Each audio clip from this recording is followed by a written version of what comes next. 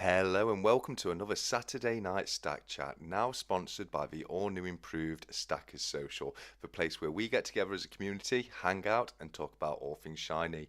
And tonight I have the pleasure of re-welcoming a friend of the channel, somebody who's joined me a couple of times for these Stack Chats before, but it's always a pleasure, and that is the incredible CoiNoob71 from TikTok. So without any further delay, let's get him on and say hello.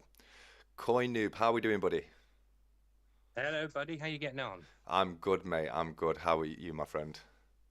Absolutely marvelous, which is a total lie because I've got man flu, so terrible, really. But we lie and pretend we're okay, don't we?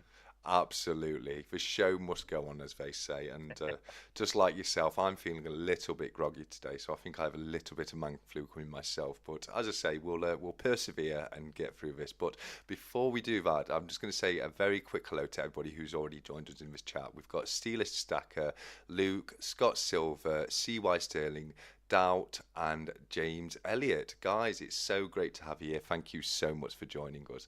So, mate, there's been quite a few new releases from the Royal Mint recently. Have you seen them yourself? What's your thoughts on the new Una bar? I can't keep up. Oh, yeah, the Unibar. I think I prefer the original, to be honest. Yeah. It's a nice bar, and no doubt I'll get it. I'm normally a sort of bit behind the times. I've only just got my Vortex bars, so I'm a bit behind the times. But I sort of, wait a little while and try and find sort of the best sort of bargains I can because I'm a tightwad.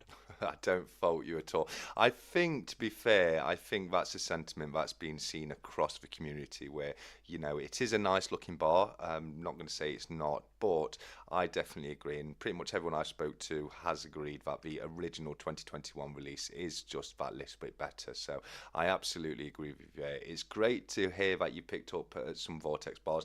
I've just grabbed a few more myself. I've got that down here in front of me. So I'm up They're to really nice, aren't they? they're beautiful, mate.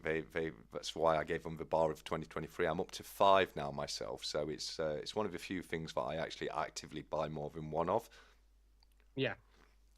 I I, do with like the dragons. I've got loads of the Perth Mint dragons and the kangaroo bars and Nadir bars and stuff, but I've only just got into these Vortex bars. I don't have any Una and the Lions yet, but because they seem to be holding a bit of a premium, but yeah, we'll see what happens.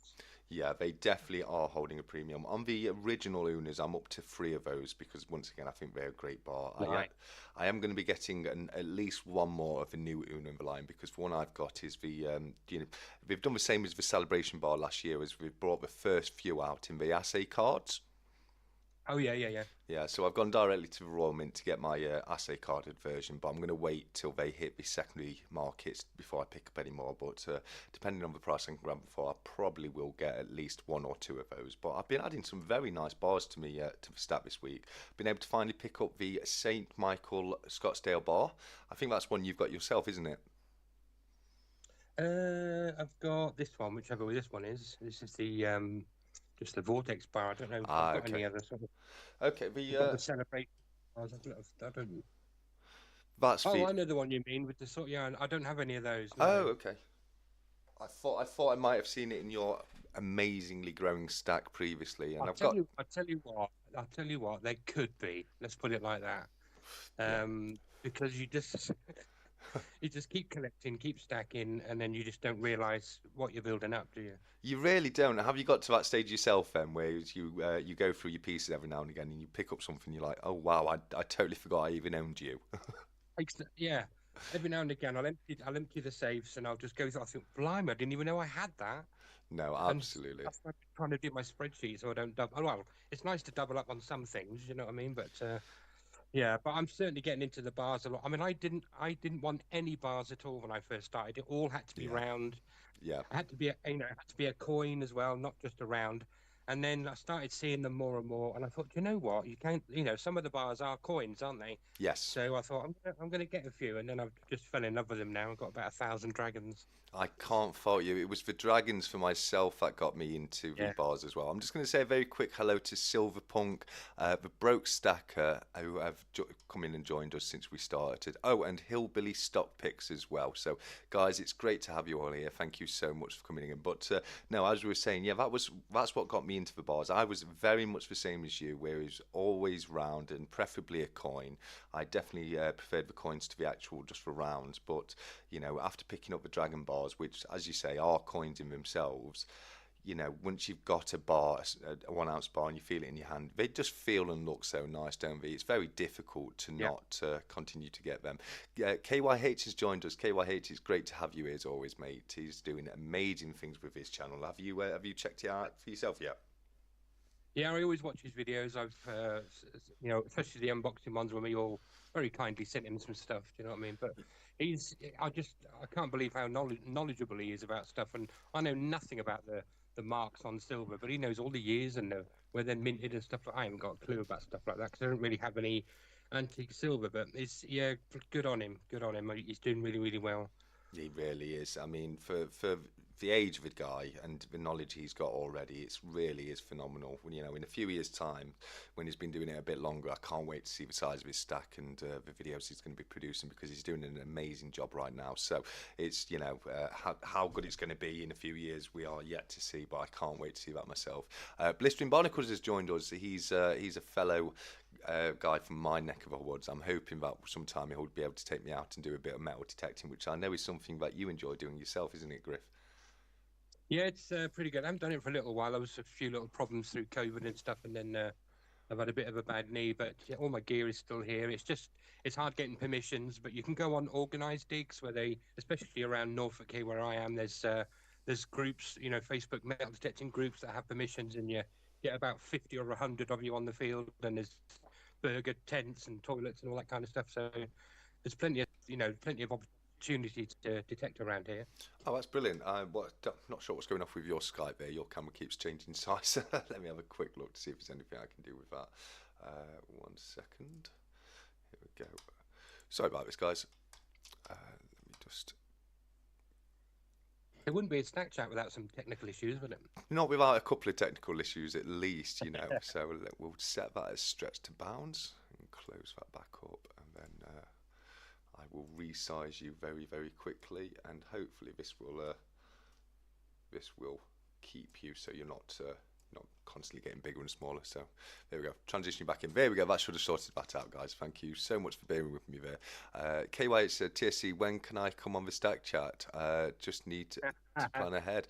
I thought I messaged you on Discord, KYH, about a date. I am definitely looking to get KYH on for a future stack chat in April.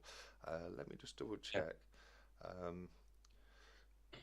No, I may not have sent the date yet. I will definitely. I'll message you tomorrow and get you booked in on the date. It's going to be probably the second week in April, if that's all right with you, buddy. But same as I will definitely send you a message on that. James Bond's diamonds are forever. Brilliant bars, 1 ounce and 10 ounce. They really are nice bars. I was looking at grabbing one of those for myself. I love these 10-ounce Britannias. Oh, they're great. They are great. Oh, I want to rip it out the plastic, but I don't, if you know what I mean. Yes, yeah, no, and the bars for those things from Royal Mint can be quite expensive, but you're probably better off keeping in the plastic for now. But yeah, okay, well, just let us know that he did a bit of metal detecting in a field near him today and found a coin which he thinks is Roman. That's absolutely brilliant news. Well done, mate. I can't wait to see it on the channel, buddy. Don't forget to like it. Sorry, mate, go on. Just saying, fantastic, really, really good. Absolutely, I'd love to go out and find something metal detecting, either metal detecting or magnet fishing. Have you ever tried that yourself? I do have one of those big neodymium magnets and some really strong cord, and it's good fun. It's just a bit. You've got to pick your places well, because it's a bit embarrassing, do you know what I mean? And people staring at you like, what's that idiot doing with a bit of string thrown it in the river? Yeah, absolutely. But, I do have one. Yeah. And also don't do it too near to people fishing, because you'll scare all the fish away, and you'll probably have a few angry anglers after you. Yeah, and even my stepdad employed me to sweep his drive with it, because there was loads of little nails and screws, and I managed to hoover them all up for him, because he got a couple of punctures, so comes in handy for that as well. I can absolutely imagine. Yeah, that's a great use for it, mate. I'd not thought about that. So, but yeah, it would. It really would help you get up any old nails or screws off the driveway. We've all had one go in our tyre at some time or another, haven't we? So that really is a great idea, but. So, what have you been adding to your stack since we last spoke? I mean, one thing we've got to talk about is that beautiful piece in the centre there, the Archangel Michael sword. Great to see that in your Oh, stack, mate. yeah, yeah. I mean, I really like the shield that I got first because these obviously came out afterwards. The 2 ounce shield of St. David or St. Michael, I forget the names Yeah. now, but this sword appeared, and I just thought, wow, do you know what I mean? Because it's 2.5 ounces this one, and it's just so detailed, and I just fell in love with it, and it's instantly become my top piece. I've got 18 pieces now of of these Korean ones. This one just came out. This is the Pieta, which it's good fun doing the research on them because this is actually taken from the bronze doors of the cathedral in Milan, Oh, wow. which is utterly, utterly stunning. I urge you to Google an image of Milan Cathedral Yeah. and then search Pieta doors. The door is full of panels of things like this. This is, I'm not particularly religious, it's just beautiful. This is the ascension of Jesus to heaven, and all the angels are floating him up, and it's all 3D and high relief. It's utterly stunning. And this is the latest one that just came out that I got this week. But this sword is still I can't imagine anything taking the place of this. It's just gorgeous. The price of these as well. I paid, because I tell people my prices, I don't mind. I paid £90 for this. Most places were around 125 to 140, and the last one on eBay sold for 180. Yeah. So the prices have gone crazy on these. Yeah. And understandably, because they're just stunning in the little fitted case as well. They're just really, really nice piece. No, absolutely. Yeah, they really are a stunning piece, and you can genuinely see why the price has gone up with them. Am I right in saying it's the Hello Mint that make those? I've always known it as the Comsco Mint, but there's a YouTube channel called Today, and when Cobra Stacker went to the Berlin Money Fair, he went to their stand. So I believe it's the Today Mint, and maybe Comsco is maybe their sort of main, supplier. I don't know, but everyone, even all over YouTube, they're known as Comsco pieces. Yeah. But all I say now is they're from South Korea, and they're just South Korea stackers. Well, that's what I call them now. So yeah, I think it's the called the Today Mint. I'm not 100% sure. I needed to double check, but Yeah, they're just known I, as Comsco. I think you're right today. As soon as you said the today mint, yeah, I think you are right there. It's not the Hello Mint, it's the Today Mint. I'm not sure why I got those two mixed up, but they do some amazing pieces, and I know you've got quite a few of them yourself, haven't you? Yeah, this one is piece number 18. So 18 times 2, what's that? 36 ounces. That's a good whack of silver right there, and they are really all beautiful pieces. We've had a few more people join Yeah, us. 365 Days of Silver has said, sorry he's late, but he's with us now. Kelly Watson has joined us. Kelly, it's amazing to have you. Thank you so much for joining us, and thank you to everybody else as well. If I've missed your name, I do apologise. And I've also realised, mate, I'm gonna have to nip across the room in a second because I've left good old Magic Yoda off screen today, and it's not really. what? Yeah, I know it's not really a stack chat Oh, without Magic Yoda, is it? So I'll definitely go. not really. Yeah, no, absolutely. Here's a question from Jamie White. What do you think of the Marvel coins? I thought brilliant till I tried to find the Spider-Man one. Nearly had a heart attack over the price. The Spider-Man is extremely sought after. There's a huge premium on the Spider-Man. I think it's been going for like £100 on the Spider-Man. Do you mean this one? Let's have a quick look. I think it is that one. Yeah, yeah. I'm sure. I think 365 Days of Silver picked it up. I think he swapped a load of American Silver Eagles for his. But yeah, it's definitely the most sought after out of the Marvel set, which is a great set. It's not one that I've got into myself. Maybe one day, but I'm already in so many date runs and so many sets. I'm really struggling to not take any more on because I'm just getting buried away under under different series at the moment. Yeah. That's the trick, is not to get trapped into collecting a whole series of something. Do you know what I mean? I literally just pick out the pieces I like. Do you know, I don't have any other. I think I've got one other 2 ounce Queen's Beast. I just like the completer, Yeah, so that's what I bought. I've got no interest other than my big 10 ounce Queen's Beast, which I bought because it came at a good price, and I sent it off to be slabbed because I thought that'd be hilarious. And you've seen the slab; it's huge. It's like yeah, an iPad, isn't it? yes. Um, yeah, I just I mean, apart from this Comsco stuff, I have got a bit of a thing for these now. And there's another one just come out called the Eternal Flame, which is, it's just like literally an eternal flame shape with the flames at the top coming round with some. Oh, it's beautiful. I've just ordered that. So we'll see what that's like when it gets here. But other stuff, I just order what I like. I just pick bits out because not every coin in the sets are nice, are they? No, You, yeah. you get a couple. There's pearlers in there, but some of the stuff is a bit naff in it. But me personally, I just pick stuff that I like myself. Yeah, I know. I don't fault you. I need to start looking at it into more sets because you're right. Not every set is one that I want to get the full set of. It would be nice just to pick out a few different pieces. I mean, I'm in the Kookaburra set, and that's just so massive. It's going to take me forever to get all the Kookaburras, but I'm only up to 4 at the moment. But who knows? Maybe I'll be able to get a few more soon. Yeah, I think I've got about 10 of those now, and there's a couple of ones that I got that came from, when they go and do a coin show somewhere, you get those ones with the mint marks on. Yeah. I've managed to grab a few of those, but I don't search for them. They just pop up on my little groups that I talk on, then I'll grab them. But I've just got the what's the kangaroo zombie one? Kangaroo. Kangaroo, yeah, I've just ordered that one with the copper. Oh, brilliant. For 28 quid for the silver and the copper, which I didn't think was too bad. Not bad at all. So that's Is that Monday. somewhere you can? Have you got any more of those or? They're on Facebook group called Affordable Bullion. There's some bullion dealers that are on there. Liam Hingston, Dave, somebody or other. They buy in massive bulk and then can sell fairly cheap.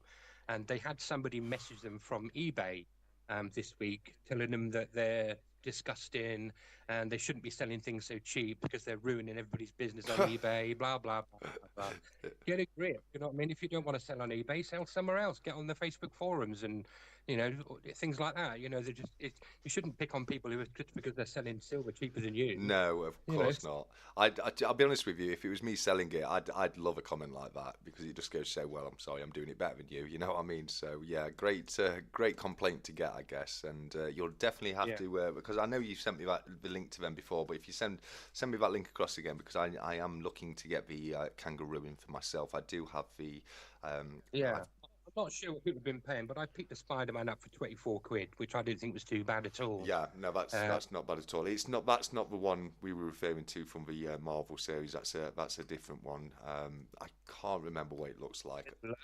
Yeah, Batman's and Superman, all sorts of ones. I like the there's one coin I am looking for. It's the Canadian maple. It's got the Superman symbol on it. Yes. Oh, I really want that. Yes, that is a really nice coin. That is. I wouldn't mind that for myself. I gave away a Superman coin as part of a 200 member giveaway for Stackers Social, but it wasn't that one. Oh, that was nice. Yeah, no, it was a nice coin. I still prefer the one you're talking about with the Superman logo on it, though. Oh, yeah. Yeah, 100. Just sticks in my mind. I want that one. Yeah, no, I'll be keeping my eye out for that one as well, definitely. So, what other pieces have you picked up recently? Anything new to show us? Obviously the sword and the latest Pieta, Spider-Man, and then I've picked up those bars. I haven't. Do you know what? It's funny. I picked up this Pamp Suisse Year of the Dragon 2024. That's nice. I've never seen one before, and then all of a sudden I'm looking at everyone's videos and everyone's got them. I just I think on that. But mind you, they're 2024, but they're really really nice. And obviously the Scottsdale bars. I had my a friend in America send me my first silver Morgan. Do you know what I mean? Oh, nice. Now look, here you go. Look, I do have pre-decimal. Look, There we go. is it pre-decimal? Well, that would be considered as constitutional, not pre-decimal, but Yeah, kind of. I think it's silver, but they're really nice. They're really. I was because I'm a moderator in a lot of TikTok chats for coin collectors in Australia. Because I've collected all the UK coins, every single one. I've sort of got a bit bored of them. Do you know what I mean? So I watch the Australian noodles because they have coloured coins, which is fascinating. And I'm moderating a lot of their chats. And one of the American viewers, because he was asking me about my silver, and I said I'm not really into pre-decimal. And he goes, "What about Morgans?" And I thought, "Oh, they are pretty." And he sent it to me for free. So Oh, very nice. I thought that was very. Yeah, I mean, it cost me I think £11 at the customs charge when they nabbed hold of it, but I thought, I mean, for £11 for a Morgan, that's not bad, is it? I'll take that all day long. Not at all. They normally go for quite a bit more than that. We've had a couple of questions. One's from the Broke Stacker, who said, "Question: Have you seen the new Proof Britannia on the Royal Mint website? Is that the one? It's got the crescent moon in the background because I've seen that one. That one looks really nice. Have you seen them yourself, mate?" I haven't seen that one. I've only just seen the one that's like a collaboration with America, where they've got, the Liberty and Britannia on the coin. When I first saw it, I thought, I don't know about that, but it's grown on me quite a lot, so I'll probably grab a few of those. Yeah, I'm on the fence with them. They've done two collaboration coins now. They've got the upside down Liberty and Britannia, where depending which way you show the coin, either Liberty or Britannia will be the right way around. And now they've done one with an eagle and a lion on it, and the lion's just got his paw coming out the border of the coin. There's a couple of proof coins on the Royal Mint website. As I say, there was one with a crescent moon, and then there's another one which I think is in 2 ounce, and that's got Britannia sat there with a lion, and they both look great coins. Unfortunately, I'm not getting proofs myself at the moment. I went a bit hard on proofs last year, so I'm trying to calm down a bit on proofs and just get a bit more bullion and pre-decimal in the stack. Yeah, I don't blame you. It's I mean, some of the proofs are absolutely beautiful, but they're a bit speculative, and I think they've dropped quite a bit over the last sort of 6 months or so. Yeah, And I think personally, when you get coins like this from the Perth Mint with this level of detail and design, and you don't need proof. Do you know what I mean? These are utterly beautiful. yeah, They really do make nice coins. So I tend to avoid proofs other than like the obvious um, one-off things that come up at a good price. You know what I mean? I mean, yeah. it's the design on my coin, Matt. You know what I mean? This is literally. I don't care what anyone says. This is the best design coin in the world ever, and it's PF70. Oh, I mean, It's nah, yeah. If I had to get rid of one, I don't know, but yeah. So I do get if I find a proof coin. I mean, you can end up getting proof coins for maybe a tenner over the value of a bullion one sometimes, but it's just too speculative for me. yeah. Some of the coins are worth 200, some of them are worth 50. Do you know what I mean? I don't know enough about proof coins or want to take the risk. I'd rather sort of stick to what I know. Do you know what I mean? Yeah, I think it's always a gamble when you're buying a proof coin new because they can go one way or the other. A lot of the time, they will lose value on the coin. Sometimes they will go up in value, like the piece you've got, the PF70 Gothic Crown Restrike. Gorgeous piece that is, mate. I really do like it. I can understand why it's one of your favourites.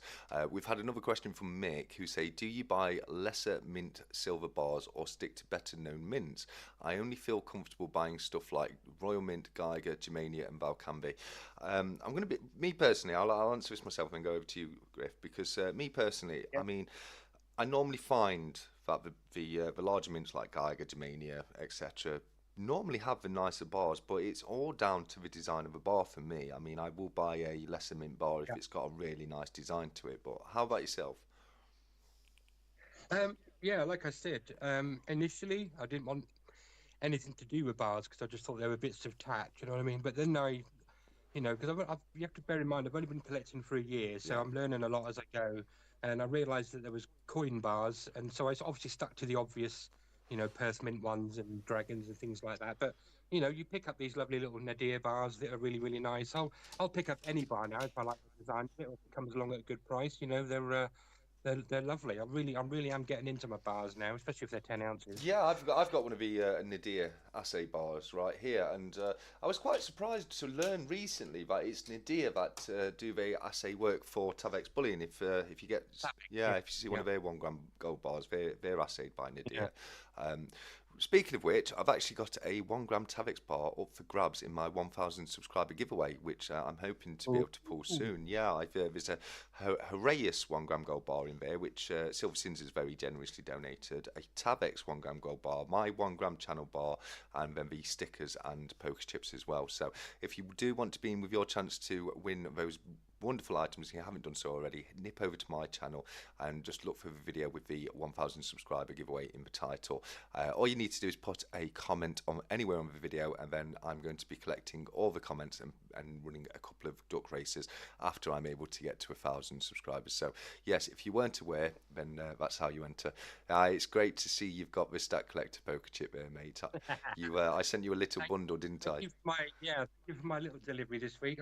I was trying to remember. I know it's Cardus leather, but is it Cy the Sandman, or who is Yes, it that's yes. it's Yeah, Cyber yeah, Sandman is Carduous Leather Goods, and he makes yeah. some incredible pieces. I was really happy to see you win one of the coin pouches Love, yeah. on the live stream. I give Cardus a big shout out in my video on TikTok that I put out yesterday, as I did for Stackers Social as well, to get people over to Oh, there as brilliant! well. So yeah, and obviously your channel as well. Oh, thank So you very much. yeah, this is really good. I've got one. In fact, I might even put the Morgan in here. I don't know. Oh, that'd be a good See if it call. see if it codes actually, because I don't have any Morgans. I'm not likely to get any more. This is in good condition, but some of them look really nice when they've got those rainbowy sort of Yes, tones in them. So I might it's in here and then just leave it in there, put it on my car keys, and just report back in 6 months and show you what it's like. In fact, I will do that actually. that would be very cool to see. I can't wait to But see. thank you. No, you're welcome. Did you get your Strike Your Own I sent you across then as well? Yeah, thank you very much. That's very, very nice. I again mentioned that in my video that you haven't watched yet, you naughty boy. Uh, it's on there with my gratitude. Thank you very No, you're much. It's welcome. really, really nice. Obviously Christopher goes down and gets he never misses a strike. Yes. He started them from the Frankenstein £2 coin way back when that came out, and he hasn't missed one since. So you're always guaranteed to meet him if you know whatever the strike your own is, because sometimes they do 1 day only strikes like they did for the coronation. Yeah. So you're always guaranteed to see him down there when there's a 1 day strike. Unfortunately, I missed him by a day. I went on Saturday and he One was, day, yeah, no, 1 day. I know. I was so gutted when I found out that he was down with the Can I, one day. can I tell you what he said? Go on then. He said if he was a real fan, he'd have stayed overnight and come to see me. Well, I had to get, He was in jest, but obviously. I had to get back to do the stack chat. That's my only I excuse. know, I know. But I love that. He was. Great comment. Now, Christopher Klex is a wonderful guy. He's got an amazing channel. If anyone hasn't checked it out yet, and you're into your coin collecting, then what better channel to go and check out. He's a wonderful guy, and he has some great content, doesn't he? Yeah. Yeah, 100%. KYH has said, CoiNoob, I've got the 2022 Year of the Tiger in an assay card. Should I take it out? I personally No, wouldn't. no. No. Leave it in. Yeah. Anything that's in a card or anything like that, leave it well alone. It adds to part of the value and Yeah. protects it. So I wouldn't take care. I mean, at the end of the day, if they're your coins, you do what you like with them. You can scratch them, clean them with a scrubbing thing. Follow Addicted to Precious Metals and watch his dangerous cleaning techniques. But no, I don't. I don't even. I know it's probably a bit sad, but I don't even touch any of my bullion No. coins. I don't want any of my early fingerprints on any of them. And people say, that these are just the same price whether you touch them or not, or toned or not. I don't believe that, No. because I would rather pay, a couple of quid more for a clean one than I would one that's all toned and dirty. None of my coins have toned, which I'm grateful for, but they're obviously all kept secure and dark and safe, so they don't get much sunlight until I do something like this. But yeah, I don't touch my coins at all. Or if I do, I use gloves. So Yeah. And yeah, I just think it preserves the value a bit more, in 100%. my opinion. No, 100%. I'm with you 100% there. I'm exactly the same. Even with bullion, I keep it in the capsules. I don't touch it myself or without gloves. The only time I'll take them out of the capsule is if I'm doing a review with the coin, so it just makes it show a little bit better on camera. But other than that, Yeah, that was aimed at KYH as well, because he was touching his coin the other day that he got. So you get some gloves. yeah, absolutely good. No, but a really good piece of advice there. Just getting some of the cotton gloves when you're handling your coins. Because I'm the same as you. I'd rather pay a little bit more and get one in pristine condition. And I wouldn't really look to add a piece to the collection if it was marked or scratched, etc. So, there's definitely a lot of truth to that. But Blisting Barnacles has mentioned a very interesting sounding coin here. He says he wants the 5-ounce ghost ship. It has a ship that you can only see under UV light. So cool, and that really Oh, does sound cool. It's very much like, I know Geiger no, it's not Geiger, is it? Is it Geiger or Jermaine? It is Geiger that do they have the UV serial code on the back that sometimes you can only see it by shining a dark light on it. I think that's a wonderful touch, I really do. So yeah, no, that sounds really interesting. I'm going to have a look into that myself. KY said, the TSC V-Stack chats always make my Saturday. It's great content, got great contrast to have a different person on every week. Great catching up with the community, and thank you very much, mate. That means a lot to me. I'm very glad that people are enjoying these, and it's always wonderful to have my good friend Griff on. He's a great guy, mate, and if anyone hasn't done so, definitely go over and check out his TikTok channel. It's the only reason I have a TikTok account is to go over and check out CoinNoob's videos, and I'm a little bit behind as you said there, but I will definitely be catching up tomorrow. I promise you that, mate. No worries. There's more and more people turning up all the time. It's just for me, it's so easy. It's such an easy app to use. You film, direct through your phone, add a few annotations, put some music in the background, and done. Post it up. It's so easy. Do you know what I mean? Yeah. Yeah. But I'd probably still do it if I had 2 views. Do you know what I mean? I just enjoy doing it. Yeah. I've been saying to myself, I need to get some of my shorter videos on TikTok. I mean, I've had a few people tell me that's what I should do anyway. Yeah. But, yeah. Silverpunk said 7 stacks. I haven't forgot about your chip. Got a few going out this week. That's awesome, Silverpunk. I'd love to see one of those turn up from my door. I've definitely got one to send back to you as well now. So a little chip trade there if you like to do that, mate. Blistering Barnacles is asking, the Pobjoy mint has closed now, I was told. It has, yeah. The last one was was it the Pegasus coin was the last one they produced? I believe so. Yeah. It's not this one. I don't think it's that one. No, is it that one? No, it's not that one. I have got it. This was definitely one of the. This was one of the final pieces by the Pobjoy Mint, which is the Anubis coin, and I think it's possibly the nicest coin they ever produced. I really do love this Anubis coin. Not sure if you've seen that one yourself, mate. I've seen a few. I mean, the Pobjoy sort of 50p's are some of them. The quality was a bit poor. Yeah. I picked up the moon landing one because the whole coin was a moon, surface. So I thought that was quite pretty, and I've got a few of the ultimate boat faces and things like that. But I don't have too many things from the Pobjoy Mint. But it's a shame they've closed because they were ticking along, weren't they? And some people liked it and liked all the stuff they were putting out. But yeah, absolutely. I mean, I'm like yourself, mate. I was never that much of a fan of a Pobjoy Mint. Controversial comment there, but yeah, I just it never really did much for me. But I definitely wanted to get the last couple of their releases because of it's the end of an era, and they were okay looking coins. We've had a question about Stacker Social here from KYH, who's asked, TSC, how much are the Stacker Social mugs and where can I buy one? You can buy one as long as they are still available. You can buy one from the 365 Days of Silver shop where he sells his merchandise, and I've got a Cabbage Spider mug myself, and also the Stacker Social mug right there, which holds a brew better than anything else I've ever seen. So yeah, that's how you can get them. Just head over to 365 channel and click on his shop link in his description, and just have a look at any other comments I've missed. And as I say, if anyone does have any comments or questions they'd like to ask either myself or CoinNoob, definitely feel free to pop them in the comments and we'll go through them as quickly as we possibly can. Steeler has said he loves the toners. Naturally toned coins and bullion are beautiful. They really are when they're naturally toned, especially if you can get that rainbow effect you were referring to there. Yeah. I know they can artificially tone them, and been watching videos of them putting them on skillets and things like that. But I think I'd rather just let this naturally tone. I do like that it's shiny. You know what I'm like. I don't really like grey coins, but yeah, because I thought it was a free gift. I think I will put it in the old Cardis pouch there and just leave it in there and see what happens to it. Great idea. I'm sure it's him that showed us his coin that had been in his pouch, and it had sort of absorbed the colours of the wallet or something. I'm sure that was him who showed you the other week when you did your the draws for the giveaway on the Stacker Social. He was showing us a coin that had sort of had a bit of the leather colour absorbed into it. Yes, I think you're right there, mate. If I remember correctly, that's absolutely true. 365 has let us know about the Ghost Ship coin, that it's sold out literally everywhere. It's not even on eBay, which from the sounds of it, I can understand because that does sound really cool. It really does.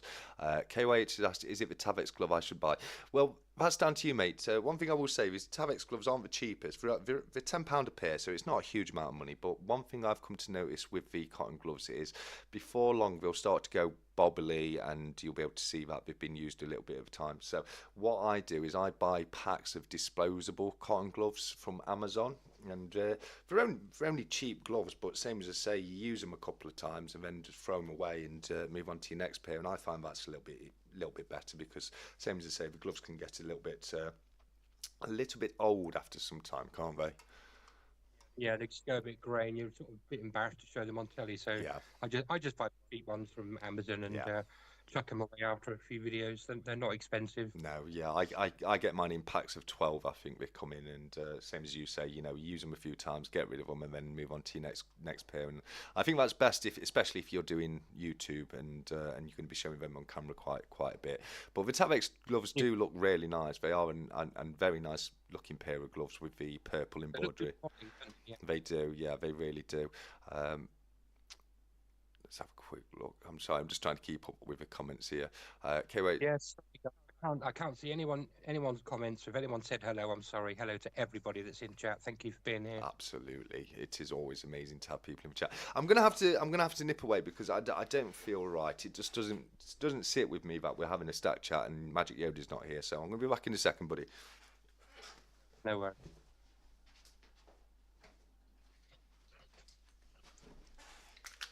Sorry about that, pal. I am now back, and People the best yeah. face that I still think you should get. Oh well, have a look on my back row, mate. Have you got one? I've got the acrylic cases now. I've upgraded this week, so yes. I can't see your screen. Ah, I of can't see course, anything. of course. No, I'm sorry. Yes, no, Uh, I upgraded this week. Last week, well, it was very recently, and oh, brilliant. I've now got all three of mine because I've got the 2022 as well now. So I've got all three of them, and they're all in the acrylic cases like what you've got. So yes, I've done that now, and they are looking very nice. Thank you. No, 100%. Yeah. It's to be honest with you, it worked out a bit cheaper than the ones I was buying. It was I think they were about £8 each, and the ones that I had been buying had gone up to like £11. So I was like, well, you know what, I'm just gonna buy a load more and start again. I don't blame it. Have you seen these double cases? Yes, I have. Yeah, I've seen a few people with them. They're great. They're like £5 each. They're a ridiculous price for these doubles. But when you get one, I wanted to do it because obviously you got the Charlie and the Queen, and in the Britannias. I just wanted to have them in a double. But yeah, £5 each. These things are crikey. Yeah, no, but it's not. Did you pick up another triangle coin as well? Did you get more out of the set? I've got the full set now. Oh yes, Yeah. sausage you. Just completed it this week. I got the Zoit Dorp, which was the last one I needed. So yes, I've got all 4 out of 4 now. It's just Very nice. it's Lovely set. it really is. They're wonderful coins. I'm a bit of a fan of a nautical theme as it is, and they're just really interesting and really nice coins. But they can fetch quite a bit of a premium. I think they're going. They do go for money, didn't they? Yeah, I think the going rate for them is about £200 for the full set, so around £50 per coin. But Yeah, you're right. yeah, my good friends down at Cardiff Gold were able to sort me out with those ones, so that was great. Oh, I noticed 2 out of the 3 I needed when I was down in store, so I picked them up, and then the manager there, he was going through his inventory, and he was sure that he had the one that I didn't have, and yes, thankfully he was able to find that, and I've bought it off him. So yeah, that's the full set now complete on that one. So that's one little mini series I can tick off at least, and start concentrating yeah. on the others. What did you think? Did you see the new Myths and Legends coin by the Royal Mint, the Beowulf and Grundle? Dear, oh dear. I think the, I've probably been spoiled by the Perth Mint. You know, what I mean, every time I see a Royal Mint one, they're never really detailed or very good. Do you know what I mean? Unless you get proof stuff. Do you know what I mean? Yeah, I'm not really a fan of their stuff, to be honest. They need to steal some of the Perth Mint's designers, I think, yes, and change their techniques to more nicer coins rather than just the flat, boring stuff that they do. yeah. It's all very sort of low relief and flat and a bit naff. Do you know what I mean? Yes, I know exactly what you mean. The Beowulf and Grindle's quite nice. It's quite textured, that one is, and you've got a nice little battle scene of Beowulf fighting Vigorindor on the coin, and I quite like it. I did say in my recent video, for me, it's the best of the Myths and Legends series so far. It's Yeah. the other ones we've had have been just individual characters striking a pose, and this one, with it having the two characters on there, I thought it was very interesting, and I'm very excited to find out what's going to be coming next in the series. Yeah. No, they are good. I've got. Is it the same set where like the Maid Marian and the whatever it is? I Yes, don't know. I've yeah, the got a first. few of them that have come out, but Yeah, the first set was Robin Hood, then Maid Marian, then Little John. The second set was King Arthur, Merlin, and then Morgan Le Fay, which, that's it. yeah, I think I've got four so far. Yeah. yeah, I've got the King Arthur set in silver proof and in bullion, and then the Robin Hood I've got just in bullion. They didn't do a bunk or proof at the time they brought those coins out, but they have now started to release them in proof and bullion uncirculated. And it's a little bit like what you were saying earlier, isn't it, mate? Where it's just getting a bit difficult to keep up with the Royal Mint these days with all the items that we're releasing. It is. It's the same. It's the same with the Comsco or Today Mint as well. I mean, Yeah. a lot of people getting into these now. I've been watching some of you guys that probably in the chat, and I've seen people picking these out. I think APM's getting quite a few of these now as well. I saw his little persona mask the other day on his video, and that's the thing. When you do see things on other people's videos, you suddenly think, oh, I wouldn't mind one of those. And Yes. they've sort of ramped up production on them now. They seem to be coming out every month now, rather than every sort of 3 or 4 months, which they were before. But I'll carry on while I still can. Yeah, no, I'm probably definitely going to get a few more of them at some point in the future. But for now, I'm just going to keep it to my half-ounce Achilles shield and 2-ounce Hamza hand, which are beautiful pieces, especially the Hamza hand. I know that's one that you've definitely got yourself. That you were Oh, I love it. Yeah, that got the most comments. The Hamza hand. People really like that one. Yeah, you were definitely an influence into me getting it, seeing it on in your stack there. Yeah, beautiful, wonderfully beautiful pieces. They're very artistic, aren't they? The Yeah, Damien pieces. very very nice, very detailed. They're just for what they are and what you pay for them. I just think they're really really great. If you pay the right sort of prices. All of these have come from, say, about £56 up to 65, which is a good price for these. Do you know what I mean? Wherever you go, because if you search on one of these pieces on Amazon, it's £144 each. So yeah, do your research. Don't pay over sort of 70 quid for each piece. If you can get them for 65 or less, you're doing really really well because. They're just beautiful. I'd love to go there and watch how they make them. Do you know? I presume they're just. I don't know. I'm not even going to make an idiot of myself and hazard a guess. But I'd love to see how they're made or cast or whatever they do to make them because they're so detailed. They really are. Yeah, no, absolutely. KY8 has asked if I liked his James Bond silver 10 pence. He bought the James Bond proof 10 pence from the Alphabet series, and I thought it was a very nice little coin and a great item for your collection, mate. I'll be honest with you, I've never seen one of the Alphabet coins in real life. They've always evaded me. How about yourself? Have you been able to get any of those? What do you think? Probably not. I've You've either got every not, single. or I've you've got got every the full single set. for both years. Yeah, I've got the full Yeah, set. Yeah. yeah, it's one of the two. It took a long time. The original set from 2018, they've all got a mintage of about 230,000 each, which is very low for a 10 Yeah, pence. 2015 or 14 10 pence had 450 million minted, so yeah, that shows you the difference, dropping down to 200. But the 2019 are even less. Some of them are 84,000, some of them are down as low as 64,000. So they're impossible to find. The 2018 set I managed to, when I was collecting all my 50p's and going through the tills, any extra sort of Olympics or anything like that I just did trades and swaps to get my first Alphabet 10p set.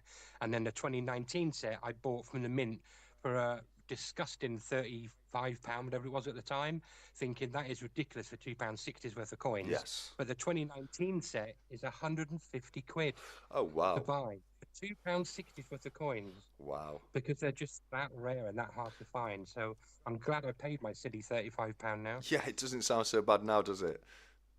No, definitely not. We're But you can go. I managed the tills at a supermarket for nearly 4 years, and I never found one in my change. wow. So, Yeah. they're that rare. Yeah, I mean, I've literally never seen any in my change either, so they are very difficult to get, especially if you're just trying to hunt for your change to get them. I think they're the kind of thing you really need to be getting the big bags full of them, or buying them directly, don't you, to be collecting those things. Yeah, yeah.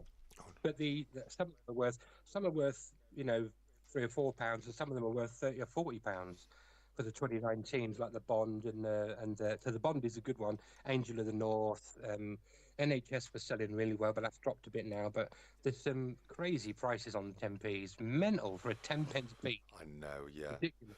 Yeah, I still need to finish off my 50p collection. I'm getting closer and closer all the time, but there's still a few of I think it's around 2021 to 2020.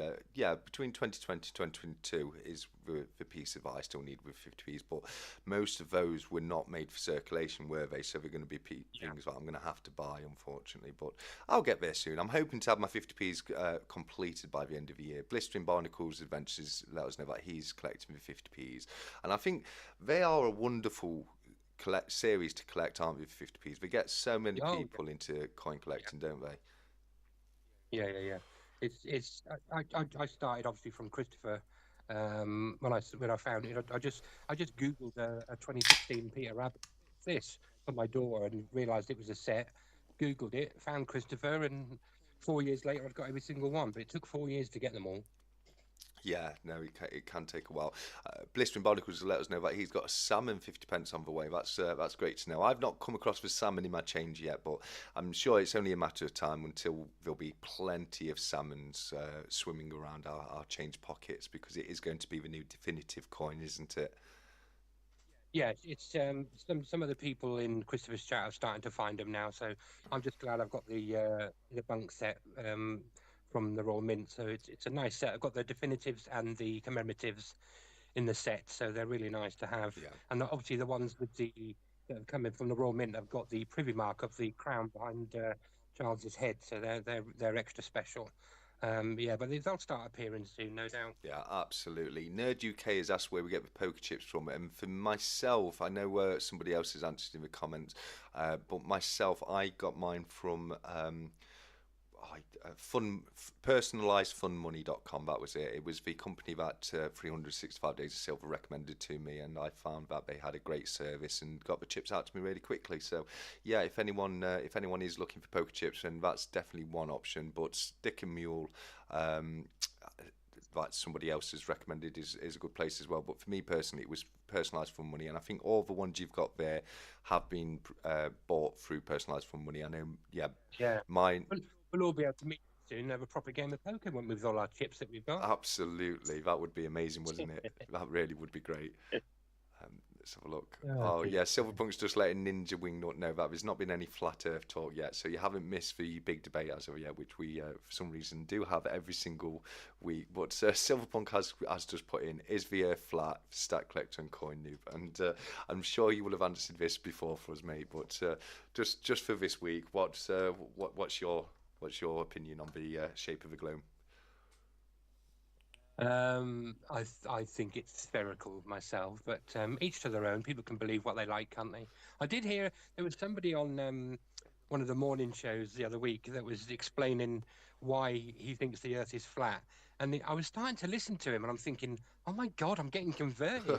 His argument is really quite sound. Do you know what I mean? I think he was on this morning, and yeah, his arguments were pretty solid. You know what I mean? What he was saying, he didn't sound like a crazy person at all. No, that's the thing. A lot of the videos out there, I mean, a lot of the flat earth theories are quite crazy, but some of them are much more grounded in reality. And this is why I don't hold it against anybody if they want to have different beliefs on me, whether or not the earth is flat or round. But yeah, it can be very interesting to watch the videos at least.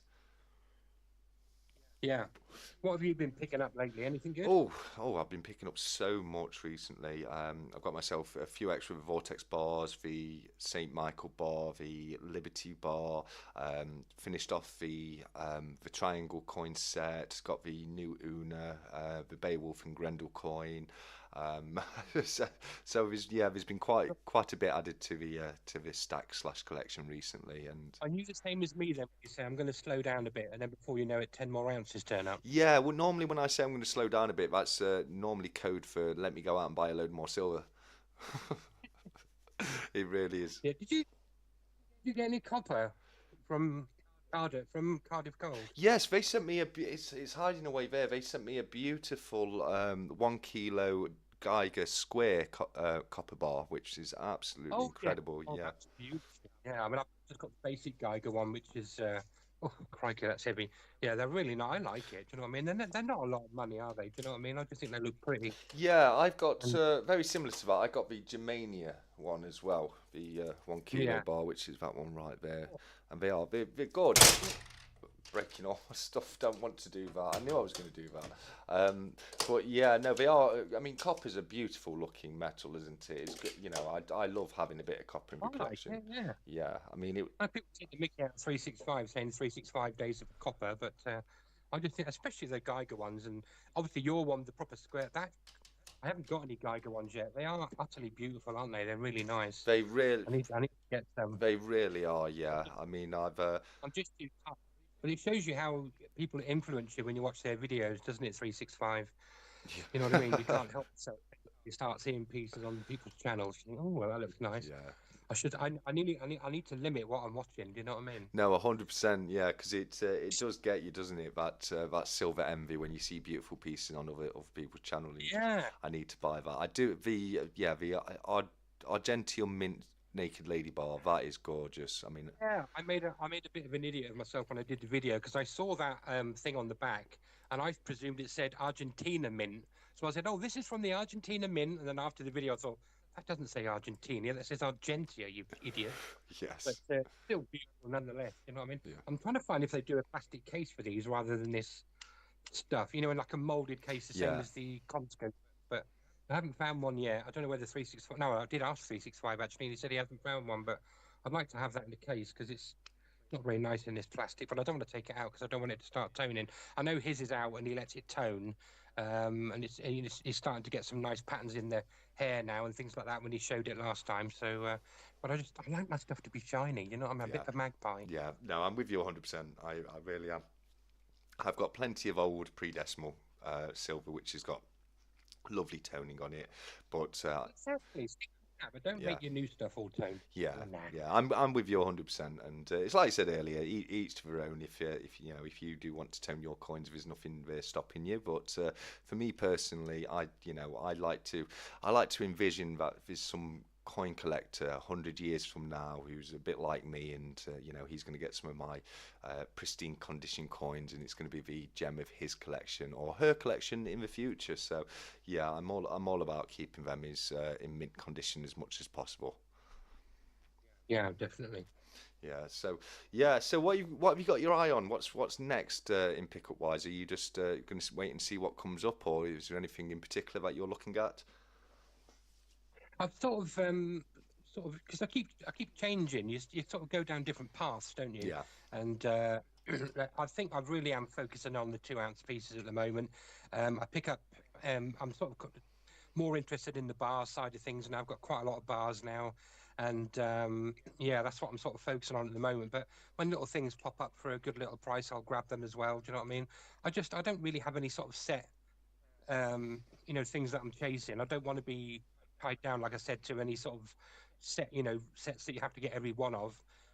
Things just pop up. I've got my little eye on several different places, and I look on eBay and watch Cobras auctions. You know what I mean? And just if there's something I really like, I'll have it. Do you know what I mean? Yeah. It's very personal to me, but I do also try and pick things that I think other people would like. Yeah. So if it did ever come to selling, I'm not sure I ever will sell it. It'll probably go to my daughter, but I want pieces that people are going to buy. Do you know what I mean? Yes, we've all got tubes and tubes of Britannias and all that kind of stuff. There's stacks of them, but I like the pieces that people are going to be interested in. Do you know what I mean? So if I really like something, I know other people will too. Do you know what I mean? Yeah, absolutely. I mean, personally, I don't have stacks and stacks of Britannias. I've got two Britannias from 2023, the last year of the Queen Elizabeth, and all my other Britannias have gone now. So I don't actually have any standard Britannias left, unfortunately. But you know, You know. no, I've gave them all away in giveaways through the channel. The only two I've kept of the Right. yeah. Most of these here in this capsules are Britannias and Maples and things like that. Oh, cool.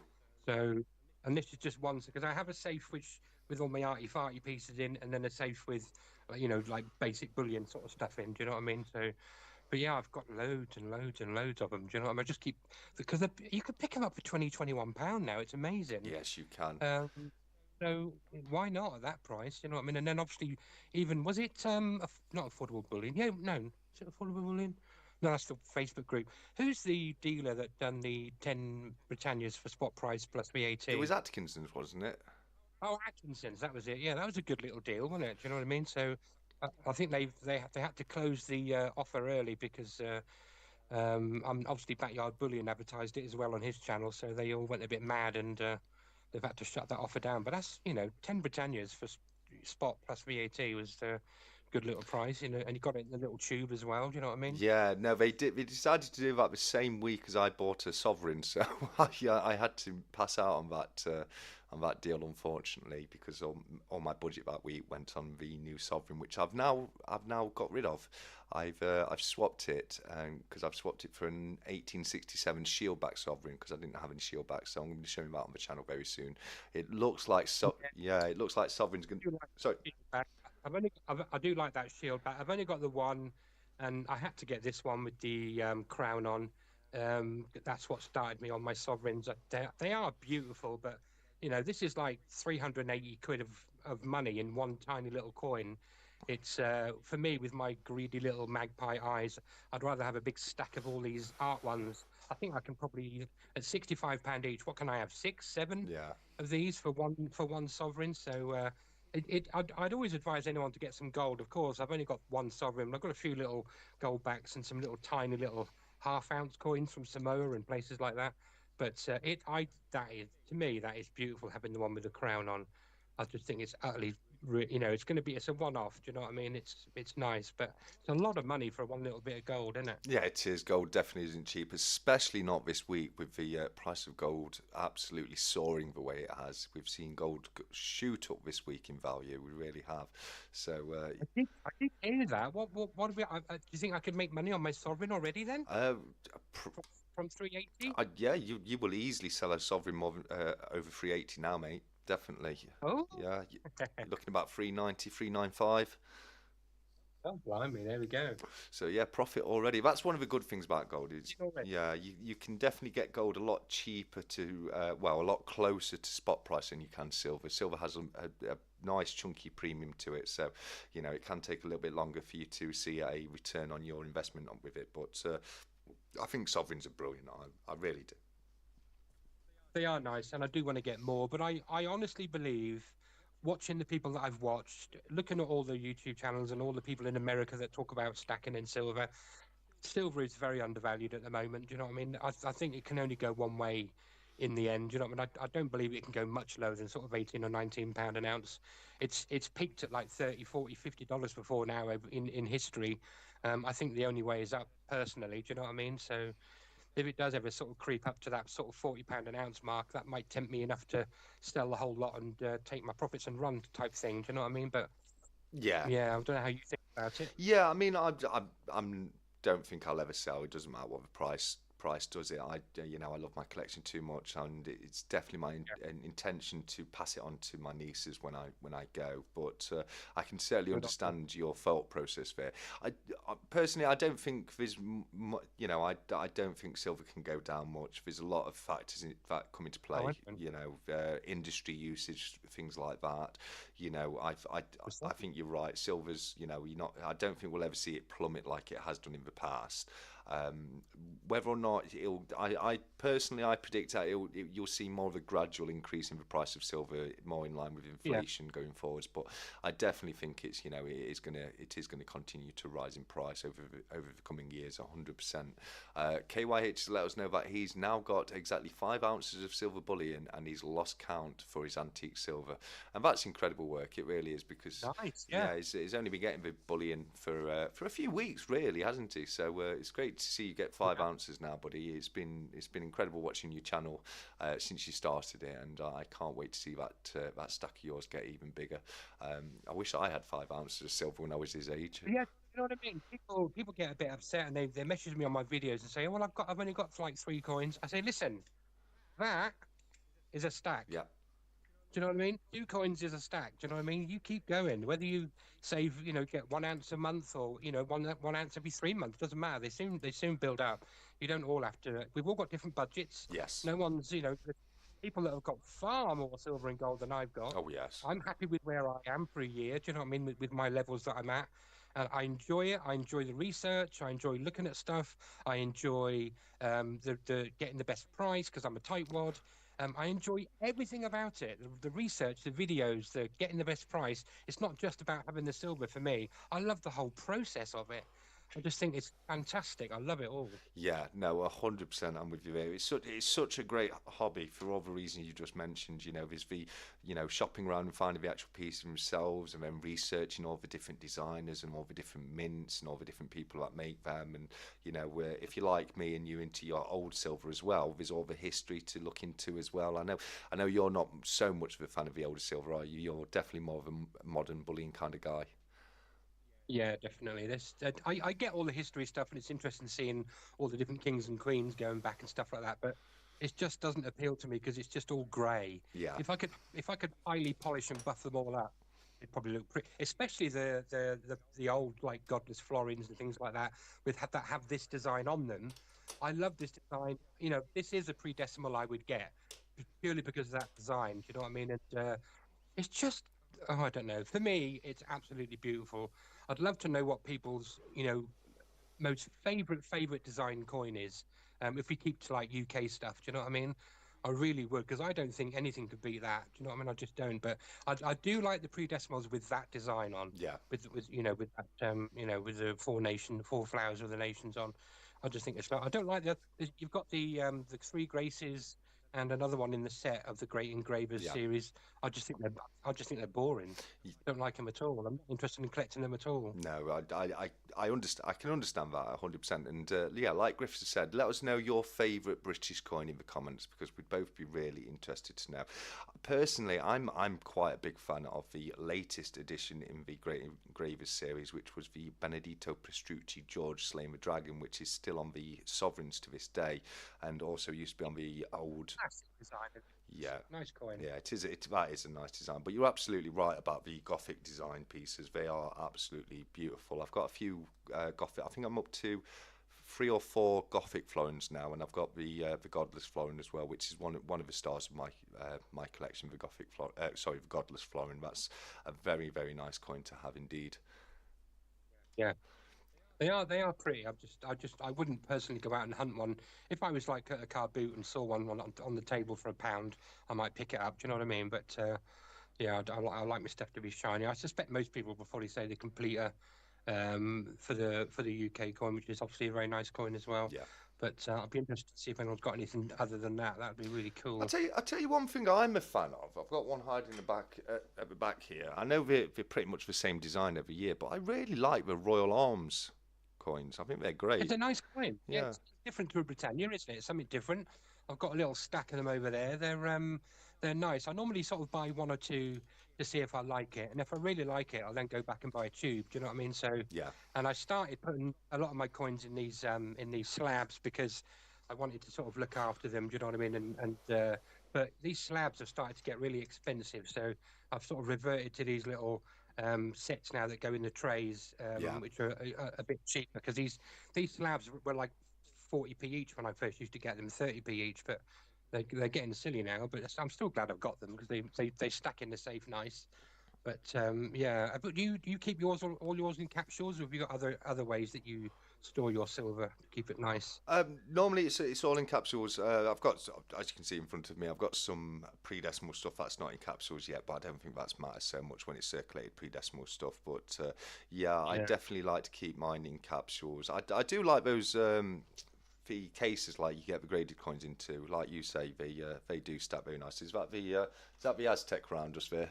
That's the Yeah, Aztec one. I don't have the copper one of this, unfortunately, but it's a lovely little it design, isn't it? really And like is. I said, I even hear Cobra talking about the coloured coins now. I wasn't a massive fan of coloured coins, but if it's like the ones with like just a whole surface of a cartoon sticker stuck over the front, but when you get pieces that just pick out a little bit of colour, I really do like those. Do you know what I mean? It's a nice little coin that is. Yeah, for me, it's with the colorized coins, it's hit or miss. It all depends on, like you say, what the actual design is and how they've colored the coin.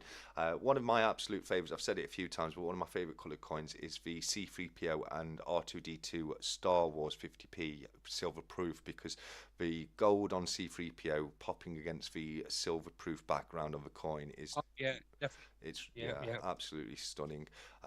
KYH. Oh, sorry. Blistering Barnacles has said he likes the cartwheel penny. That is a very nice coin. I've got a few cartwheel pennies myself as well, including the coveted 2p piece as well. But they are really really nice coins with a lot of history behind them. KYH said TSC. That super one's a chunky one, isn't it? The big Oh one. yeah, it's a really Yeah, chunky yeah. coin. That is 2 ounces of This is the copper. one. That This is the one you're talking about, isn't it? The Royal. Is this the Royal Arms? that That is, is, isn't it? yeah, yeah. Great little coin. Nice coin, isn't it? It Really it nice. is. It really is a nice design. That one is with the lion of the unicorn on there. Yeah.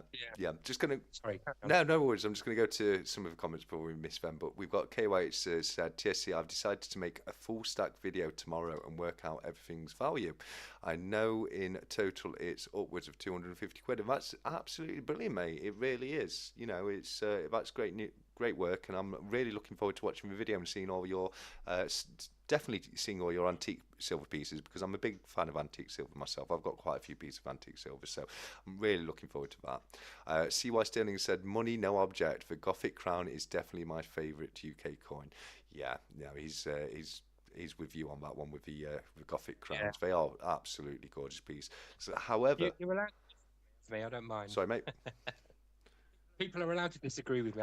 It's only my opinion. Do you know what I mean? Yeah, no, absolutely. I mean, it's a strong opinion. I can see why that would be your favourite. I'm quite a fan of the reef crown, though. I think the reef crowns are absolutely brilliant and beautiful as well. I don't have any as of yet, but I would like to pick one up soon.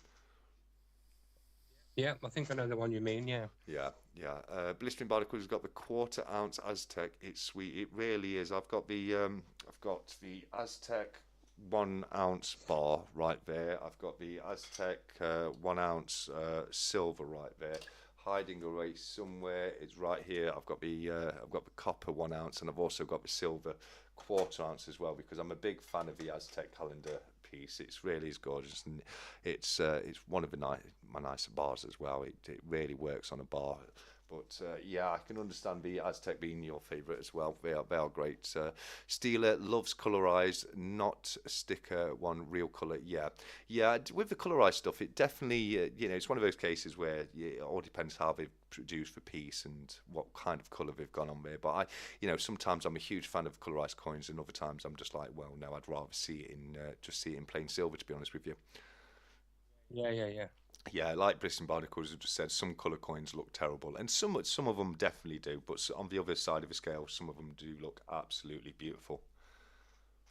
You were talking about the little. This is the new 2024 Purse Mint Tuna coin. Yes. That tiny little micro. The P for the Purse Mint with this one's got that special 125 for 125 years of the Purse Mint. Yeah. But there's a tiny. You can't see it with your eyes, No. but Yeah. up in one of these clouds is a tiny little P. And yeah, I didn't realise they did that on coins. So I had to look under my scope to find that one. Yeah. And then to go with the old poker chip, there's a nice colorized version of this one as well that I There want to is. get. Yeah. Cyrus Sarman's got that. It's Yeah. a beautiful Oh, coin. was it that? Yeah. Yeah. Yeah, nice coin. Yeah. Absolutely. With the micro engraving on the Perth Mint coins, you generally wouldn't know unless someone tells you, because it's so small. You really can't see it with a naked eye. You have to get a loop out, and I know a lot of the coins have the P mint mark, which is quite easy to locate on the coin, but that's not. Yeah, That's not the micro. that's not the one. It's like it's normally hidden within one of the letters, isn't it? Do you know what? I haven't even looked at the other ones yet. They're sort of a bit sort of buried in my safe. But yeah, I don't know how long they've been doing it for. but I didn't know about it until about a couple of months ago. I was watching somebody's video and they were talking about it, and I immediately grabbed one and looked under the scope and took a picture. And when I got that coin, I did a video on that coin and showed a picture of my scope image to show it in the clouds because it's tiny. Yeah, no, they are really, really small. I wouldn't know about it if it wasn't for my friend Jamie Frost over in Japan letting me know because you know, he spent some time over in Australia and he's quite up to date with Australian coinage. So yeah, it was him who let me It's, know. What's that piece but of? it's got this is the box jellyfish. Oh, very I nice. mean, these are bullion coins, and I just think, you know what I mean. The mint don't bring out stuff like this. You know what I mean? It's just, oh, I don't know. They're not very good at. But I was quite chuffed the other day. I was talking to an American. Oh, here we are. What's this one? That's the Superman one, isn't That it? one's great. Really like that one. Do you know what? I didn't even know I had this. Really? No idea. But on the American Eagles, around the edge, there's a tooth missing, which they've been doing for the Yes. last 3 or 4 years. And I was chatting to this big stacker in America. He's got hundreds of people in his chats and stuff like that. And I sort of asked about it, and he had no clue Yeah, at it's a all. security There's no feature. way to joke. And he got one, and he looked at it. He goes, "I've never noticed that. They have one tooth missing out of the reading, Yeah. and then every year they move it around a Yes. quarter turn, Yeah. and it's just an added." But I told an American, and he didn't know. I was quite chuffed with Brilliant. No, that's great. That is great work. But you're absolutely right. They change it every year which tooth is missing, and it is one of the security features on the American Silver Eagles, which I'm sure there's plenty of people out there that weren't aware of that. But you're absolutely right, and it's a very interesting security feature. I do when it comes to security features, I think that's certainly one place where the Royal Mint do shine. They have amazing security on their it. Yeah, with the coins. hands, they're all yeah. Yeah. Oh, lovely kookaburra. Yeah, with the hologram on there, and I'm sure there's some there's micro text around the inside rim on a Britannia as well, isn't there? Like on the pound coin. Yes. Yeah, absolutely. And then you've got the name of Nathan at the bottom because all Britannias belong to Nathan. Yes. Yeah. Yeah. Oh, this is the one of the ones you're talking about. Is this one Yes, Merlin? that's King Arthur, that one is. Oh, King Art. See, I don't know what I've got. Yeah. It's getting crazy. I really should do my homework and update my spreadsheet. I need to update mine. It's been about 6 months since I updated the spreadsheet, so I've got a lot of work ahead of me getting that up to date. I really have. But it's always a good idea to have some kind of inventory of how much silver you've picked up, isn't it? Yeah. Definitely. I was writing it on paper, but I've got bits of paper with coins written on all over the bleeding place. So I've done the actual spreadsheet and I've started to fill it in, but a lot of this stuff isn't on there yet. But yeah, just to keep an eye on it and see where I am. And some people have a goal of they want to collect 5 kilos or 10 kilos or whatever. But I've sort of surpassed that and just keep going. I don't really have a goal. I'm just if I see stuff and I've got the money, I'll buy it. Do you know what I mean? I'm just sort of I'm wandering along aimlessly. There's no plan. You know what I mean? Yeah. People say, "What's your plan? What's your 2 year plan? What's your 10 year?" I'm sure it is, sound advice to do that, but I'm just quite happily ambling along, picking up bits that I like. Do you know what I mean? And adding to the stack. I just enjoy it. Do you know what I mean? As a hobby, and the extra benefit is we've got that. All this money is still sitting here for me to get back if I want it. Do you know, if I need Yeah. it, I don't envisage it. Who knows what? But like I said to you the other time, you never know what's going to happen in life. So it's certainly good to have something to fall back on. Do you know what I mean? Yeah, yeah, absolutely. Blistering Barnacles let us know he's got to jump off, but it's been great having you here, buddy, and you take care. And hopefully, I'll be able to get you on for one of these stack chats soon, and because that would be great. I've been checking out his channel recently. He's got a great little channel there. Just going back to some of the comments, Steely Stacker said he likes how the Canada have the 24 in the privy maple on the coin. They are nice Yes. coins. I do like the maples. Yes, and it changed place every year. I think that's going back to the reeded edge on the American Silver Eagles.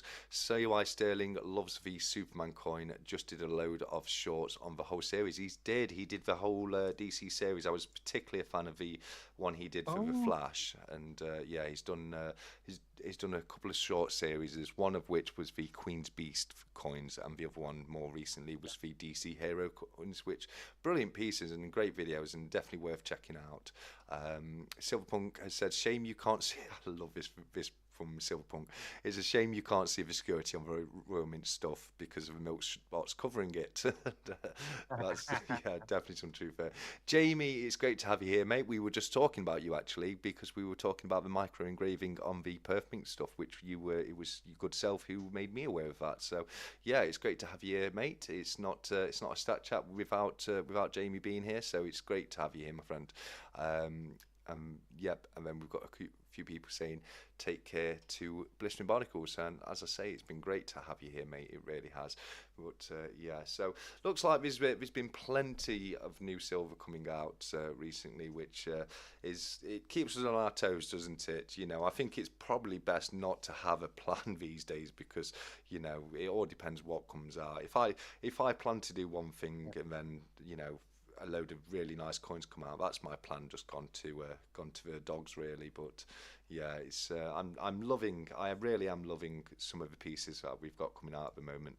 A couple of mints that I think are really smashing it are, like you've said yourself, the Perth Mint are doing some amazing work, and I'm also a big fan of the Nui coins, which are minted by the New Zealand Mint. I think they've got some absolutely wonderful coins too.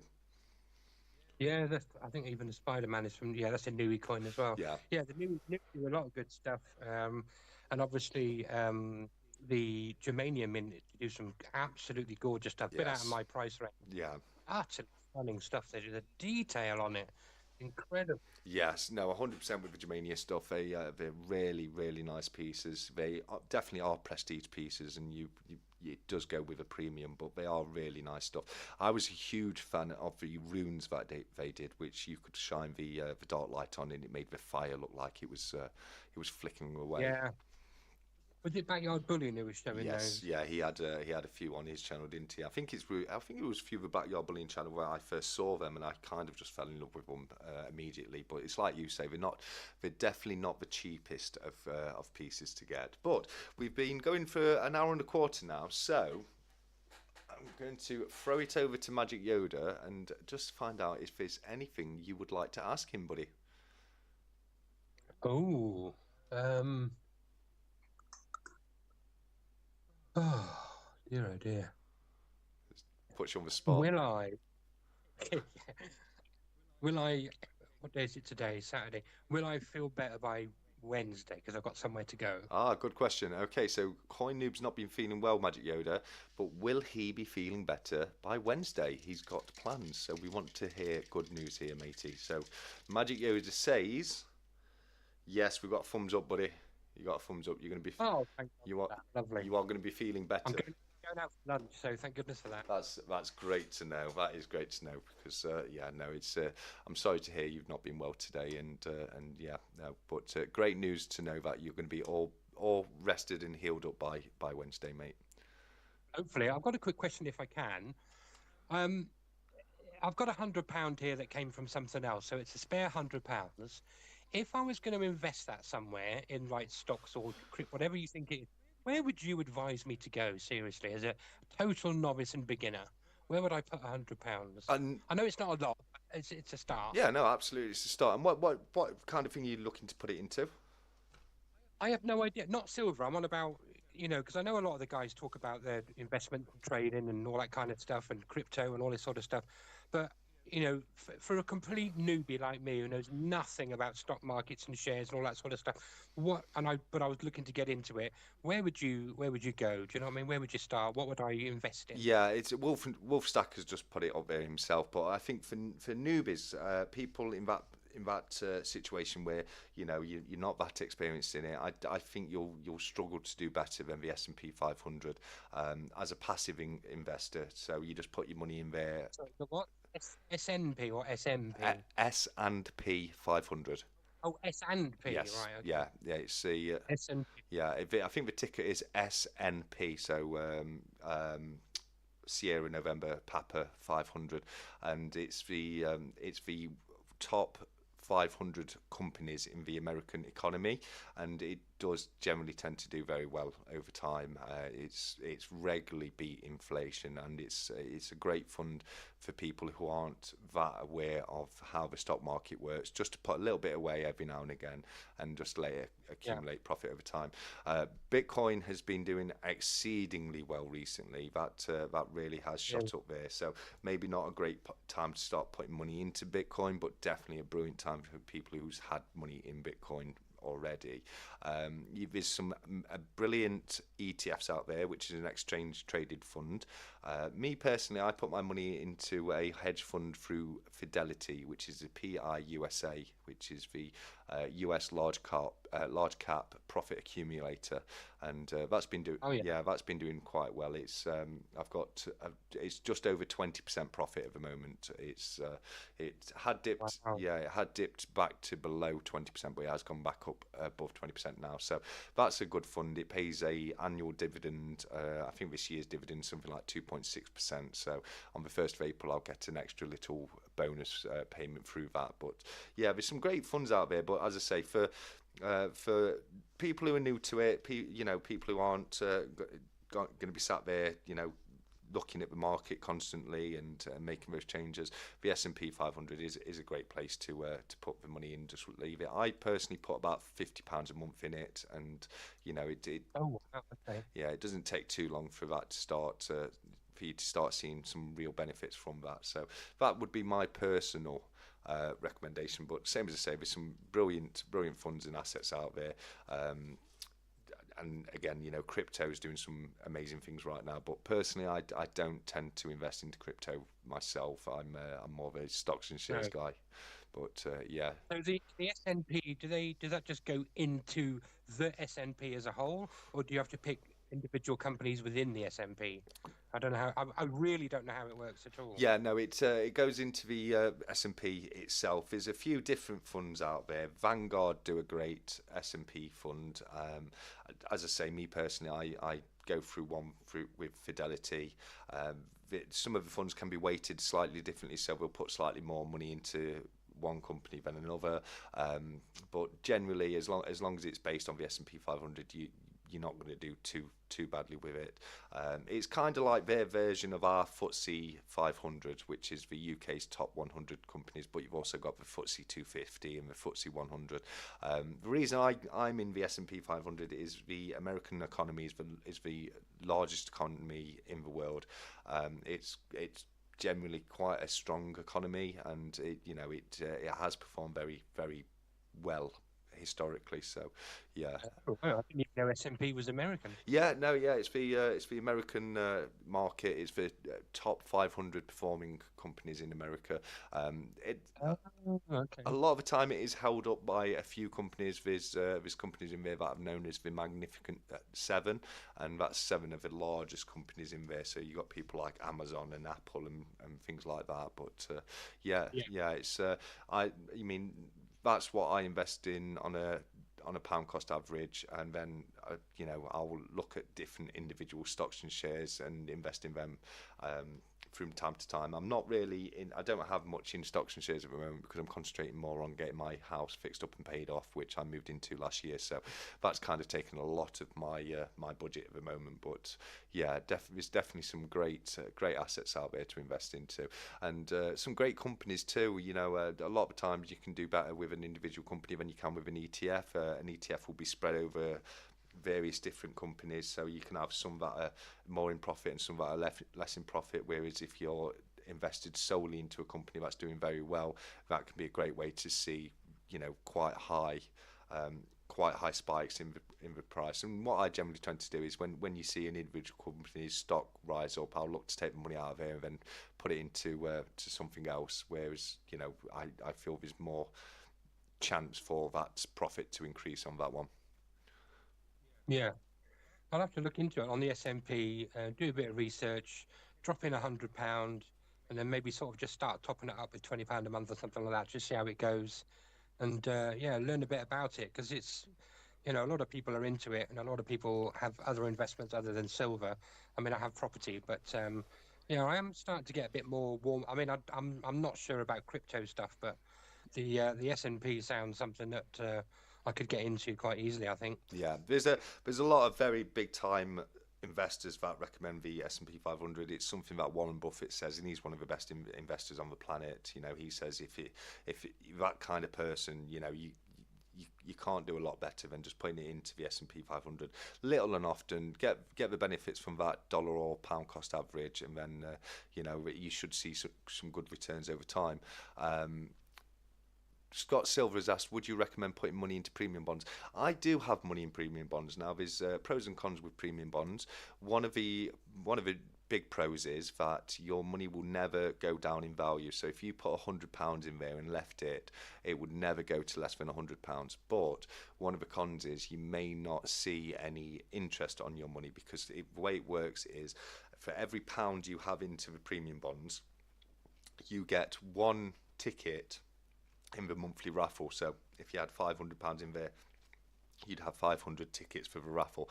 They have prizes of £1 million every month, and £100,000, £10,000, going down all the way to £25 is the smallest prize in there. I've known people that have done very well with prizes through the premium bonds. Personally, I've never won anything through the premium bonds, so you know that's the con or the negative to the premium bonds, whereas you can have. So mate, go on. Are you saying you can get your money back out of it again? Yes, yeah. Out of the premium box? You can take your money out at any time you like. You've got to have at least £25 in the account to keep it open.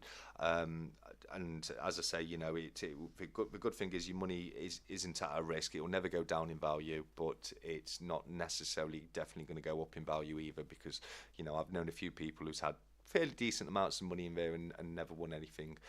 They do say on average that your winnings from through premium bonds, if you've got at least £1,000 in there, should be more than your interest in a savings account.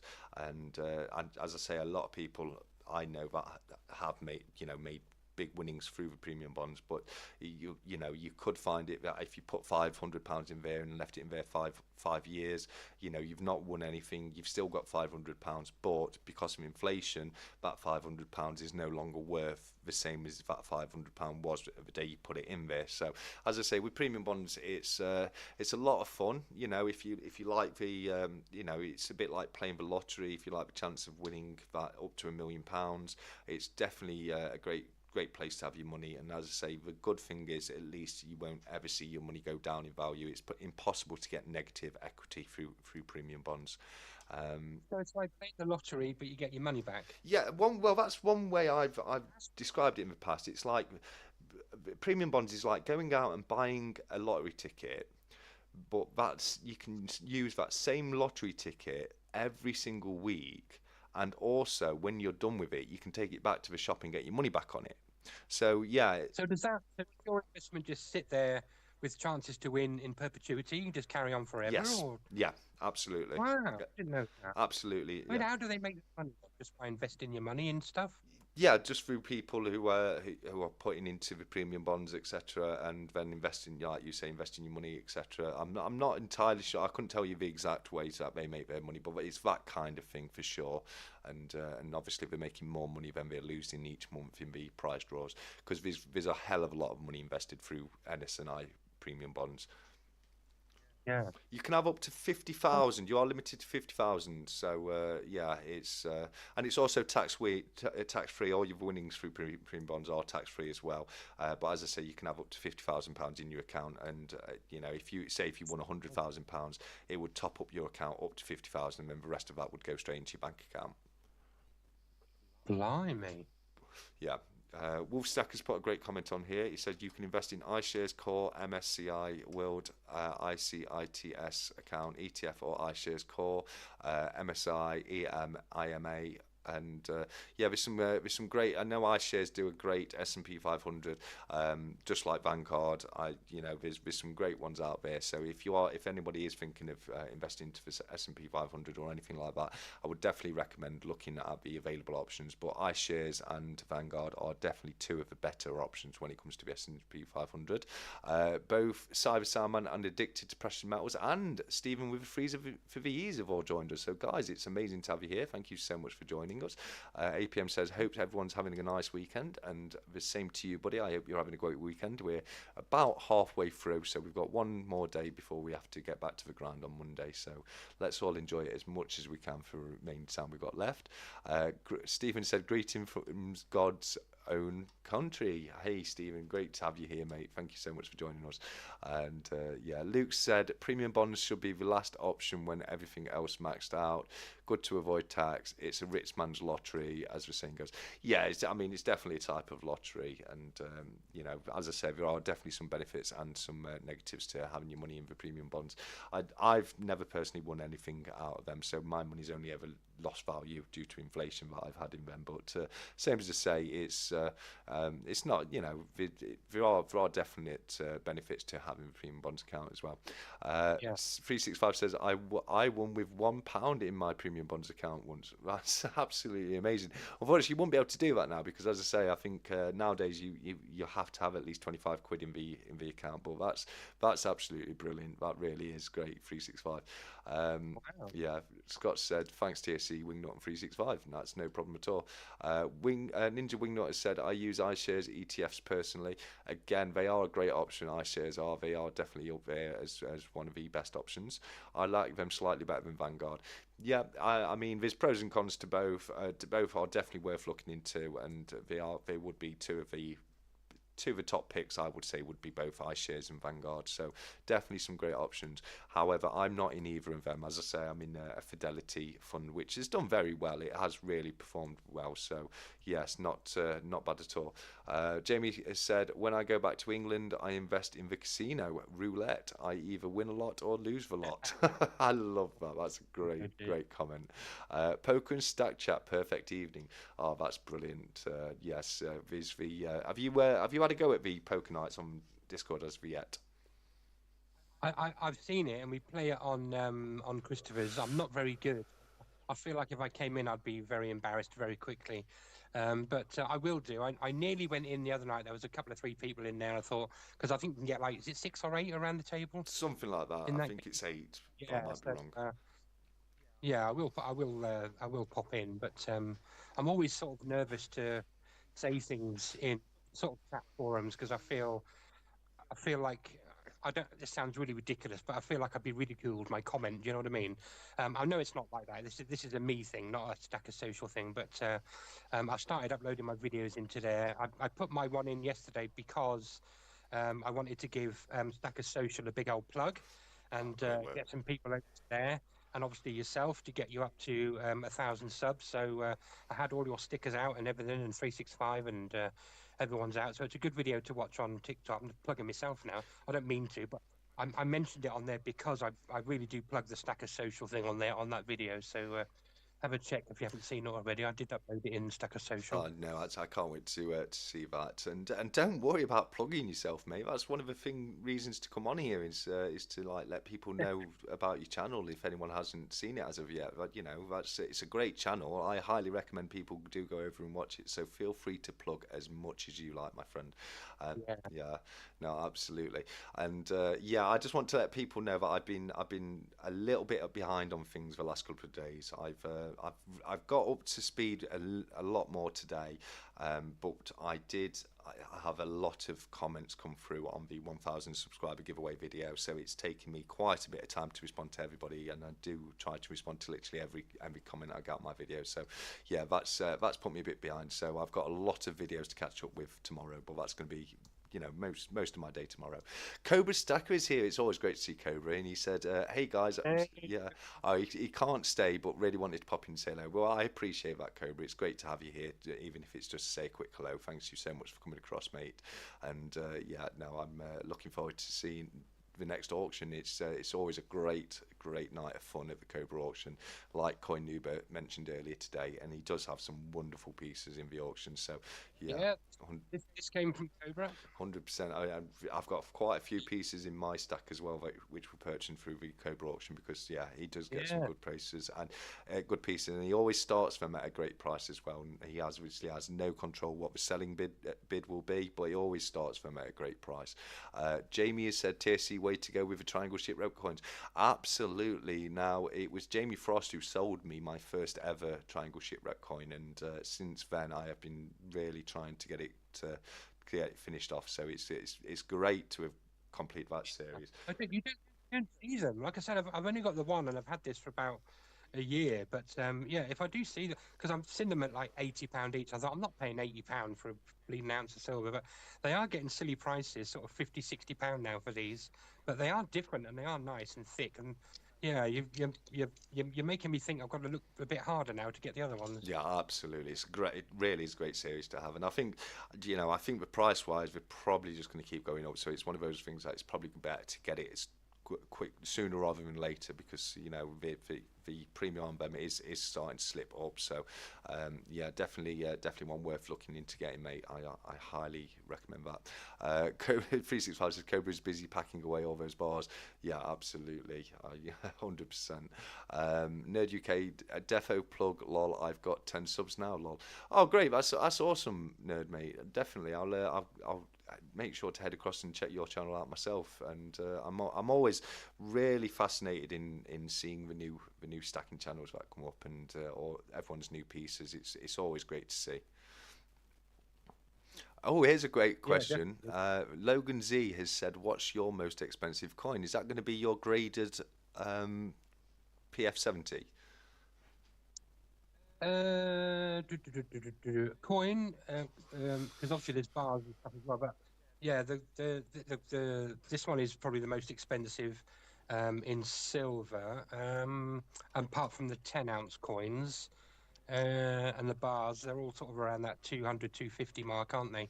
But probably the most expensive is actually the sovereign, isn't it? Because as we said before, they're sort of nearly £400. So it's a lot of money, isn't it, to have one in one little coin? Yeah. I might get some more copper because it's a lot cheaper. Yeah, absolutely, and it looks quite like gold anyway as well. So you get all the visual effect for a fraction of a price. For me, it's a difficult question. That is, I've got the first day cover limited edition 10,000 Kew Gardens. That's I've seen that go between £300 and £400. I've got 4 sovereigns, so like you say, they ride at around £400 as well. The cartwheel 2p coin, that can fetch quite a high premium because I had a very low mintage. The 1p cartwheels you can normally pick them up for a reasonable price, but the 2p they can be quite a bit more. And the Godless Florin wasn't cheap either. I think the Godless Florin was something about £140, something like that. So yeah, they're not cheap coins, but yeah, it's probably one of those. It's either going to be my Kew Gardens 50p or my sovereigns are going to be my most expensive coin. I'm very much like yourself, mate. I'm all about trying to get stuff at low prices. So I'm all about grabbing those bargains whenever I can. Yeah. I mean, I'd love a 1-ounce Britannia or something like that, but they're like 1,650 quid. And to me, I'd rather spend 1,650 quid on loads and loads and loads of different beautiful silver pieces. You know what I mean? But yeah, I want a gold Britannia, or I need to get my first kilo coin. I really do want a kilo coin because they're just so fat and chunky and gorgeous. Yeah. But it's just one came along, but it was like it had a horse on it, and it was a bit boring. Do you know what I mean? But it was like £600. I thought that's really cheap, but yeah, I didn't like the design on it. Do you know what I mean? I mean the kilo completer would be gorgeous, wouldn't it? Oh yeah. Oh yes. No. I'm sure Cobra's probably got that one, but oh my God, that'd be nice to have that. Or even the arms, the Royal Arms. Yes. Kilo is stunning as well. Yeah, 100%. I actually do. I actually have an ounce of gold just here near me today, but unfortunately, it's not mine, and I have to give it back. Oh no! Yeah, no, I've been sent a couple of pieces by Cardiff Gold to review for them, which I'm hoping to have out on Monday. But unfortunately, after I reviewed it, I do have to return it, I'm afraid. But it would be lovely if I got to keep that. But yeah, it is nice when some of these companies. I mean, obviously they're plugging themselves, but Obviously, Backyard Bullying gets some free stuff. I know 365 gets stuff sent to him sometimes. Feel free to send me stuff, anyone that's watching. I'll quite happily show your silver or your gold if you Absolutely. give me a bit. Absolutely. You I know. think you do a great job of it as well, mate, because you know, you do have some fantastic videos. What was it? What was it I saw recently? Was it oh, those biscuits and what we call those biscuits, and you did the dunk with them. Oh, yeah, as I said earlier about me watching some of the Australian noodlers, because a lot of them show their Perth silver stuff, so I'm obsessed. But I moderate in their chats, and a couple of the girls in there who were sending me some Australian coloured coins, like their Yes. honeybee and their police, beautiful coins. And I sort of mentioned that we have penguins here, and we have this banter between Australians and English that penguins are better than Tim Tams and all this kind of Tim stuff. Tams, that's it. Vegemite, That's it. yeah, Vegemite is not Marmite and all this kind of stuff. And they said, well, we'll send you some Tim Tams and let us know what you think. So I did a box opening with those and showed the coins first, obviously, and then did some. Oh, they were gorgeous. I have to say they are far better than penguins. I'm very sad to say, as a proud Englishman, but they are very, very. In fact, I've got another parcel coming on Monday with some other Australian snacks and coins in. Some other girls that wanted to send me. I don't know why these girls will want to send me food and coins, but I'll take them. Yes, I've got another box coming with some different flavours apparently, so I'm looking forward to that. Yeah, that sounds great. And if anyone wants to send me any Tim Tams, please feel free because yeah. But I think you know, I don't even think penguins are our best bar. I mean, for me personally, I'm always all about the gold bar. I think that's beautiful. You know, with the caramel. It's a bit like Oh yeah. yeah, yeah, they're nice. Yeah, I They're do nice. like those. CoiNoob, we've got a question for you. Sai, this is a regular question from Sai, which I think is a great question. And he's asked, if you could do a trolley dash at any mint, which mint would it be and why? Perth, Perth, Perth. Yeah. They, yeah, I just think. I mean, you'd think I'd probably go to Germania, but like I said, with those premiums on those coins, I don't know whether the resale value would be there going forwards. But I think I would. Oh yeah, Perth Mint all day long. I'd go in there. In fact, I'd go to the. It's either the Perth Mint or the RAM, the Royal Australian Mint, have that great big £2 million gold coin on a little Mm, rotating thing yeah. in the entrance. I'd grab that first, and then and then I'd grab every single. I mean, I do have a lot of Perth coins with all the animals on them, crocodiles and spiders and eagles and all sorts, all the different types of privy mark koalas, and I mean, some of them are just they're just one-offs. Do you know what I mean? You just get these beautiful, stunning designs with privy marks on, done by a designer. Do you know what I mean? Yeah, They just do great stuff. They really, really do. they do. And it's Yeah. not a plug. They've not sent me any free silver, but I'd happily do a video for them. But yeah, I'd be straight on a plane, straight over to Perth, and I'd raid the Perth Mint, 100%. Yeah. Good question. Great answer as well because the Perth Mint are really nice. We have got some wonderful pieces, and yeah, I can completely understand that. Kelly Watson has said, build a copper head to protect against EMFs. I love that. And Kelly, I'm pretty sure Kelly is. I received some caramel lattes over at my Buy Me a Caramel Latte account. So I just want to say a massive thank you, Kelly. That was extremely generous of you. It took me a little while to respond regarding that, but I did notice that come through, and that was really kind of you. So once again, Hey, thank you. I need to get on this bandwagon. Do we have a similar thing on TikTok where people can send me stuff? Well, it's I'm liking the sound. it's buy me. Do you not have a Buy Me a Coffee account? You need to get one set up, buddy. Yeah, but can I advertise it on TikTok? Yeah, you just put the link in your description of your videos. Yeah, Oh, it's a I'll set up a Costa coffee box and get some hot chocolate. well, no, it's called Buy Me a Coffee. People give you an amount of money. I think 365 he changed his to Buy Me a Whiskey, and I put mine. Oh yeah, I have seen that on his channel. Yeah, yeah. Oh And wow. I set mine to Buy Me a Caramel Latte because I don't drink. But yeah, if you haven't got one, then yeah, you definitely get one set up because people may want to send you a little something across to Oh, help fund your channel. yeah, but I always feel a bit embarrassed when people Yes. send me stuff. You know what I mean? Or because I get messages in my videos, people saying, "I've got this and I want to send it to you." Blah, blah, blah. One, I don't really want to give out my address. Do you know what I mean? Yeah. Two, I probably wouldn't get enough posts to justify because it's a lot of money having the PO box, isn't it? I know 365 said about, I think it was like £300 for 6 months or something like that.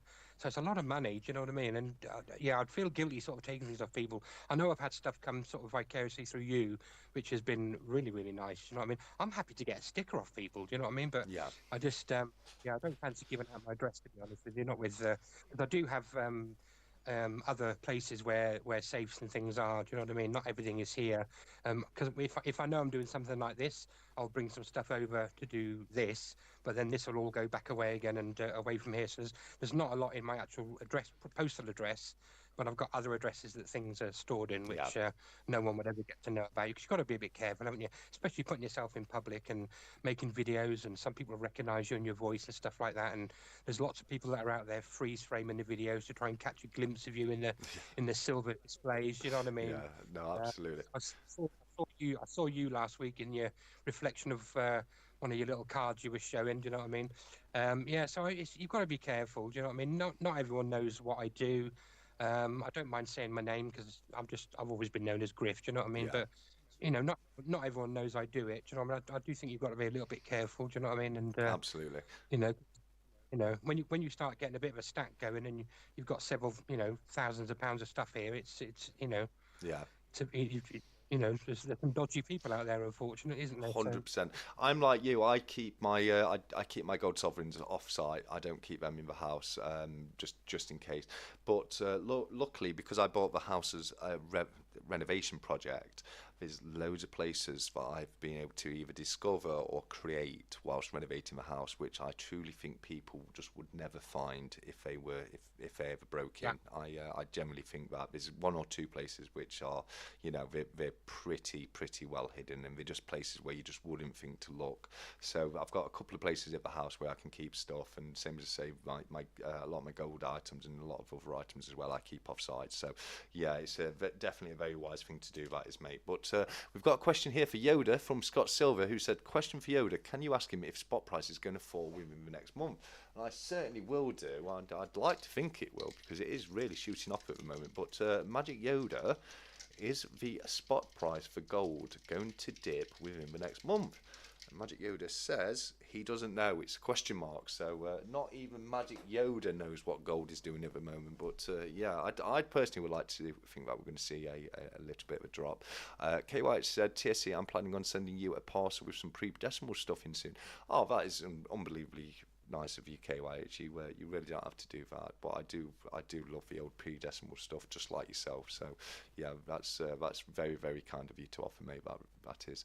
Ninja Wingnut said, I hope so, Scott. So I want to get a quarter Oz later this month. I'd prefer the price to go down before then. Absolutely, it would be great to see the price dip before we make our next gold purchases. 100%. Wolfstacker, the Royal Mint, because you want it full of milk. Yeah, I love that. That's a great comment. Lucas said, nice, Ninja. Have you picked which quarter ounce yet? And I'd definitely be interested to know as well, mate, if you know which one you're going to get as of yet. Is it just going to be a standard quarter ounce Brit, or are you looking to anything in particular? Jamie Frost is saying he would do a trolley dash at Cobra's house, and that's a great call, that is, mate. Yeah, 100%. Well, we don't know whether it's all stored there, but yeah, that would be a good little trolley dash. Yeah. Getting all these keys. The only problem is you've got to get past Cobra to do it, so good luck to you. Yeah, that's the problem. Jesus. Yeah, no, I think that's a surprise. If you can get yourself past Cobra at the front door, you can text as much as you want, but good luck to you getting past him, because the guy is a man mountain. He really is a huge guy. I've met him up close and personal. I'm 6'2". I'm not a small guy. I'm 6'2", but the guy just towered over me. It was incredible. But a lovely guy. He is a lovely guy. He is a good guy. He's a nice chap. Really he's genuinely helped me out away from the channel. Do you know what I mean? He's top guy. And that's a lot of the guys in the community. Do you know what I mean? We always plug 365 because he's so good at plugging people's channels and encouraging all the new collectors and stuff like that. And I'm the same. I love answering questions on my TikToks and new people collecting stuff and asking me questions. I answer every single comment and question. Always have done. And I've only got like 2,200 followers, I think, now. Oh, good work. I always answer. I always comment on every question, because if they've taken the time to write to you or write a message, because not everyone does, some people just watch and then flick on to the next one. Do you know what I mean? But if they take the time to write you a comment, do give them a little like or a love heart or a little comment back. Yeah. Because it doesn't hurt, does it? It doesn't cost anything, does it? So, No. because I'm notoriously tight, as I said before to KY8 or KHY, I don't like, if I've got it, I want to keep it. I Yes. don't want to give any of my silver. And that's not, I would rather buy you or give you the money to buy your own 1 ounce coin than give you one of Yeah. mine. So he done very well to get my half ounce out of me. No one has ever had a single piece of my silver. Brilliant. So he done well. He done well to get that. He really did. It was a wonderful little half-ounce bone that you sent across to him. I really did like that piece. Yeah. But I'm like you. I was having this conversation. Before I go into that, I just want to say you're 100% right about Cobra. He does a lot outside of YouTube. He's got a lot of time for people. You know, he'll Yeah. speak to you on the phone. He'll give you as much advice as he possibly can. That is definitely one of the great things about Cobra. But no, I was speaking to Addicted to Precious Metals the other day, and I was saying to him exactly the same thing, that it kills me to give something away. I need to buy another one and keep it for myself, and just buy another one to give away. And if I ever have given anything away out of my stack, I've had to go out and rebuy it for myself, and normally a lot more money than it originally cost me. But I'm exactly the same. Once it's in the stack, I like it to stay there. I really do. Sorry, mate. I'm just saying exactly. Yeah. I'm a collector and a stacker. I'm not a giver away. Yeah, absolutely. Yeah. Well, I do love giving stuff away. I do have a lot of fun doing the giveaways, but yeah, it has to be something that I have to own myself as well. There's, pretty much. When we were doing our 50p's, like I said, I used to get all those extra spares. I never sold any of them. I gave them away to people that were missing certain Olympics, because all I ever wanted was one of each design, which is what I've got. I've got a couple of duplicates on like special coins, like the Isaac Newton coin, because we've got the 2017 and the 2018. So I like to make sure I've got each version of every coin. But all my spares I've given away. I've never asked for any. You know what I mean? They did a 2018 Isaac Newton. I wasn't aware of that. Oh, the Strike Your Own is a different year. Oh, I didn't know that. There's only about 20,000 of them. Ah, well, that's now on my list to buy, isn't it, Griff? Thanks for that, mate. I know. I don't know nothing about investments or ETAs or MIs or all these codes you keep talking about, but I know every single detail about, post-decimal 1971 onwards on any coin in the UK. I know everything, every error, every mark, every variant, everything. Great work. Which is like, I've got a few. I've got the Isaac Newton 2017. I've got a couple of versions of that. One in the album and a couple of loose ones. They're one of my favourite 50p's. The Isaac Newton is. They really are nice. Check the dates on. Check the dates. You might have a 2018 one. I don't think I do. I'm pretty sure I don't on the Newtons, because I did a review on one of them recently, and I know for a fact that's definitely not 2017. I'm pretty sure the one that's in the album's got the right date on it. But they did do some 2017 Strike Your Owns, but then they moved to 2018 for the last sort of tranche of them. So the 2018s are a lot rarer, but they're same coin, but just a different year. So collectors go a bit mad for them. But yeah, I'm glad to have one of them. Have you got a trial piece as well? Trial of Pix? I don't. I'd love to get a trial of. No, not Pix. The £1 trial coin. Oh, which one's that? The £1 coin, the trial piece that they sent out for vendors and no, to test all them. No, I don't have one of those. Yeah, they go for silly money and all. If you get one of those, I've got one of those as well. Yeah, it's it's different. Yeah, absolutely. It's you need to stop now, because my wallet is going to get emptied, mate. You know what I mean? Telling me about all these extra coins, 100%. Ninja Wingnut says, what TSC is saying is take a metal detector when you go to his house and scan the walls. Yes, well, maybe. I'm not saying anything of sort, mate. But yeah, I'm not letting anyone in my house with a metal detector. You're not allowed in. Steeler Stacker is still here. He's making Salisbury steak and listening, and that sounds great, mate. I do like a bit of Salisbury steak. I'm going to be having my usual Saturday night Chinese later. I have it every single Saturday after these stack chats. Salisbury steak, I'm intrigued. Yeah, have you never had Salisbury steak? I've never heard of it. What is it? It's a way of doing steak. It's kind of hard to describe. I've had it a few times. I think it's kind of like a really thin. I think they make the steak into a bit like it's a bit like a burger kind of thing. You know what I mean? But Oh, okay. yeah, Sounds good. yeah, I like Salisbury steak. It is quite nice. McDonald Bullion has joined us. He said, "Hey guys, sorry I'm late. Hope you're all doing great today, and same to you, McDonald Bullion. It was a pleasure to have you on the Stack Chat recently. I've McDonald Bullion won the celebration bar that Cyber Salman put up and the 200 member giveaway, so I'm going to be looking forward to seeing that on his channel soon. And Oh, yeah, there was loads of great winners. You yourself included. You won the very nice black and that's, blue pouch there, didn't you? yeah, I do. Very nice. 100%. Yep. KYH is asking what 50p's I need. It's a lot of them are the not for circulation coins that were produced between around 2020 and 2022. Before and after that, I've got every single 50p that's been minted. Going forwards, I get all of them in bunk packs now. I've become a big fan of a bunk pack, and it's not massively expensive, is it? £11 per 50p. I know you can get them a lot cheaper in the change checker cards, which is the way you like to get them, isn't it? Yeah, yeah. Yeah. Sai wants to see your graded florin. He's Sai's got no, sorry, you graded crown restrike. Sai's got really into his gothic pieces recently. He's picked up a load of gothic florins. This, I'll just say, Si, that's a restrike of the Gothic crown, so it's got the same kind of design on it as the Gothic florin, but it's a larger coin. But it's is it St Helena? I can't remember now. I think it is, isn't it? On the back. I think so. Yeah, Yeah. but there's only 17 of these in the world that have got a PF70, so I'm very happy to get that. And I've got a video of me opening this when it came back from NGC because I didn't know what the grades were. Yeah. So I sent off my 10 ounce and this and opened them live on a video. And yeah, I wasn't expecting a PF70, but I'll show this all day long. Yeah. Sorry, it's just I nearly bought it because of you. A couple of months ago, I very nearly bought it because of you. A PF70 Gothic restrike. Yeah, I managed to revolt myself because I said to myself, "Yeah, I'm only buying this because CoiNoob's got one and now Cobra's got one."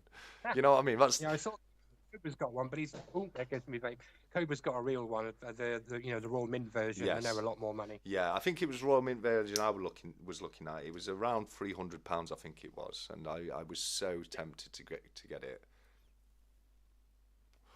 You should have done. Yeah, I know, but I bought I got myself a sovereign and I bought a few other pieces as well. So I probably will at some point. But I've got a few proofs that I've got in spares that I am planning to send over to the Royal Mint, and hopefully, fingers crossed, one of them might come back as a PF70. Yes. They're the best chance I've got because they were bought brand new from the Royal Mint last year and as proof coins, so they've never come out of a capsule or anything like that. So if I've got any chance of getting a PF70, it'd be in one of those coins, definitely. Question for you here from Jamie, who said, "CoinNoob, what are your thoughts on the Pobjoy 1979 Sovereign in brackets the Norse Horseman?" There's lots of those mints do sovereigns because, as I'm sure TSC has said before, sovereign is not trademarked or copyrighted, so anyone can call a sovereign a sovereign. You've still got the gold weight, haven't you? I think some of them try and charge you quite a lot of money for these, saying that they're special one-off sovereigns and they're rare, and they like to infer that the coins are from the mint and they're brand new. And like a lot of these, dodgy little 50p sites that say, "Oh, new 50p release," it's nothing Yeah. to do with the Royal Mint. Yeah. I mean, you're still always going to have the gold weight, aren't you? Yeah. If it's 22 karat gold, but I wouldn't pay any extra premiums for them. I would never pay more than, like you say, the 380, 390 sort of mark for a sovereign. Yeah. I don't think if you're selling them for like £500 or £600, I wouldn't buy them personally with a barge pole. But No. yeah, I'd stick to normal sovereigns. But if you get one for just above spot price, then yeah, of course, definitely. I'm the same. There's some nice design. Yeah, Have you got the 2000? sorry. I know I asked you before, but I keep thinking, have you got the 2005 sovereign? No, I've only got old sovereigns myself. I'm working my way through Queen Victoria at the moment. Yeah. If I buy another one, it'll be the 2005 with that sort of cartoony design on. I think it's lovely. Yeah, no, great coin. And the 2017 was a great sovereign as well, to celebrate the 100 years of the sovereign. So, yeah, some very, very nice ones. You've got to pay my rent from Cyber Sarman for your graded Gothic crown there, mate. That's when you know you're doing well, if you get to pay my rent. Okay. Yeah, Is that some sort of code? Is it? it's his saying. It means something's very good. Pay my rent. Oh, wonderful. Yeah. Yeah, I'll take it. Yeah. Yeah. Nerd UK said, "What do you think of the New Zealand mint collectible stuff? Marvel, DC, Star Wars." As I said earlier on, I'm a big fan of the New Zealand mint, especially the stuff that they do for Nui, and they've got some absolutely incredible pieces out there, especially the Star Wars stuff. One of my favourite is the Han Solo Yeah. in carbonite bar, and that is definitely something I would like to get to the collection someday. Yeah, they do some nice stuff, don't they? I think the newy stuff is probably my next favourite after the Perth stuff, to be honest. I've got quite a few sort of Star Warsy type coins. So yeah, they do some really nice stuff. Yeah, they do. They really do. And Silverpunk has said that sounded so wrong. I'm working my way through Queen Victoria at the moment. Absolutely, I love it. But yeah, no, as I've same as one of my most recent ones was the 1864, which I showed briefly on the channel. But then over the weekend, I had the opportunity to swap that in and trade it up for a shield back, which cost me a little bit more money. I had to swap the sovereign plus a bit of cash for it, but I did want a shield back in the collection. They are great. Jamie Frost has said he's got a 2005 proof, a few issues, want to trade. Oh, very, very interesting. And KYH has said, TSC, I'll send you across a pre-decimal coin set. I'll have to save for postage, so should be able to send it out by next Saturday. That's unbelievably generous of you, mate. It really is. But you honestly don't have to worry about that, KYH. I absolutely appreciate the offer, mate. I'm just going to, very quickly, I'm going to go and grab my 50p album for KYH, because he's asked me which 50p's I need, so I won't be a second. No, you're all right.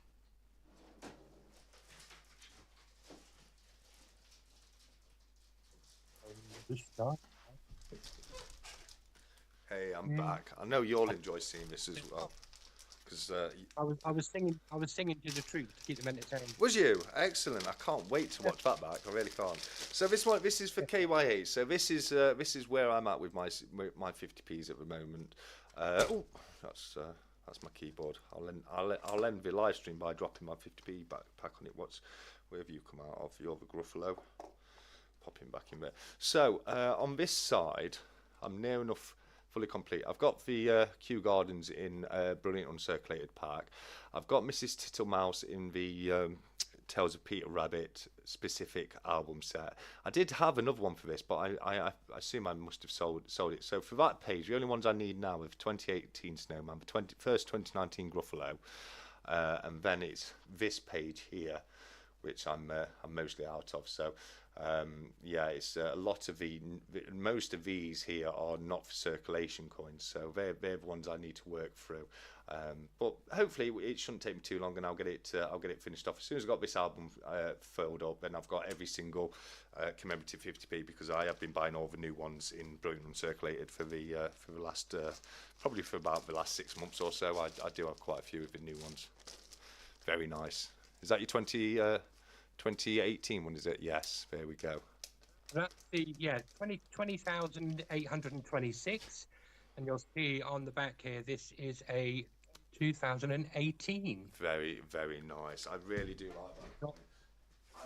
Not I've just grabbed it, so I'm going to bring it out because I haven't seen this myself in some time. It gets put away in this, and then it's in this as well. Oh no, in fact that's a different coin, isn't it?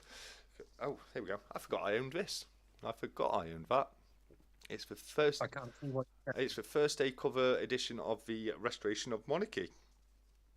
Oh yeah, Very nice coin. I did completely forget. I forgot I had that one. But this one right here is what it's all about, which is the Kew Gardens Brilliant Uncirculated edition, and that is probably the prize of my collection. But it's not in my album, but it doesn't mean I don't have it, and I am very proud to be able to share that with you all because yeah, that was not a cheap coin for me to get. That wasn't. I think I paid £200 for my Kew Gardens, which wasn't a bad price at all. They definitely do sell for more than that. But my worry with the Kew Gardens is it's only a matter of time until they issue a new coin with a lower mintage for circulation, and I just think when that happens, it's going to take away a lot of the value for the Kew Gardens. What are your thoughts on that, buddy? Yeah, I mean, look how the 2019 restrike has gone. It's 70 quid all day long. Yeah. So even though it's not a genuine queue, it's gone a bit mad. So I don't think if they do anything with the queue, I think it'll always go up in money. But yeah, I'm glad to have both. Do you know what I mean? I've only got one of each. The restrike and the original, but. Yeah. If you haven't got the original one, it's nice to have the restrike in your set, or like you say, you've got the one in your little proof carded one, haven't you? Yeah. So I'd be more annoyed to have a gap in a page. I'd want my page full. Yes, yeah, that annoys me with the Kew Gardens in that. But I've spoke to you before, haven't I? My intention is because I haven't got the restrike Kew Gardens. I'm going to get a restrike Kew Gardens for the album. Then I'll have the proper 2009 in the bunk pack and one in the album as well. But the second page of the album, because I'm going to try and have to get those in the change checker cards because they're the only ones I'm okay with taking them out. If it was in an actual Royal Mint bunk pack, then I'd have to leave it in the bunk pack. I think it's just too much of a shame to take it out one of those. KYH has let us know that he's got 25 circulating ones in total and 6 Olympics, and that's a great little collection. Brilliant. Yeah, great start. Yeah, no, I've just to answer his question as well. I've got all the circulating 50p's. It's literally just some of the not for circulation ones that I need to get, and he's also got the first day cover of the 2022 Christmas one. So yeah, that's a brilliant, brilliant little collection you got there. Where are you at? Your 50p's? Have you got any of these sort of more sort of later ones at all, like what we got here, the Snowmans and the Harry Potters and all that kind of stuff? Yeah, I've got all the Harry Potters because they're in brilliant uncirculated. I've got the 2019 Gruffalo. I've got this year's Snowman, courtesy of yourself, because that was a strike your own that you sent across to me, wasn't it? Yes. Yeah. Thank you very much for your one back. Yeah, well, that's why I had to get you one. I couldn't not get you one when you got me the Snowman at Christmas. I was, it's one of the only reasons I went down to Royal Mint. It was to send you a strike your own back. Yeah, thank you very much. You're welcome. What's your thoughts on the latest dinosaur series? We've got 2 now. We've got the Tyrannosaurus Rex and the Stegosaurus. I prefer them to the Mary Anning range. Yeah. That came out a couple of years ago. Because I want my dinosaurs to be dinosaurs. Yes. And I'm surprised they didn't bring T-Rex out on the first series. I know. Everybody knows T-Rex, don't they? Yeah. So I like them. Yeah, it's the only thing. I'll show you what's wrong with the Stegosaurus. I'll find it. Okay. I'll just wait for him to come back, and I'll think of a jaunty little song to sing to you all while he's away. I'm not really, because I would make everyone leave. Luke says, very nice cue. Thank you, Luke. It is definitely one of the stars of my collection, 100%. And yeah, a coin that I did have it. I'm like so many people out there. I remember getting it on my change, and I vividly remembered looking down at it and thinking, "Oh, isn't that a funny looking lighthouse?" And yeah, there you go. And you've. And that's the normal sort of the change checker ones are sort of half the price of the mint. And have you not got a better version than that? No, I'm not bothered about better. Yes, you have. You've got strike. Oh, sorry.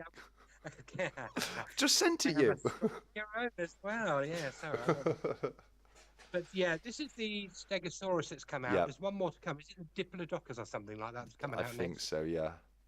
But you can't really see the word at the top because the word Stegosaurus is within his little prongs on his back, so it's a bit hard to see. But it is, yeah, there it is. That's Stegosaurus. But so that one's just come out, and that's in my last video as well. But I like them. I mean, these automatically come from Westminster. I'm signed up. Any new coin that comes out just turns up at my door. So I normally get them on release day or just after, and then they just take the next spot in the album. So just waiting for one more. I hope they do another Star Wars series. That'd be cool. That would be cool, yeah, absolutely. KYH has got to head out, but mate, it's been wonderful having you here. It's always great to have KYH in the chat, and yes, just like he alluded to earlier, I've been chatting with KYH to get him on for a stack chat in the future because I think it'd be great to get him on here and Oh, have a chat good. with him. Yeah. And on that one, we are going to have to change the time up a little bit because KYH is only able to stay till around 9:30, so we're going to be starting that one at 6 p.m. rather than 7 p.m. just to give us a little bit more time together. But yeah, that's it's. I'm really looking forward to having KYH on. I've got a couple of the new guys on the block coming on. Actually, I've got Small Stack Bullying is going to be coming on for a stack chat, and so is KYH, and they're the young guys of the crowd, as it were. So it's going to be really interesting getting their opinion on things, as you know, with their fresh eyes.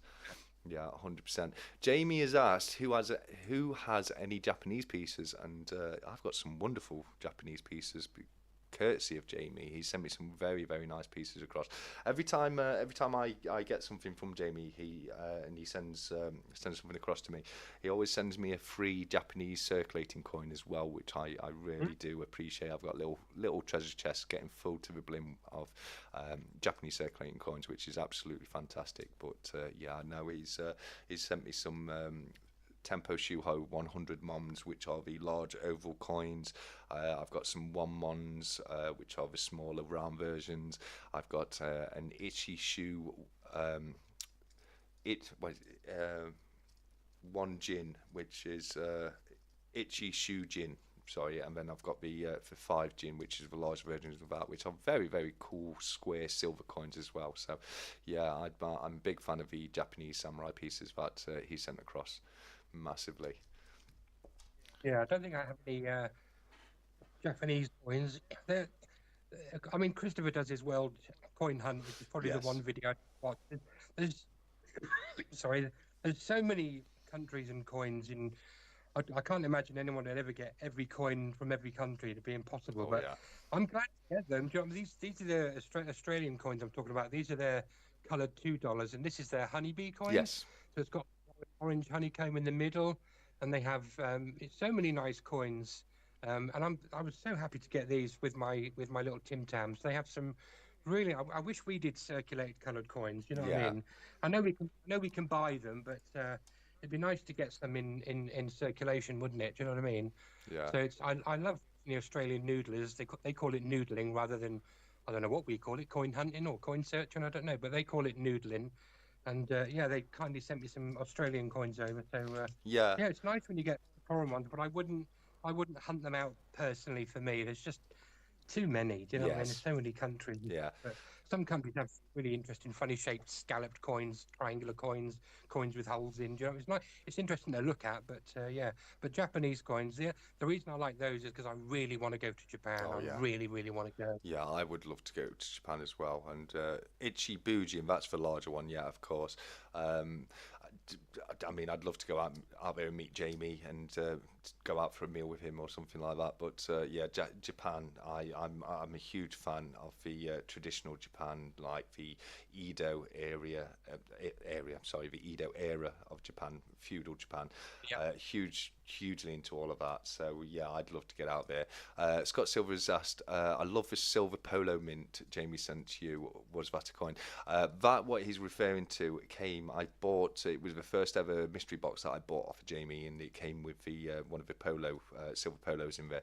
It's not a coin; it's a poured piece, so it's not a coin, but they are lovely little pieces. It's a 1 ounce polo, and yeah, I'm a big fan of that myself. Speaking of Jamie and mystery boxes, I've actually bought another one off of him, which I'm going to be opening next week because it turned up. It turned up yesterday or the day before. I think it was yesterday, and yeah, I'm really looking forward to find out what mysteries he's sent me across in this one. So definitely keep your eyes peeled for that coming up this week. I'm hoping it will be Thursday.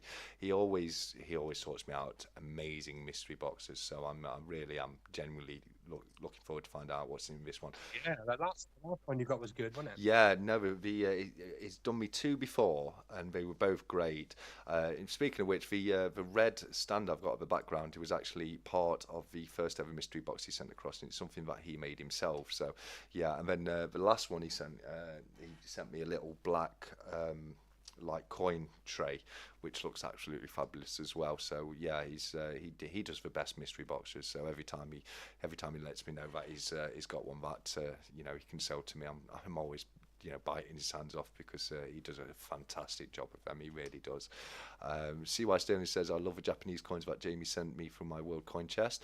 Yeah, it's some really great Japanese coins. A bit like you with the Australian coins, I got sent a fair few Australian coins recently by someone who follows the channel, Jim over in Australia, which was absolutely incredibly generous of him, and there were some wonderful pieces. He sent me one of the Australian colorized coins in there, and I get what you mean. It would really be cool to see some colorized coins like on the £2 released over here, but yeah, I'd love to see that. Has he got a channel? Sorry, Has he got a channel? Who's that? Sorry, Jim. No, sorry, he's just a subscriber to the channel, but a really great guy. There's a Jim and Bex coins that a really good pair, husband and wife, that sort of do noodling as well, and they hold sort of raffles for special silver coins where you sort of go on a wheel and all that kind of stuff. Yeah, I didn't know whether that was him. Awesome. No, that's definitely sounds like it's something worth checking out. The Urban Stacker.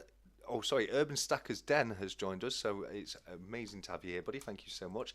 I've just noticed we're well past 9 p.m. It's nearly 9:15, so we're getting a little bit late for me to say, why doesn't everybody go out and just put duck in the comments? And I'm sure you know what that means, but if you don't, if you're new to the Stack Chats, what that means is we're about to run this week's giveaway, which will be done via a duck race, as it normally is, and the items you're going to be winning, I don't have them all here. I need to get one of my stickers, which I don't have here, but you'll get a Stacker Social sticker, you'll get a Stack Collector sticker, a Stack Collector Pokers chip, a Stacker's Social Pokers chip, but you'll also be getting the Backyard Bullion TSC 1 gram custom channel bar as well. So to be in with your chance of winning those items, all you have to do is put duck in the comments, and then I will collate how many ducks we have. We'll start a duck race, and depending on when you put your duck in the comments, so the first person to put duck in there is duck number 1, the second person will be duck number 2, etc, etc. It looks like a Ninja Wingnut is going to be duck number 1, Size Stilling duck number 2, so we'll give people a few moments to pop their ducks into the comments, and then we'll get over there and we'll do one of my duck race commentaries, which everyone seems to be such a fan of, which I'm not sure why. You're not allowed to enter this one though, Griff. I didn't do it. No, that's fine. Only because you've got all the items anyway. So Salisbury steaks are in the oven. Oh, great to hear that. Right, we've got a few ducks coming through. If there's anyone else who wants to enter, as I say, all you have to do is put duck in the comments, and you'll be in with your chance of winning my little giveaway bundle, which is all the items I've just gone through there. And it looks like we're coming to an end of that, and we're not getting many more ducks through. We've got 1, 2, 3, 4, 5, 6, 7, 8, 9 ducks in total at the moment, so great chance to win. And yeah, it's a lot of fun doing the duck races. One of my favourite parts of the Stack Chats. We had some amazing duck races over on the 200 member giveaway for Stacker Social. So yeah, it's not that we love duck races, it's that we love duck race commentary. I love that. Thank you so much. I do have a lot of fun with the commentary, but it looks like that's all for the duck race for now, so I'll just double check the numbers. We've got 1, 2, 3, 4, 5, 6, 7, 8, 9, and just to make it easier for you to follow the race, Ninja Wingnut, you're duck number 1, CY Sterling, you're duck number 2, James Elliott's duck number 3, Jamie Frost is duck number 4, Baron Vamsky is duck number... Oh, no, Urban Stacker's Den is duck number 5, Baron Vamsky is duck number 6, Luke duck number 7, Wolf Stacker duck number 8, Steeler Stacker duck number 9, and 365 is latecomer with duck number 10. So with that being the case, I'm going to get that preloaded. You are the guest tonight, CoiNoob, so you get to pick how long the duck race is going to take. 1 minute 30. 1 minute 30, that's a good time. A nice time actually, I think 1 minute 30. It's not too long, not too short, so just double check. Okay, no more ducks, so we're going in with 10 ducks.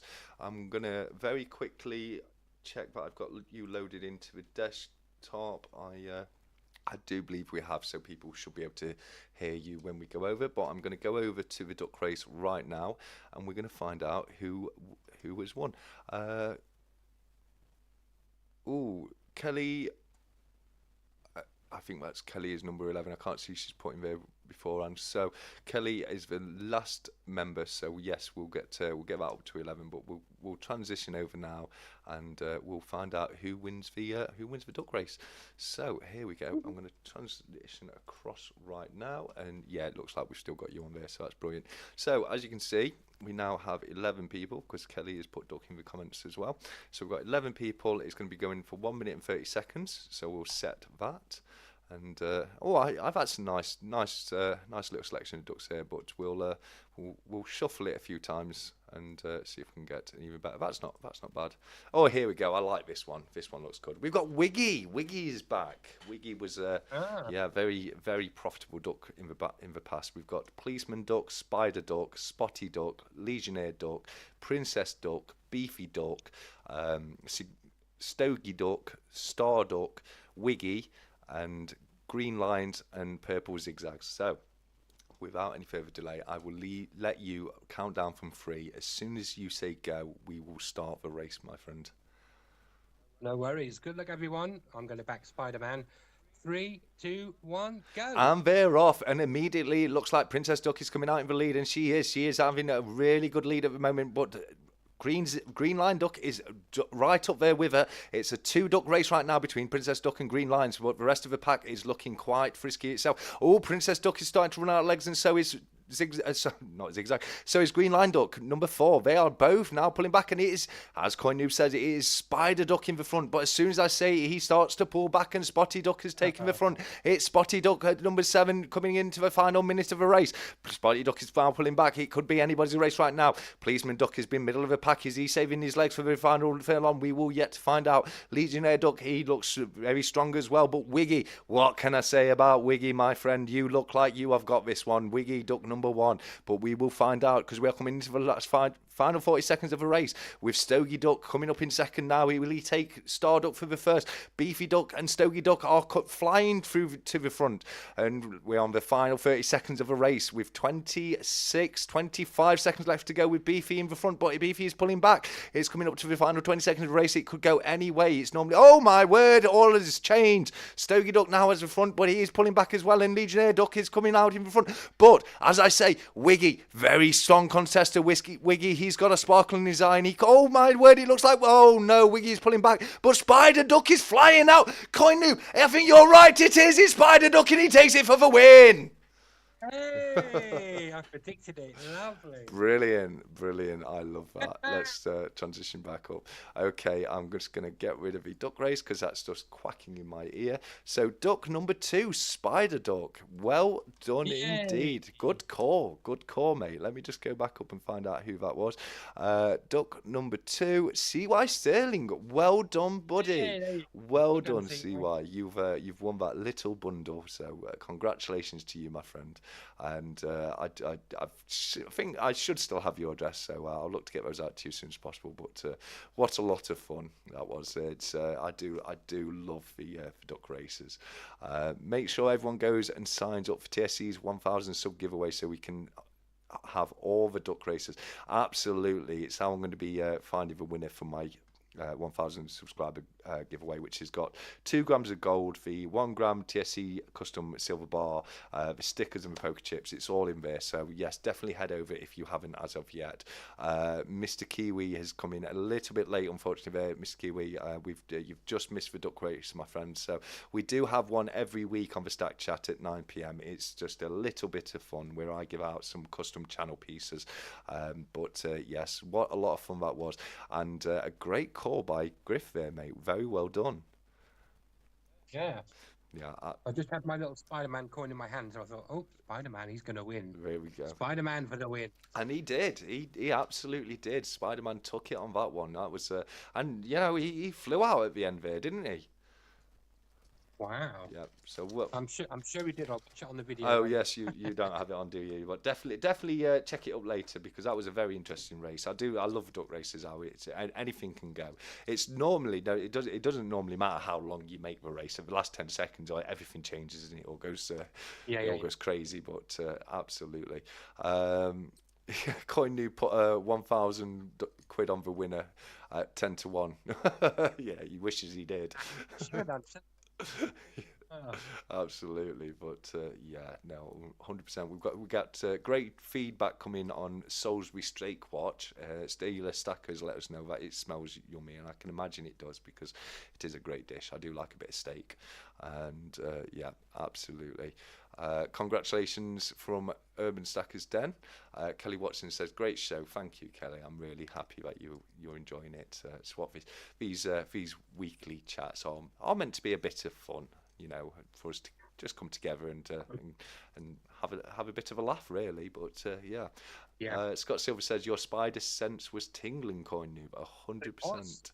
You're right, it was. Oh, Mr. Kiwi said he didn't hear the duck race call. I'm sorry about that, buddy. But as I say, there will be another chance next week at 9 o'clock. I'm going to be trying to do the giveaways around 9 o'clock every week. So, yes, definitely tune in then if you'd like to be with another chance. So I'm sorry you missed that. I did try and give people as much opportunity as possible. But yeah, a lot of fun right there.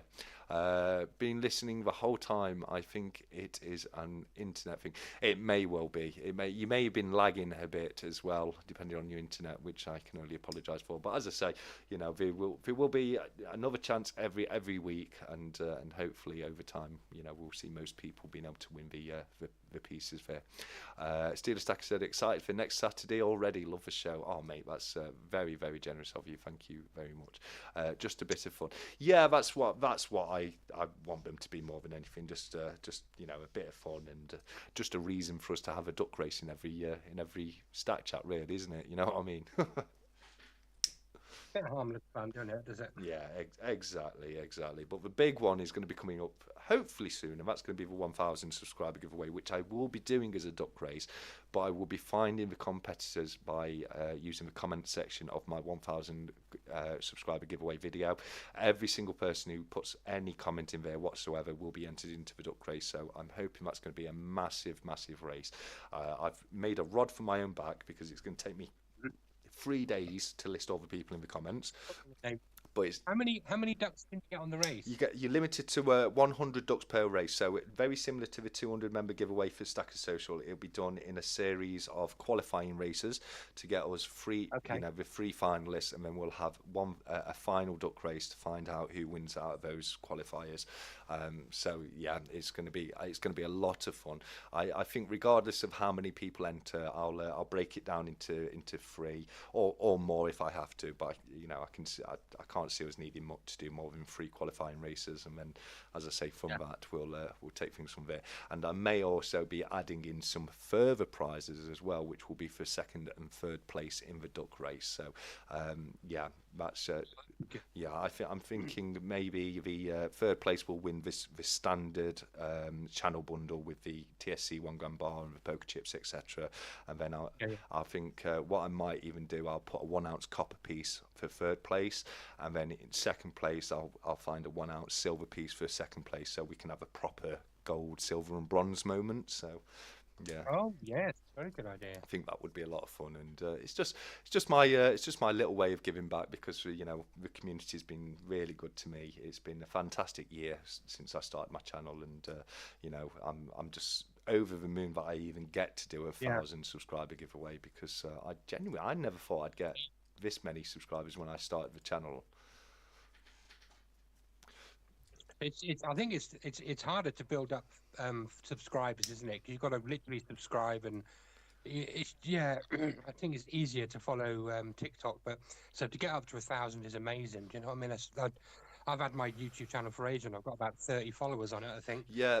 It goes up a little bit on a stat check because people just put my name in, comes up on YouTube, and I'm not actually on. I do put a couple of videos on there, but the effort to grow another channel, I don't think I've got the energy, but I'm happy with where I am, and we enjoy doing. I'm sure you enjoy doing yours. I enjoy doing the videos. Yeah. And as you say, I've honestly not seen in any of the stacking community or coin channels anything negative, anything nasty, anything bitchy. Everyone's just really nice and supportive, Yeah. and is happy to help and donate things and stuff. Do you know what I mean? There's some. I know it's a cliche, but it is a really good coin family community, isn't it? Yes, no, it really, really is, and you're right. You know, there's so little negativity in the community. I mean, there's a lot of difference of opinions, but that's fine. Yeah, That's you know, I yeah. love the diversity when it comes to stacking. I really do.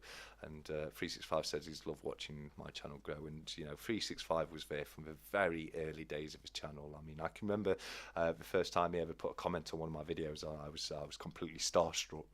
I couldn't believe it. But yeah, it's been an incredible year, and it's been fantastic.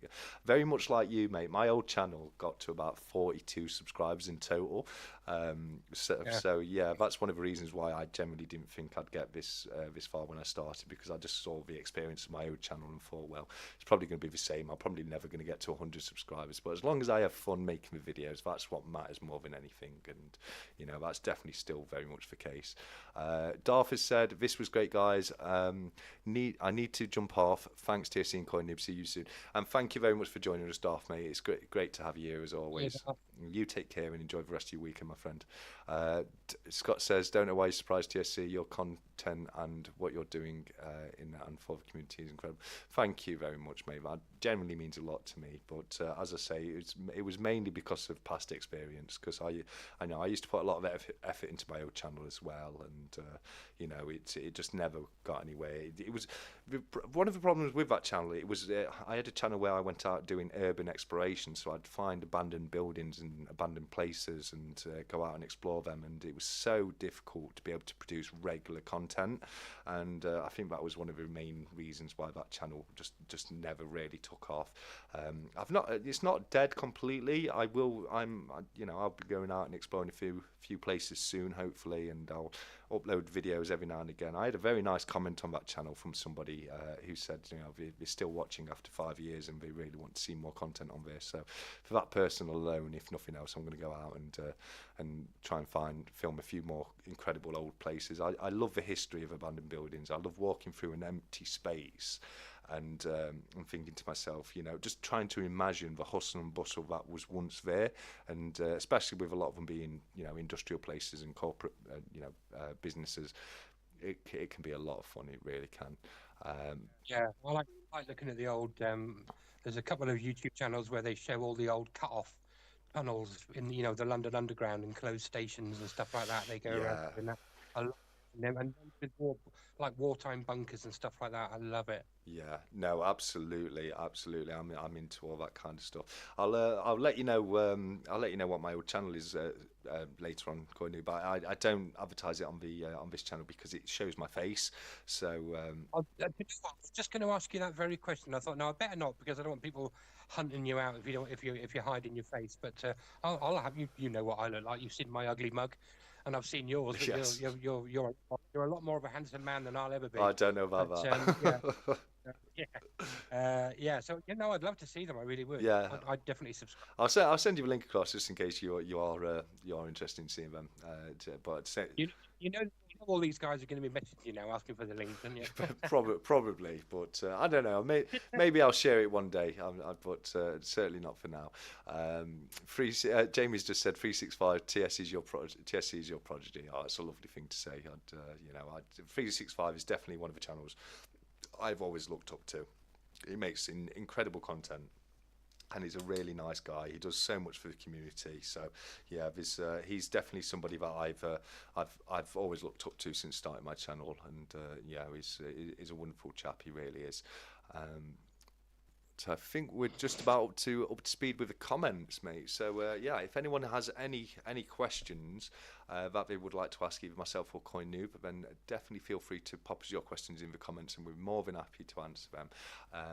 But with it getting to about 9:30, let's change things up and say, if anyone wants to take a little stroll down Conspiracy Corner, feel free to do so. And if you have any questions regarding anything a little bit out of the ordinary like that, then definitely let us know. Do you have any favourite conspiracies, CoinNoob?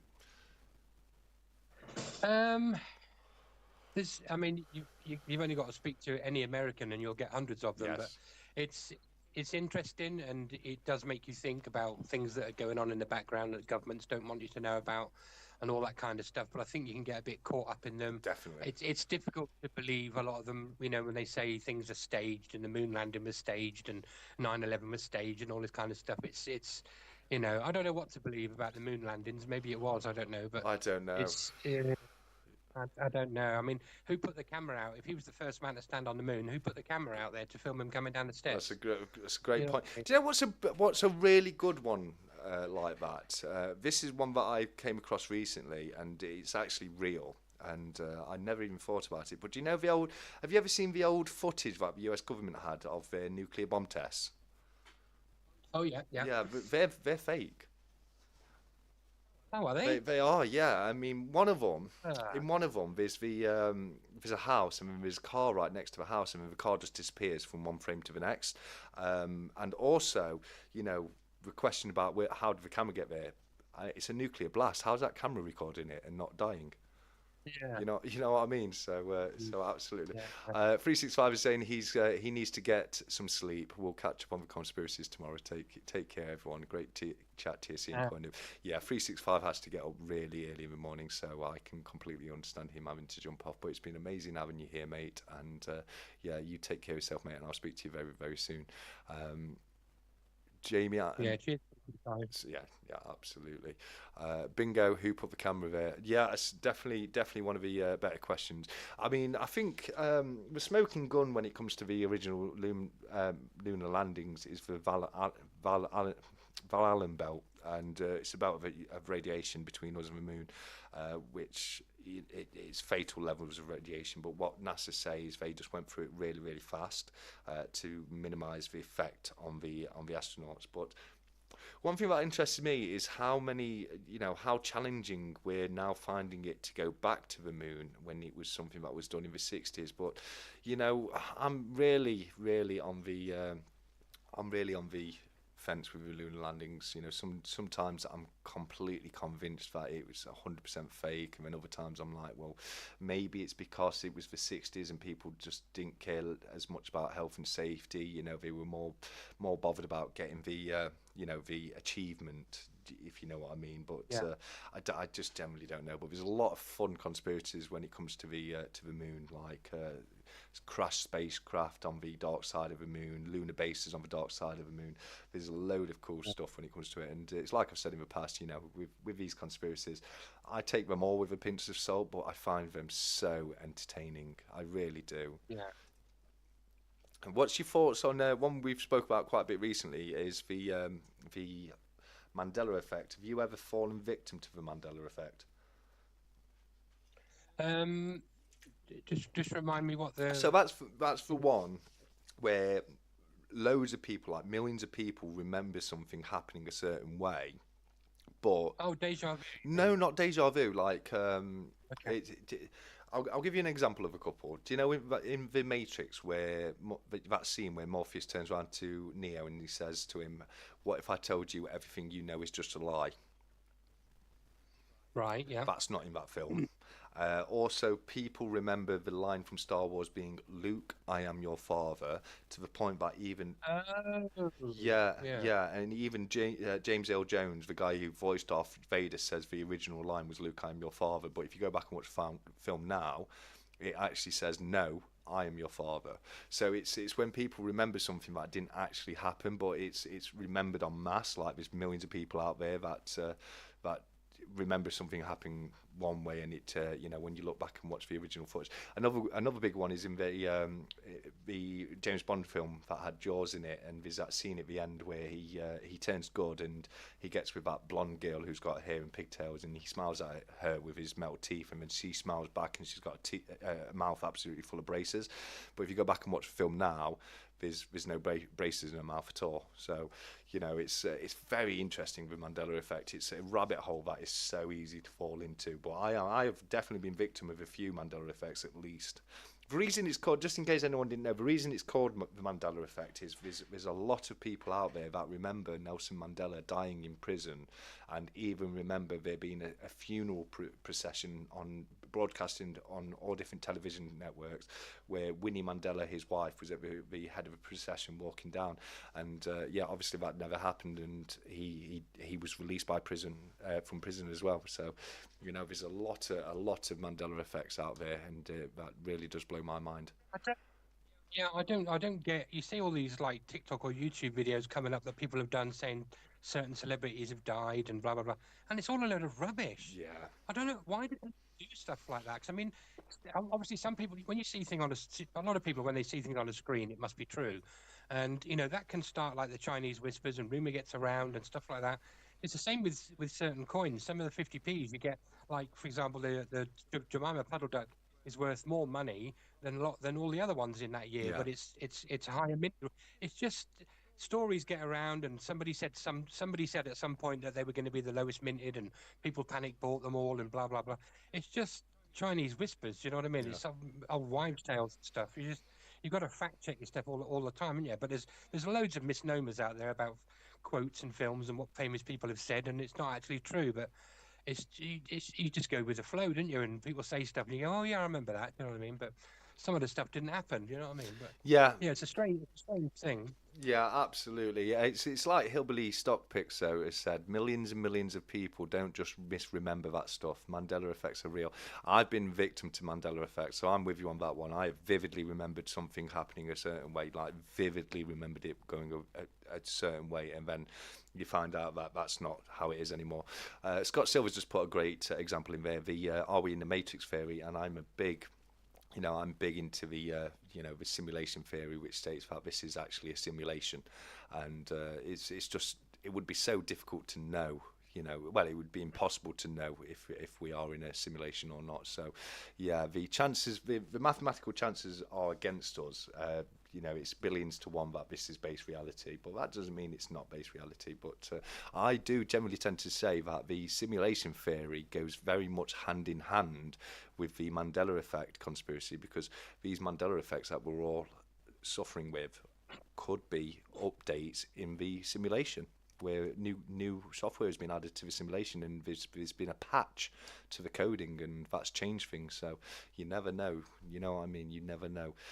Jumping into silver got my Peaky Blinders coin. Wow, that is a great coin to have. It really is a nice coin. It's got a huge premium to it, but it really is a nice piece. Future Investments has joined us. It's great to have you here, buddy. Thank you so much for joining us. Always good to see you, my friend. And Future Investments is another guy with a great channel, and another person I've looked up to ever since I started my YouTube channel. So it is great to see him here with a chat with us. We've got some Bigfoot fans in the chat. What are your thoughts on Bigfoot, buddy? Does he exist or? I didn't we have this before? I thought it was a Sasquatch, but that's the one. One of them's in the snow and one of them's in the forest, isn't it? Sasquatch is Sasquatch is Bigfoot. So Sasquatch is Oh, over in America. It comes from the original Native American term for Bigfoot, which was abbreviated down to Sasquatch, and then you've got the abominable snowman who's over in the Himalayas, etc. yeah. I mean, there's no. I mean, Loch Ness monster. Do you know what I mean? There's a guy there that lives in a caravan. He's been there about 20 years trying to find it. Do you know what I mean? He spent his whole life dedicated to it. I don't. I don't believe in any of that stuff. I'd have to see it for myself. The only thing I have a little belief in is ghosts and spirits, because I just feel like our minds and our intellect and our thoughts and our memories, they can't just all disappear. Do you know what I mean? And I would never be surprised if, an image, an apparition appeared in front of me, or I'd be quite calm about it. And I even talk to poltergeists. If something suddenly moves or a door suddenly shuts, I always say, come in, then sit down, shut the door. Do you know what I mean? So I'm a bit more believing in that kind of thing, than the sort of made up creatures and animals. But I don't know how you feel about sort of spirits and Well, ghosts or. I used to be part of the paranormal investigation group. I've actually got my K2 meter just chucked tucked away in my desk here because I had it out back on the 24-hour live, and I've had some weird things happening since I moved into this house. Now it happens every now and again, but I'll be lying in bed at night and there'll be a bang on my bedroom door, and that creeps me the hell out. And it happened to me recently, and I was lying in bed, and it happened again, and it was like someone was thumping on my door, but the difference was this time my door was wide open and I could see everything. Yeah, there's too much stuff that's unexplained, isn't it? Which Yeah. is why I'm a bit more. This stuff's happened to me, and Oh, I've gone into the that gone into the kitchen and put a cup out on the side, and then come back in to let the kettle boil, gone back out, and the cup's gone. Things like that, just weird stuff. Do you know what I mean? very good one being put in the comments here by the Urban Stackers Den, the Green Man. I don't know if you've ever heard of the Green Man, and never leave your fire if you're out camping, else the Green Man may be around. Because yeah, The green. Green I've Man. not heard of that. Right. So I've heard of the green cross man. Is that the same one? no, no. So the Green Man is somebody who will turn up. If you're ever out camping, it was someone who will turn up and he'll want to sit down and join you around the campfire, which is absolutely fine. You've got nothing to worry about unless you go to bed without putting your campfire out. Because if you do, he will strike, and that is the Tale of the Green Man, which is a great, great ghost story, and yeah, it's a lot of fun. Steeler Stacker says, "I have spirits in my house, fun footsteps, voices, bangs, crazy nights at time." Yeah, that's the kind of thing, footsteps that aren't accounted for. The worst one is this banging. It literally sounds like, and it's not a light tap either. It's like someone's really thudding on my bedroom door. And same as I say, the last time the door was wide open, there was literally nobody or nothing there, and it banged twice, and I was just lying in bed like, really? Yeah. I'm not dealing with this, so yeah, I'm just going to ignore you. If I want to know if anyone's the same in the chat or you. If you're laying in bed and you're hot and you let your leg dangle over the edge, do you think like a hand's going to grab your leg? Yes, yeah. Because I can't bear it. I sort of accidentally let my foot flop off the end of the bed, and I quickly retract it back in again under the covers. 100%, You know what I mean? 100%. The bed's my safe space. That's base. No ghosts are allowed to get you if you're in your bed. That's the way I see it, and I'm like you, mate. So it's not just me then. No, That's good. no, it's me too, 100%. Yeah, if you got, I don't even. I've got a divan as well. There's not even anywhere for anything to hide under my bed. Me too. Yeah. I'm still petrified. I still won't do it. Yeah, absolutely. CoiNoob, is it all right if I pass your email over to Jamie Frost? He would like to contact you, mate. Yeah, no problem. Yeah. Cool. I will get that over to you later, Jamie. Probably after I've done the live stream, mate. But that's no problem at all. My jumping into silver, my foot goes cold. Yeah, all the time, all the time.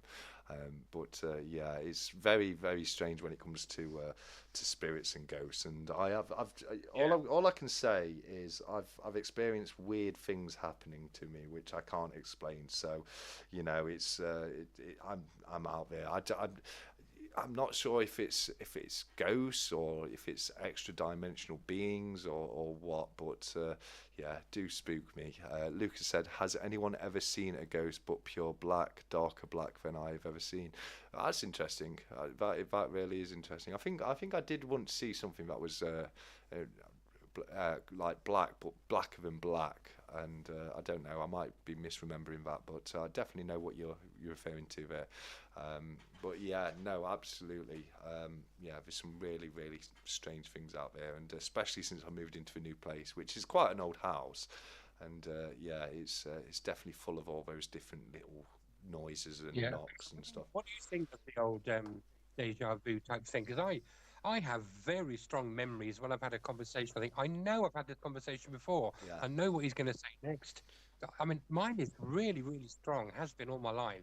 What do you think? Do you think that's you sort of reliving a life, or you've come from another dimension and you're slightly, they're in different sort of times? What do you think? Yeah, it could be another patch on the simulation. You never know. But no, it's interesting. I used to, especially more than when I was younger, I used to have dreams, like really vivid dreams, and then I'd be sat there, I'd have the strangest feeling of deja vu, and then I'd remind myself, well, actually, I dreamt something very, very similar to this. So yeah, it is very strange. And if anyone ever has experienced true deja vu, they'll know exactly what you mean. I've just remembered what it was that I saw that was blacker than black. And this is scary. This is one of the scariest things that can happen to you. Have you ever heard of sleep paralysis? Yes. Yeah, Yeah. sleep paralysis isn't nice. Now, I had a really bad experience with sleep paralysis. I used to do a lot of camping, like solo camping. I used to go out every single Friday night on my own. I had my own little spot in the woods, and I used to go up there with my hammock. And I never bothered with a tent. I was always in a hammock, and I used to have a lot of fun out there. And there was one night where I woke up. I could feel somebody stood next to my hammock, and I was like swinging into them, and I woke up and I was totally paralysed, not able to move, and I took literally every single ounce of what I had to lean over and try and grab my axe, and I Yeah. fell back to sleep doing so, but that shook me up for a long time. It was actually the last time I went solo camping there anyway, but yeah, no, that it was scary enough to put me off wanting to be in that area on my own at night. And it was an area that's it's got a 4,000-year-old stone circle there, and it's been, you know, there's a lot of spiritual background to the area itself as well. And you know, even without telling people about my experience, I've had a lot of people tell me that, you know, that area is haunted and there's something out there in those woods, and I 100% agree with it, because I had a couple of things. There was one night where I was sat there and a rock behind me just moved on its own, and that was quite spooky, but I put that down to nothing. And there was another time where I could hear something walking in the leaves right next to my campsite, and I walked over and I'm looking exactly where the noise is coming from, and there was literally nothing there, but I could hear these footsteps in the leaves, rustling the leaves, and there was literally nothing there. So, you know, it's very, very, very spooky area, and not one that I plan on going back anytime soon on my own. No, it's. I don't even think it has to be a spooky. I mean, I would never walk through a wood at night or a graveyard at night. I know there's nothing there, but I wouldn't do it for £1,000,000. Yeah, no, I used to get there. I'd finish work and I'd go home, do a few bits, get my bag together, and a lot of times by the time I got to the woods, it was pitch black, and walking through those woods on your own at night can be very, very spooky. We used to have a herd of sheep where it was as well. So you'd walk around a corner, and next thing you'd know, you'd have these bright green eyes shining back at you Mm. through the torchlight, and that could have been quite spooky at times as well. But yeah, no, there's a lot of spooky going off out there, and as I say, I did used to be a paranormal investigator quite some years ago. I had a really great time at the National Emergency Services Museum in Sheffield, whereas I was on my own and I was recording, and I was able to record an EVP, which is an electronic voice phenomenon, and it's a video that I've still got on my own channel. So when I send you that across later, you'll definitely be able to check that out if you like. But yeah, there's me talking to the recorder, and then just out of nowhere, there's this female voice that comes up, and I generally cannot explain it for the life of me. It was so creepy, and the best ever evidence I ever found whilst doing a ghost hunt. Yeah, I've got a few friends that do them. It's hard for me to, because I'm a bit of a, I don't know. It's just some of these TV programs that they do are all a little bit cheesy and a little bit, you know. Yeah, I don't know. I know some people really get into it and love it, and yeah, I can't watch something like that. But one, because it creeps me out, and two, because I don't sort of believe what's going on there. Do you know what I mean? And I yeah, know that I don't know. I mean, how do them machines work that sit there whispering words and noises and stuff like that? Do you know what I mean? yeah. How do they even work? Do you know what I mean? There must be. I don't know. How do they work? I just imagine there's stuff pre-recorded on there and it just plays out randomly. Do you know what I mean? I'm very skeptical. No, because it sounds like you're referring to an SB7, which is Spirit Box, and what they use radio waves. So the way it's supposed to work is a spirit can dive into different radio waves, like different radio stations, and we can communicate a little bit like how Bumblebee did in the first Transformer film when he lost his voice box, and you used to have to like mash up a load of different radio stations to get a message out there. EMF meters, they run on electromagnetic fluctuations. That's what I've got just next to me, and it's got like little lights on there where normally it's in the green, but if it picks up an EMF field, then it will spike all the way up to the red, and it can be they can be creepy when you're just walking around them, and all of a sudden out of nowhere the light just shoots up into red for no reason. So yeah, a lot of fun. Baron Vamsky said, I stayed a night in a church, and my dog went with me. He went up to Stoned Up Archway, and he was waggling his tail at the arch. He then rolled over, which he does when he sees someone. Yeah, I mean, animals, they are, those kind of videos freak me out, where you've got like a dog or a cat, and it's like reacting to something that's just not there. Yeah, they freak me out and all. I think because animals have got a lot more higher senses than us. You know what I mean? Yeah. And when I take my dog out at night, he senses people walking towards me in the dark, minutes before I even hear or see them. Do you know what I mean? He's very aware. But those videos where the dogs they're just sort of staring into space, and there's something there. They're reacting to something that we can't see. They do freak me out. I try and avoid watching those because what are they looking at? Do you know what I mean? What's going on? Exactly. It is really, really freaky, isn't it? They do get a bit terrifying. Jumping into Silver said, what do you two think about me having a Royal Mint King Charles 75th birthday quarter-ounce coin, COA number 1? And I think any coin that you're lucky enough to get COA number 1 is very good. I mean, it doesn't really mean anything, but people do like to see low numbers on COAs, don't they? They do. We've had this big debate in Christopher Collects about, because he likes to get a low number. I don't think it adds any value. When I ask them at the mint, when all these coins are produced and laid out on little trays, and then they're stacked on little tray holders, and then they go through to the room to be put with their boxes, they're all mixed up. You're not actually getting coin number 001. You know what I mean? But for some reason, some collectors like to have, and normally 001 is kept or reserved for VIPs or whatever like that. So I've got a 002 on a commemorative coin that was done for Prince Charles, and I'm chuffed to have it. But I don't know why.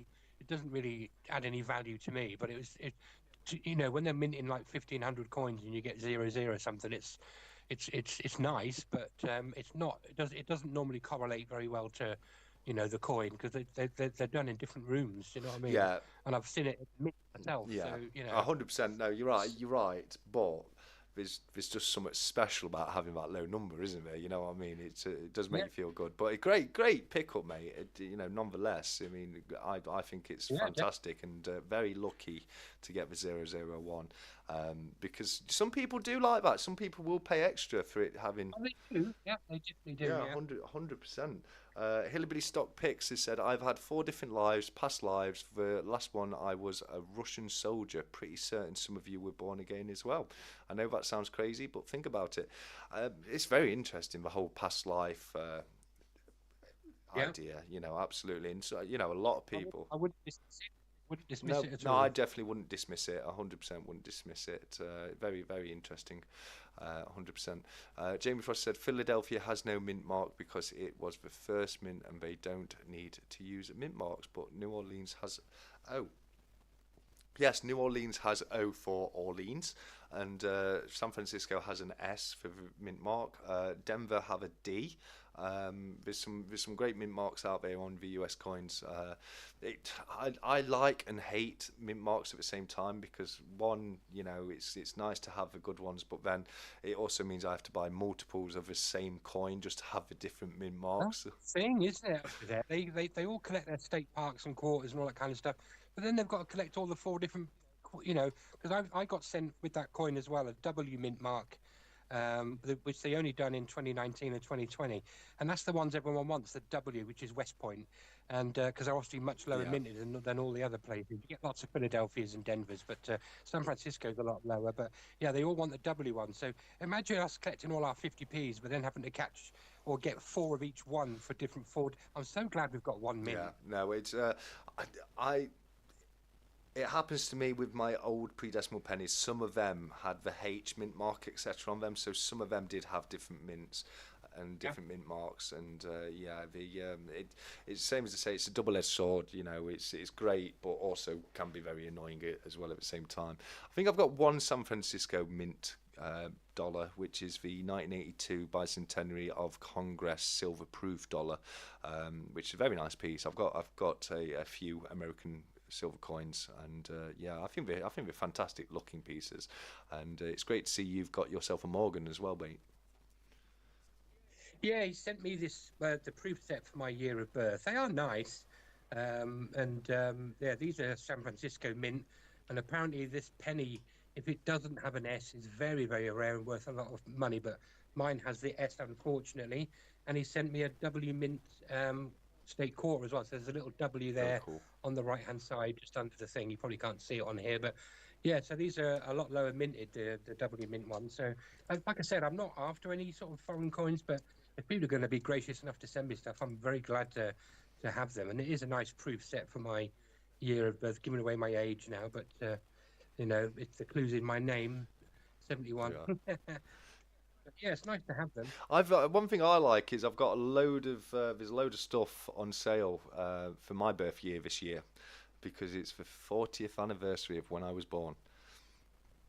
Well, there you go. So the Royal Mint have put up a few 1984 coins and 1994, etc. But now I've reached for a ripe old vintage of 40 this year, which I've got underwear older than you. So I like you, mate.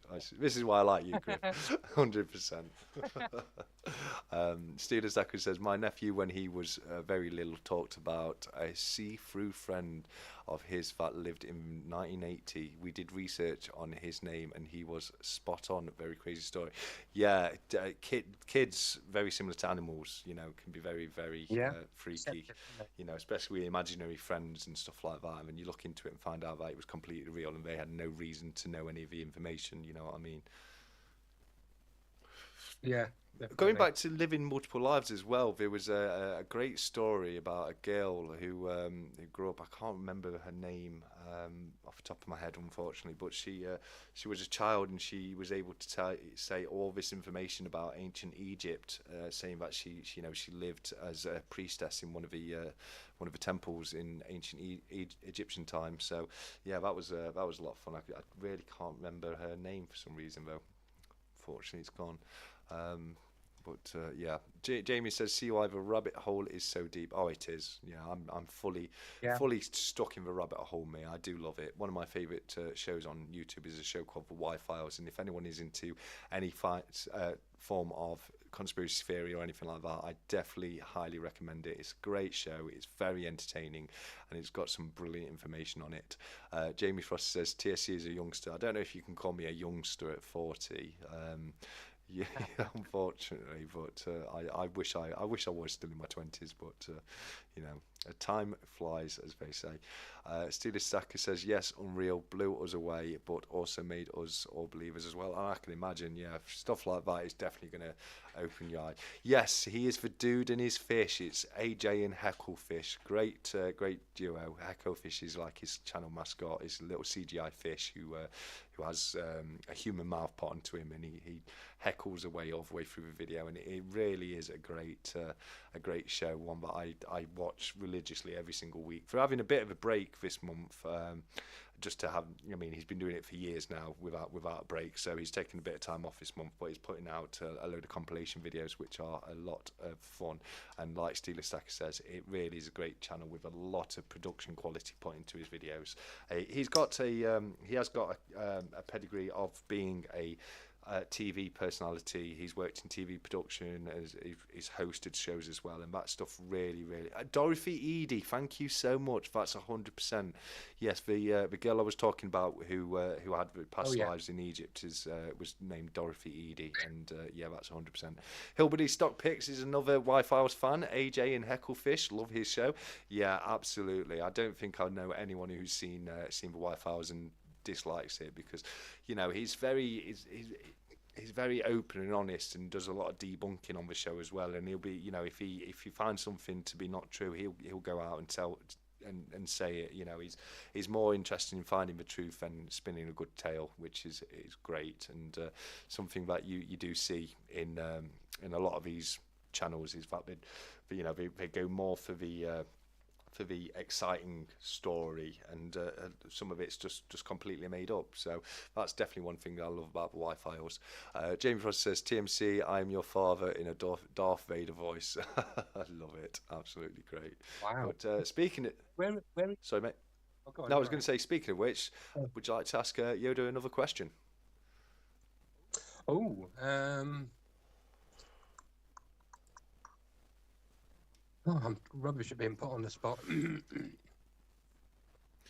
If anybody out there has any questions for Magic Yoda, let me know in the chat, and I will pop them across to him. This is these stack chats are your one chance to ask anything you like to the Magic Yoda, who's he's right more times than he's wrong. I put all my difficult life decisions on his shoulders, which I probably shouldn't, but anyway.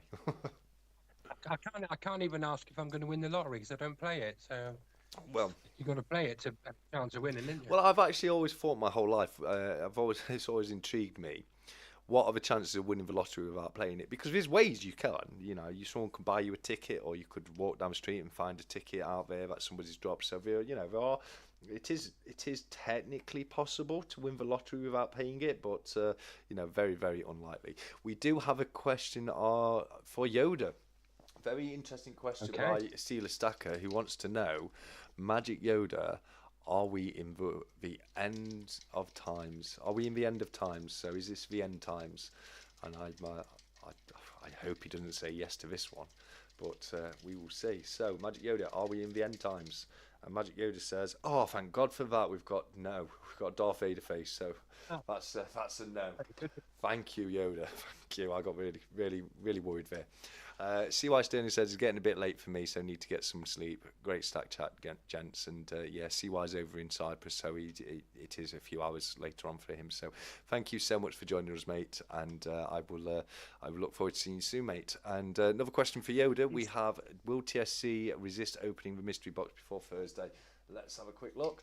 So Magic Yoda, will I resist opening Jamie's mystery box before next Thursday? And Yoda says he doesn't know. He says question mark to that one, but I can promise you I will be holding out. It won't be Thursday I open it, because I'll put the video out on Thursday, so I'll open it either Tuesday or Wednesday and have a video ready to go up on Thursday. So that's probably why I was a little bit confused on that one. But yeah. Does CY Sterling have cheap accommodation rates for numismatics or anything? If we want to go over and have a little holiday, or absolutely, CY, you're gonna have to put us all up, mate. We'll come out, a great big posse. Come over and see. I've never been to Cyprus. I would love to visit Cyprus. I lived there when I was a baby because my father was ex-forces, so we lived in Cyprus and Germany and all over the place. But I don't remember it. Obviously, it was when I was first born. But we were there at the at the Air Force base. But I don't remember it. I would genuinely like to go back. Yeah, absolutely. A couple more questions for Yoda. You're in demand tonight, my friend. So, Magic Yoda, will Nerd UK win big on the premium bonds? Let's hope for a positive result on this one. So, Magic Yoda says, "Oh, it's Darth Vader face, mate." He says it's unlikely, but that's not to say it definitely won't happen. He's just saying it's unlikely. Steeler Stacker, will Trump win the election now? That's a hot topic, isn't it? It really is a hot topic. But Magic Yoda, will Trump win the election? Oh, we've got a thumbs up on that one. Oh, we've got a thumbs up on that one. I don't mind Trump. I find him entertaining, and he did. People will struggle to find anything particularly bad he did during his 10 years as president. And you got to remember, the Democrats put millions of pounds into trying taking him down, and nothing stuck. So that says something about it. Very, very, very decisive. Very, very decisive. And CY said, "I'm sure we can arrange something." So there we go, Griff. Me and you road tripping out to Cyprus. Yay! Excellent. Just so you know, CY, that's next Friday through to Monday. We're going to take a long weekend next weekend and do the stack chat from your house, mate. Is there any Cyprus bullion? Do they have a 1 ounce bullion coin? No, I don't think we do. I think I've spoke to CY about this before, and I don't think they do. He can sometimes struggle a little bit getting the UK releases over there as well. But yeah, I've Yeah. got him coming back on for a stack chat in April, so I'll definitely ask him Oh, again when he comes on. But if memory serves me correctly, I'm pretty sure he let me know before that they don't have their own bullion coin. yeah. I always ask people whenever I meet anyone on TikTok from a different country, I say, "Have you got your own?" You know, 'cause you've got the pandas and the kangaroos and the maples and eagles, and other countries must have them as well. Yeah, no, absolutely. And one of the, I'll be honest with you, going back to Trump, because Steve Stacker said he really helped our country, media hates him. I'm going to be honest with you, mate. One of my favourite things about having Trump as a president, and I hope he brings her back, because I miss my daily Kayleigh McKenna. Is it what was the name? Kayleigh McKennery or something? His press secretary. She was fantastic. She was. I was such a fan of her. The way she used to just shoot down the media. She was so preferred, so professional. She was a young lady, very good looking lady as well. And people thought she got the job for the wrong reasons. But her very first press release, she came out and she was so prepared for it. She shot everybody down, and she just did an absolutely fantastic job. She really did. Stephen's got a question. I have a question for Yoda. Will TSC ever stop talking about 50p's? No, we don't need Yoda to answer that. Never. Never, never, never. Yoda, will I ever stop talking about 50p's? And Yoda says, "Oh, thank you, Yoda. We've got Vader face. He's getting them all right tonight. He really is getting them all right tonight. Because no, I wouldn't. I refuse to stop, and I've got the perfect guest on to stick up for me with the 50p's. So Exactly. Nothing wrong with 50p's and £2 nothing coin. wrong at all. And it's like I say a lot of time. 50p's are what gets a lot of people into collecting coins, isn't it? Through the Yeah. finding them in the change. Yeah, And there's another changeover, obviously, or a link into silver because you get silver 50p's, and I've got a lot of PA for £2 yeah, coins. yeah. I got my Yeah. first PA for coin recently. Oh, what do you get? 20p. Oh, I've got a 5, a 10, 20 pound coin and £2 coins. Yeah, they're good, aren't Yeah, they? yeah, great. It's 1982 PA for 20p silver proof, and it's my first ever PA for coin. I've got quite a few proofs now. I've got well over 30, including modern and slightly older ones as well. But yeah, I'm probably going to start getting silver proofs again sometime soon. But I will be looking to get them Yeah. on the secondary market at a better price. I would tell our naysayer for coins to look at the 1999 Rugby World Cup £2 coin, Piaford, with the hologram on. Utterly gorgeous. Yeah, absolutely. Wolf Stackers has let us know that he's getting off. He says, "Great evening, guys.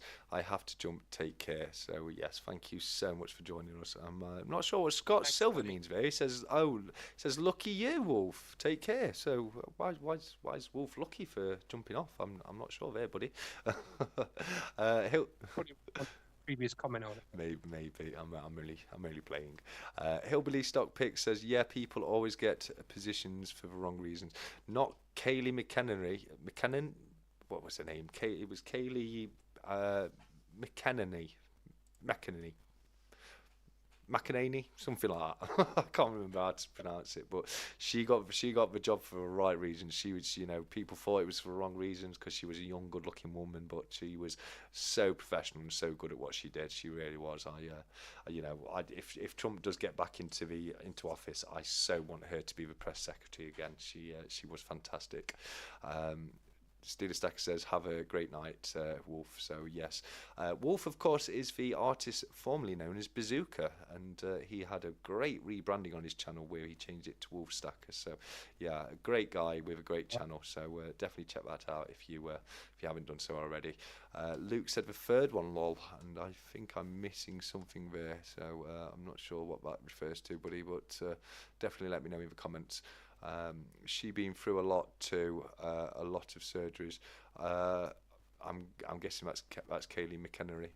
I didn't wasn't aware of that, so absolutely. Scott Silver says, "I love you, TSC." I do, Scott's mate. It's great to see a bit of content from Scott's again as well, because he's had a bit of a sabbatical recently, and I've definitely been missing his content from YouTube. He's a great guy. I've got my Angus cow just over to the right of me, who he very kindly sent across. So yeah, he's a fantastic guy, Scott Silvers, and very lucky too. He won the gold on the 200 member giveaway for Stackers Social.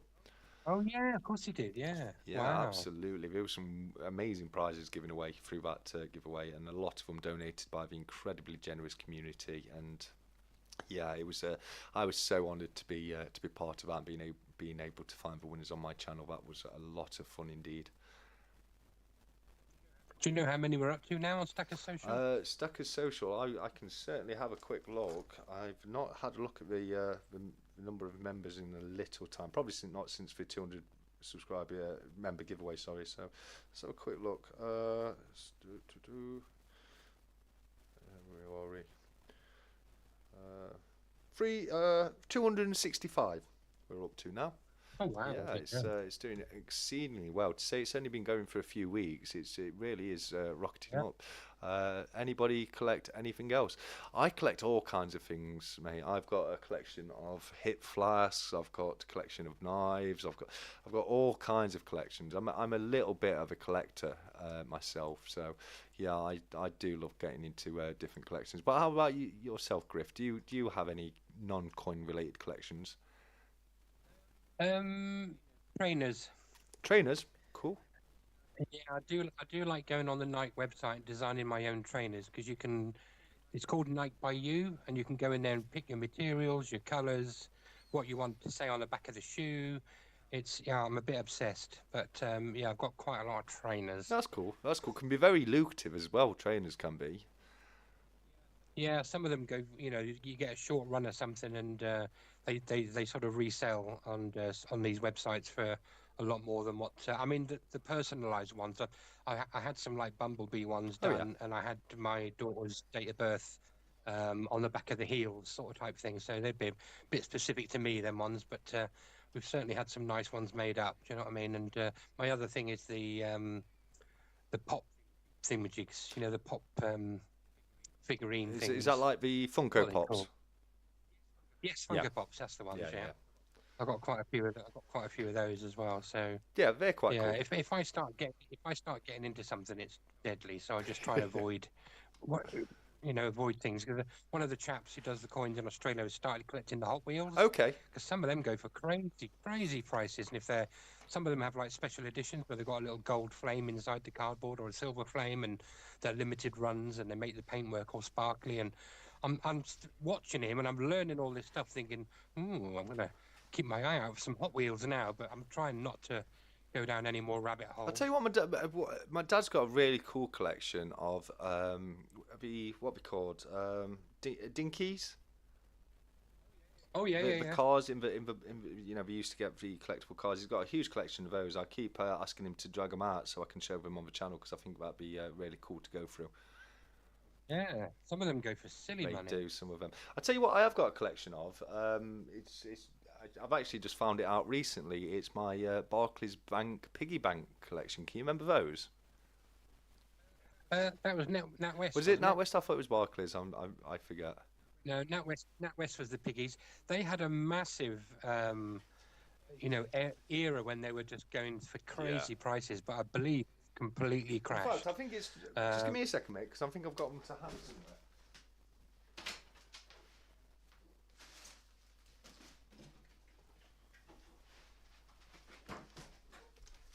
Hey, buddy. Yeah, you're absolutely right. They had their heyday where they were going for silly money. They did. Yeah. Now I think they still fetch. They're not like they were, but they can still fetch a little bit of money. And if anyone, but they had a bit of a buzz period, where they were going for really silly money. Yeah. But they're still worth money now. I think I only ever had the one in the piggy in the nappy, the little starter one. Oh, okay. Well, that's the. Is that the wife? Or I think that's the wife there.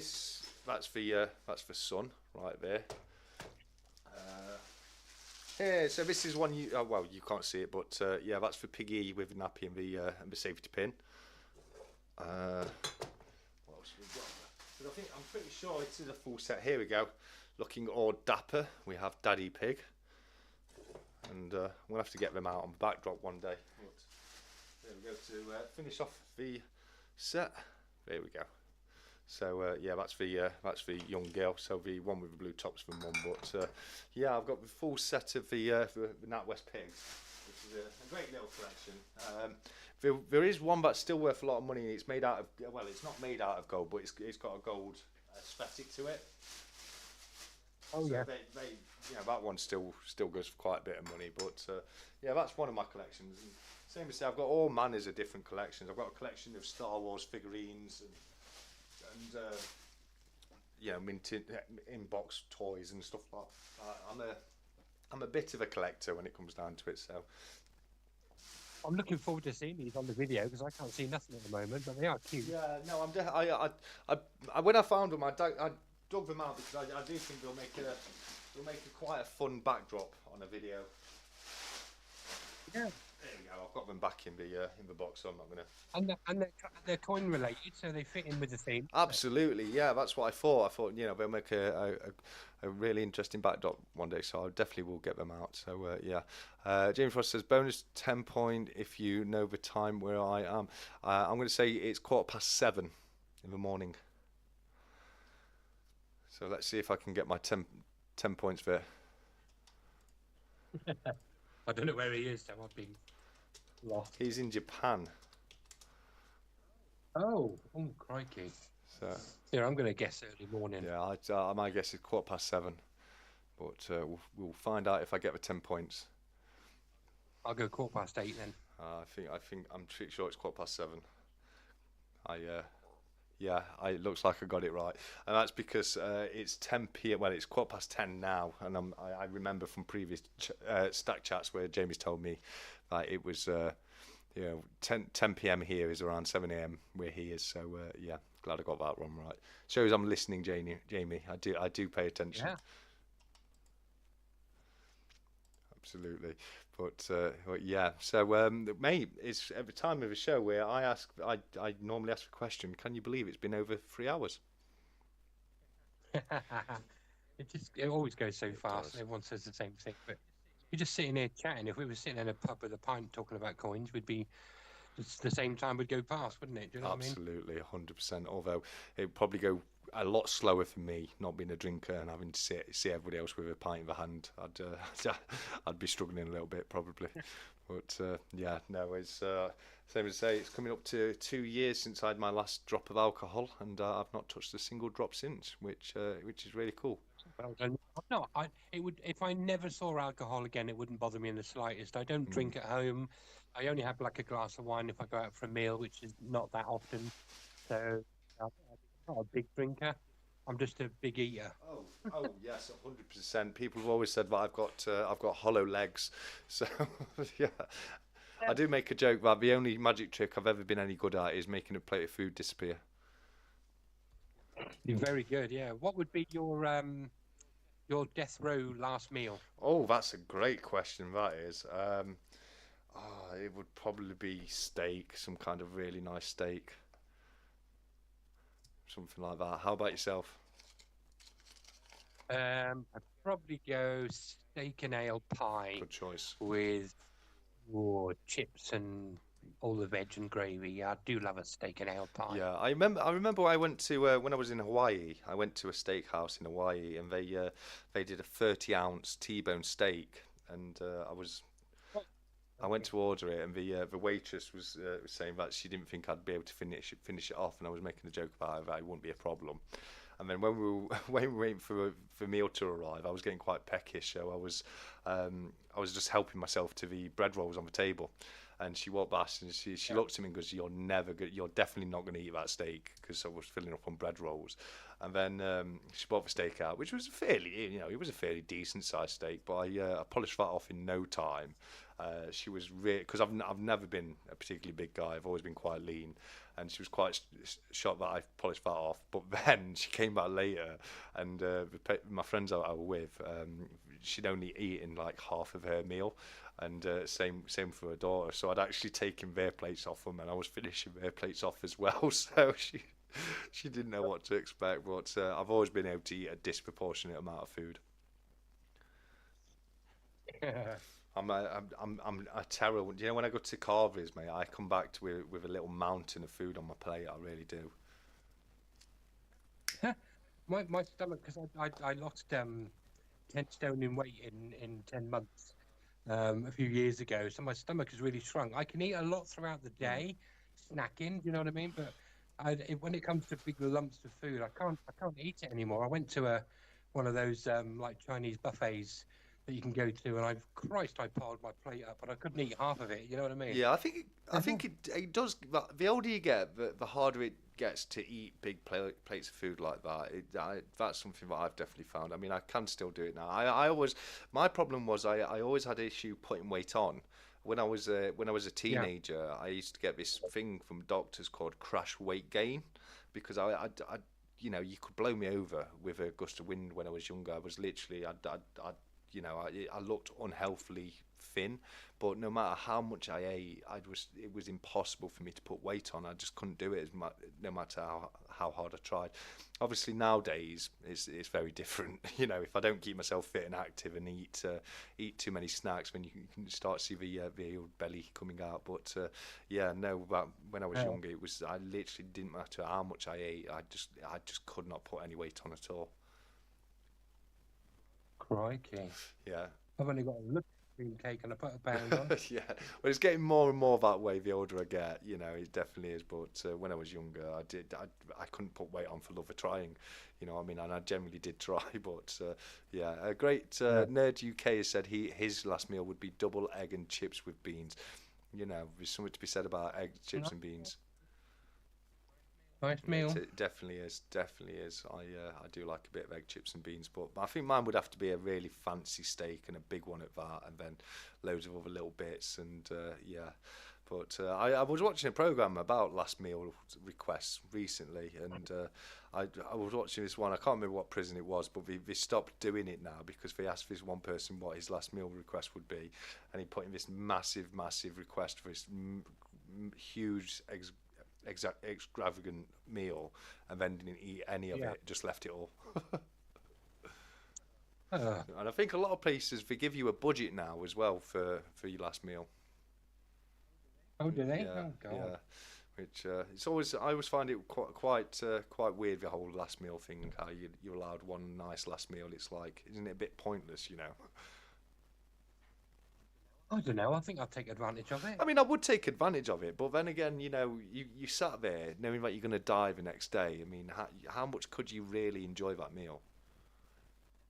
You know what I mean? I don't know. I think I'd enjoy it. I can't lie. Yeah, I like food too much. I think I would too, but yeah, no, Yeah. 100%. But yeah, absolutely. I mean, it's been a great night again, Griff, mate. I always enjoy having you on because it's such a fun chat. You're very similar to me in the things that you pick up and collect. So I think it's always a great chat to have you on, mate. No problem at all, No, mate. it really is. But hopefully it won't be too long till you're back because same as I said, I do really like having you on. But if there's anyone out there who would like to come and appear on a stack chat with me at a later date, definitely let me know. Just email me or direct message me on Discord. I'm always looking for new people to come onto the channel for a chat. So if it is something that you think you'd be into, don't worry about asking. We'll get you in as soon as we possibly can do. It's as I've said before, it's great to discuss all the diversity when it comes to stacking and collecting, and I love to talk about the ways people are different. I really do.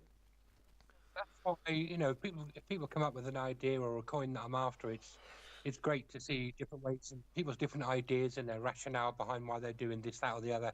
It just makes interesting because I would never say that what I do is the way to go. Not at Of all. course, Do you know what yeah. I mean? If there's a different line to go down, then I'll I'll start following it if I see benefit in it. And anyone that's out there that's sitting thinking they could never come on and do a stat chat, you're only sitting there with your phone on Skype. And TSC is so great at leading the conversation. There's no dead spots. He fills the gaps well. He's a fantastic orator. You really don't have to worry. Do you know what I mean? I worried on my first one because I'd never ever done anything like that in my life. But and when I watched because I was one of the first ones to do the actual You were stat chat V in the format first. it's in You were now. V first, buddy. Yeah, well, I didn't want to say that. It sounded big-headed, but you know what I mean. And I'm very nervous, but TSC is so good at doing this and doing the stack chats and keeping things going, even if whoever he's talking to might be a little bit more shy and harder to get in, because some people will sit there and go, "Yeah, no," you know what I mean. It's hard work sometimes, but he's brilliant. Thank you. It's painless to come on and do it because he's a fantastic host. So please do come on if you want. Do you know what I mean? It doesn't matter whether you've got 10 coins or 1,000 coins. You know what I mean? We're still going to be interested in what you've got to say, and what you think about silver and collecting and investing. Do you know what I mean? It's just interesting, It isn't it? really is. No, it really is. And I'll be honest with you, the guys out there with the smaller stacks, a lot of the time I get way more interested talking to the new guys and getting their impression of what they found of it so far. You know what I mean. So yeah, definitely never think that your stack or collection is too small to pop onto one of my Yeah. stack chats, because that's never going to be the case. But thank you so much for the kind words there, Griff. That's very nice of you. I mean, I do say to people, it's you've got nothing to worry about for coming on these. They're just friendly chats. We're here just to have a good time, and it's great that that's the experience that you've had. And I can remember I remember going back to that first stack chat, and you saying how nervous you were that you'd never done anything like this, and Yeah. afterwards you were saying how easily you found it, and you've come back for some great chats since. Yeah, I said, and because it's my second or third time, it's a lot more relaxing. I'm just sitting here chilled out. It's Yeah, cool. you know what to expect at this point, don't you? So it's. Yeah. I was only worried because we had such a big stat chat last week with the giveaway. There was like, 3 times the views of the normal ones. You know what I mean? I thought, oh God, I've got to follow that. Do you know what I mean? So I was a bit worried about that, but luckily I can't see the screen. So if there's only been one person here all night, I haven't seen it. So I'm happy. No, we've had a nice turnout. Usual numbers for a stack chat, so it's been great, and some fantastic people joining us in the live chat as well. So yeah, no, I've had a great night too, and yeah, last week's was a special. It was a very special stack chat. So I can understand the figures being a bit higher on that one. It was a lot of fun, and we found some great winners there. Jamie has said people wouldn't understand my dodgy accent. I don't know about that, Jamie. I've heard Jamie's voice, and I don't think it's that dodgy. It's a little bit of a mix. He's travelled the world and picked up different accents, but absolutely, I think your voice would do fine, mate.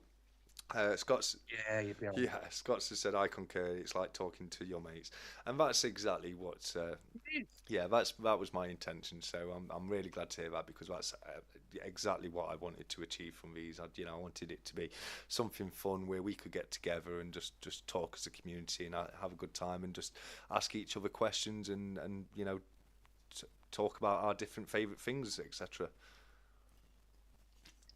Yeah, it's great. There's no set sort of format or anything like that. It's just, hold on, there probably is in your head, but you know what I mean? You don't feel like there's any, right, because I haven't done any preparation or thought of anything to ask or anything like that. I've just turned my phone on and here I am gobbling along. Do you know what I mean? It's just, you're not, it's natural. Do Yeah. you know what I mean? It just flows. Yeah, So absolutely. it's nice. Absolutely. So it depends what kind of stack chat it is. Sometimes, like if I have a bullion dealer or a pourer on, then I may have some set questions that I want to go through. A Yeah, lot of times when it's someone like yourself, I'll come into this literally with nothing prepared. Because I want it to yeah, be just a free flowing chat. I don't want it to be to any kind of set regiment. I want it to be able to naturally go from one topic to another topic, and that kind of thing. So especially when I have you on, Griff, likewise it's just a case of just having you on and having a chat and seeing what comes up.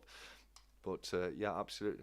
yeah. Next week's going to be very interesting. It's somebody I've been trying to get on for a little while now, and he's finally agreed. But I'm going to be getting Silver Punk on next week, who's yeah, Uh-huh. Yeah, one, yeah. great up and comer. He does some absolutely fantastic pours. I'm a big fan of everything he does, and I'm looking forward to getting him on. But I'll probably have some questions set aside for that one because I'm so Yeah. interested into the pouring process and how he got into it, that kind of thing. So, that one I'll have a few questions lined up. But even when I've got some stuff lined up that I want to ask, I'll start it off as a bit of an interview, and then as soon as I've gone through all that kind of stuff, the chat will become a lot more informal, and it will just naturally turn itself into a into a chat. Is it Silverpunk that's doing the 365's bison buffalo thing? Yes, it is, and Uh, I'm glad you brought that up because we had a bit of a debate about that last week. What do you think it's going to be weight wise? I did. Well, it was me that came up with the idea. I spoke to 365 in another chat. I said you should on one of these stat chats. I said you should do a little thing on your channel where you have to guess the weight it's going to be, because I can't remember what I said now, but it's going to be a hefty Yeah, little thing. That's a fat body on that bison. I know it's only got little legs, but yeah. yeah, I can't remember what I said, but I put it in writing on the thing, and he said he was going to start making notes of what people's guesses were. But I think it's going to be nearly up to 10 ounces, I Yeah, reckon. me too. I mean, when I had Si on last week, Si predicts it's going to be 5 ounces. Now I disagree with Si on that one, respectfully. Or it's going to be more Yeah, than I that. I've got 5 coins. It's more than that, I yeah, think. I think it's going to be 10 ounce plus. Like, but my bottom, yeah, Yeah. my bottom estimate is 10 ounce. Yeah, Yeah. I definitely, because it's like you say, it's a hefty little thing, and when that's when that's made of silver, it's going to have a fair whack of weight to it. It really is. Yeah. Hmm. I don't know if I can't remember what 365 said. I think whether he's waiting to the end of the year before he can afford to do it, or whether he's doing it now, or I don't No, know. Have to I ask him. heard from Silverpunk that he's looking to start work on it around now. He had it in the Oh, yeah, he's got it in the pipeline. So hopefully before long we'll find out exactly how much it did weigh. Yeah, look, yep. you'll have to get him to make you a silver Yoda. Oh, that would be brilliant, wouldn't it? Well, although that would be Maybe not the size of your one you've got there. That'd be about 30 ounces, I think. yeah. I was going to say it would be another hefty little piece, but a little smaller version. I'd be well up for that. I really would be. I Yeah. have got I've got the GSH aluminium pour, the Grogu, which is fantastic as well. He's done some nice pieces. Baron Vansky has said, "Oh, nice! Look forward to next week already. The first person I bought some poured silver from. Oh, that's fantastic, and I can understand you wanting to buy from Silverpunk. He has got some really nice pieces. I'm gonna have to pick up some of his bits soon. Hillbilly Stock Picks has said, I enjoy Stack Chat Discord, Stackers Social. It's a great Discord, it really is. If anyone hasn't checked it out yet, you definitely need to do that. It's a fantastic place for people to come together and chat about all different kind of things. So definitely join up if you haven't done so already. Jamie Frost, I forgot my first prediction, but I'm thinking around 15 ounces. That's where I am. I'm somewhere around 10 to 15 ounces personally, but I'm really excited to find out how much it's going to weigh when he's able to get the work done. It's going to be Yeah. this is going to be a hefty little piece, and it's going to be it's going to look stunning on 365 backdrop. I'm really intrigued to find out what Silverpunk's going to do with the piece, because as soon as I saw it, the little model that 365 had in his back piece, the little bison model, as soon as I saw that and he said he was going to send it over to Silverpunk to pour, I thought, oh my word, that's going to be a nightmare. That is to actually cast. So I'm really intrigued to find out how Silverpunk's going to do that. I really am. Yeah, I mean, what do you do? Do you sort of put it in sand and make a mold of it in sand, or how does he do it? Yes, yeah, that's pretty much how he works. He does sand casting, but because of the shape of it and the legs and the way they taper in, it's going to make it very, very difficult to be able to sand cast it. So I'm really, really looking forward to finding out exactly how he's gonna do that. Yeah, I presume he's going to make a video about it. Yes, he will be doing so. Yeah, as I say, it's gonna be great to see that, and I'm definitely going to enjoy having him on the Stack Chat next week. I had to rearrange things. It was, if people remember, I did say previously that it was going to be Small Stack Bullying next week. Now, Small Stack Bullying is going to be joining me on the channel. Unfortunately, he had a prior engagement that he wasn't able to get out of. He apologised profusely about it, but he gave me plenty of notice, and he really wasn't too much trouble. So I told him not to worry at all about it. We'll definitely get him rebooked in at the beginning of April, and I was able to coerce Silverpunk to coming on. So it's a win-win all round. We're still going to get Small Stack Bullying, and we're going to get Silverpunk as well. Excellent. Yeah, absolutely. And I think, have you seen Small Stack Bullying's channel yet? It's a very new channel. He's as I say, he's one of the younger guys in the community. I don't know, because some of them sort of pop up in my feed. There's quite a few of them I follow now, and some of them are on TikTok as well. I think Future Investments is on TikTok as well. I've been following it, but yeah, it's what is that? Small Stack Bullying. Yeah, Small Stack Bullying. I think he's only 16. Yeah, he's 16 years old, but he's doing a fantastic job with his channel. It's so nice to see young people coming into it, because just, coin collecting and all that kind of stuff is seen as a bit of an old man fart thing to do. But that's why I really like the youngsters coming into it, the next sort of generation. Do you know what I mean? Yeah. And I was happy to help, the young guys that needed, coins for their 50p collection. It was a nice feeling to be able to help them. Do you know what I mean? Yeah, no, absolutely. It really is great. I love seeing the next generation getting into coin collecting and stacking, because as you say, a lot of the time it's pigeonholed into being an older guy's game, but it is fantastic to see the new generation come through and breathing that little bit of new life into the hobby. Yeah. I mean, I get sort of, as I said before, I get analytics on my TikToks, and it shows me, for each video, and the general age is like 21 to 35. Yeah. So, they're not that old, are they? Do you know what I mean? And it's, I thought they'd be a bit younger, but 21 to 35. So it's, and 55% female, funny enough. Oh, well done. That's great figures, that is. I'm going to have a look at, see if I can find my figures here, but yeah, it's a little bit, here we go, let's have a look. So I have 95.2% of my viewers are male, with only 4.8 being female. Oh, wow. Yeah, it's very heavily weighted into the guys for myself. Age-wise, my biggest age group is 35 to 44 years old, with 35.4%. 19.4% are 45 to 54. 14.1% are 55 to 64. And 2.6% are 65 and over, with 25 to 34 years old is 22.3%, and 18 to 24 is 6.2. Area-wise, it's 53.2% UK, 10% United States, 1.5% Philippines, 0.9% Canada, 0.8% India, which doesn't really add up to Amazing. Sorry, mate.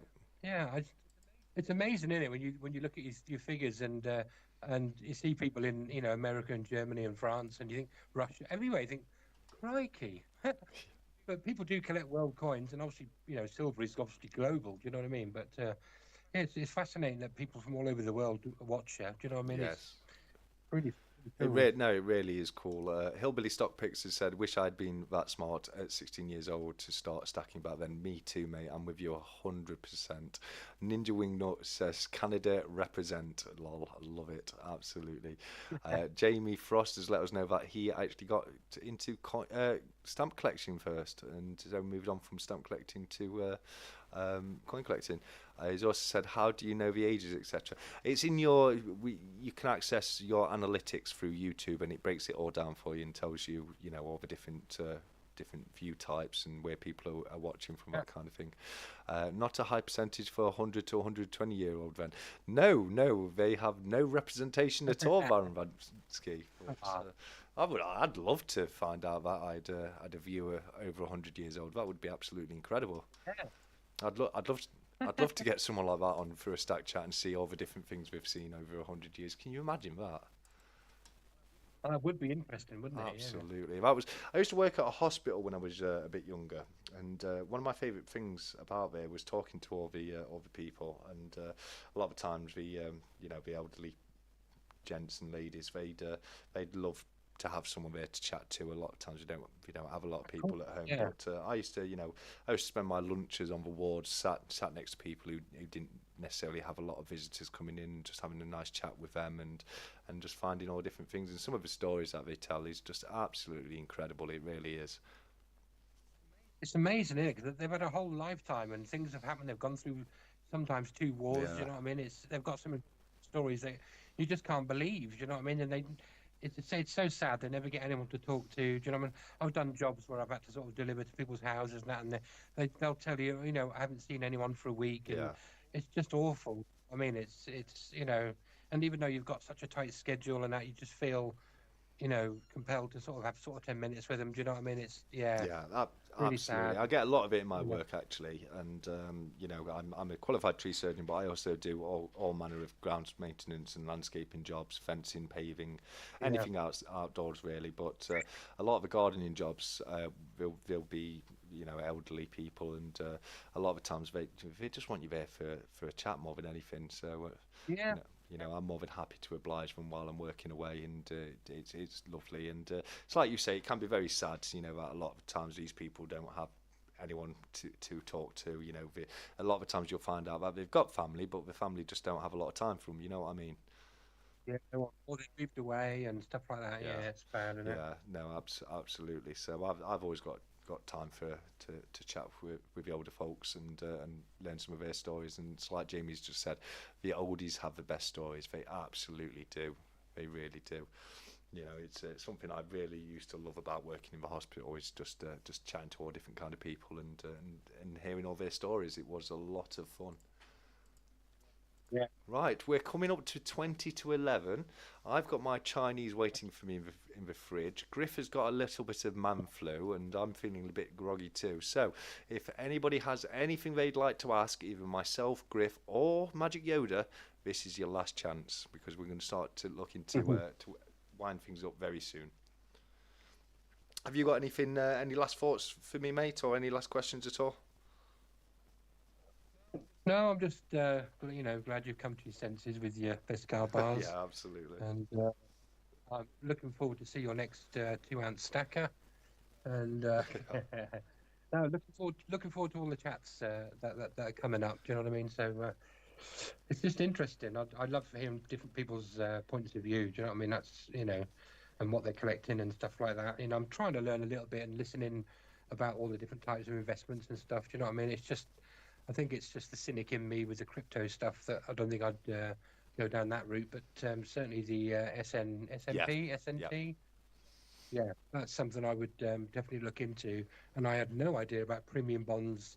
You get your money back. Do you know what I mean? I think that's a really good idea. It's like playing the lottery and getting your money back if you don't win. 100%. And not only that, as I say, it's like buying a ticket that you can use every single week. You can reuse the same ticket, and when you're done with that ticket, you can take it back and get your money back. And there's a lot of benefits to premium bonds.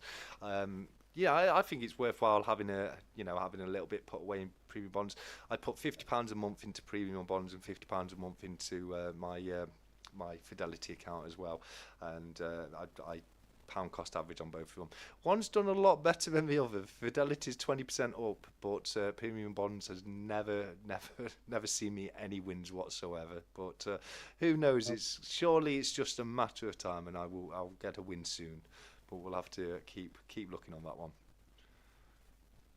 I would imagine so. I think I like the sound of the SMT before than the premium bonds, but yeah, it's great. The S&P really is a great fund to dollar cost averaging if you're trying to put a little bit away as a bit of a savings account, because it's based on the US economy. The economy generally tends to get bigger over time, due to inflation and different things like that.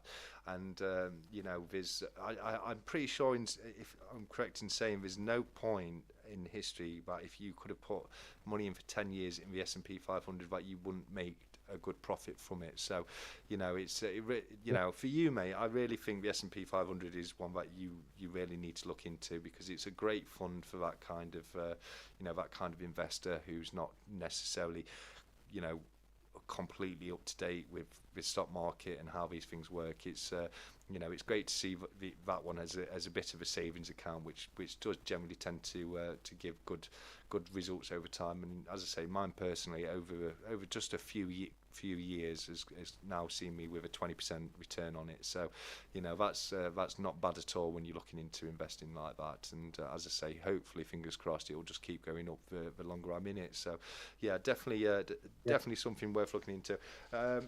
One thing I'll say is, if you do invest into it and you see your money go down, don't worry too much about it. I started going into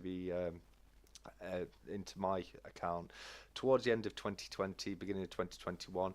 There was a crash in 2021, and for months, I mean months, I saw my account in the red. It was just in the red for a very long period of time. But I stuck to it, never took any money out, kept putting money in, and as I say now, because of that, because I was able to get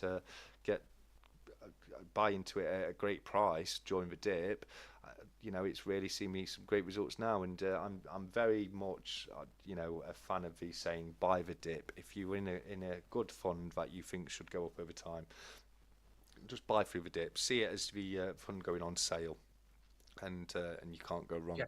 But something like another thing I said to people, because they'd say, well, what if this happened? What if that happens?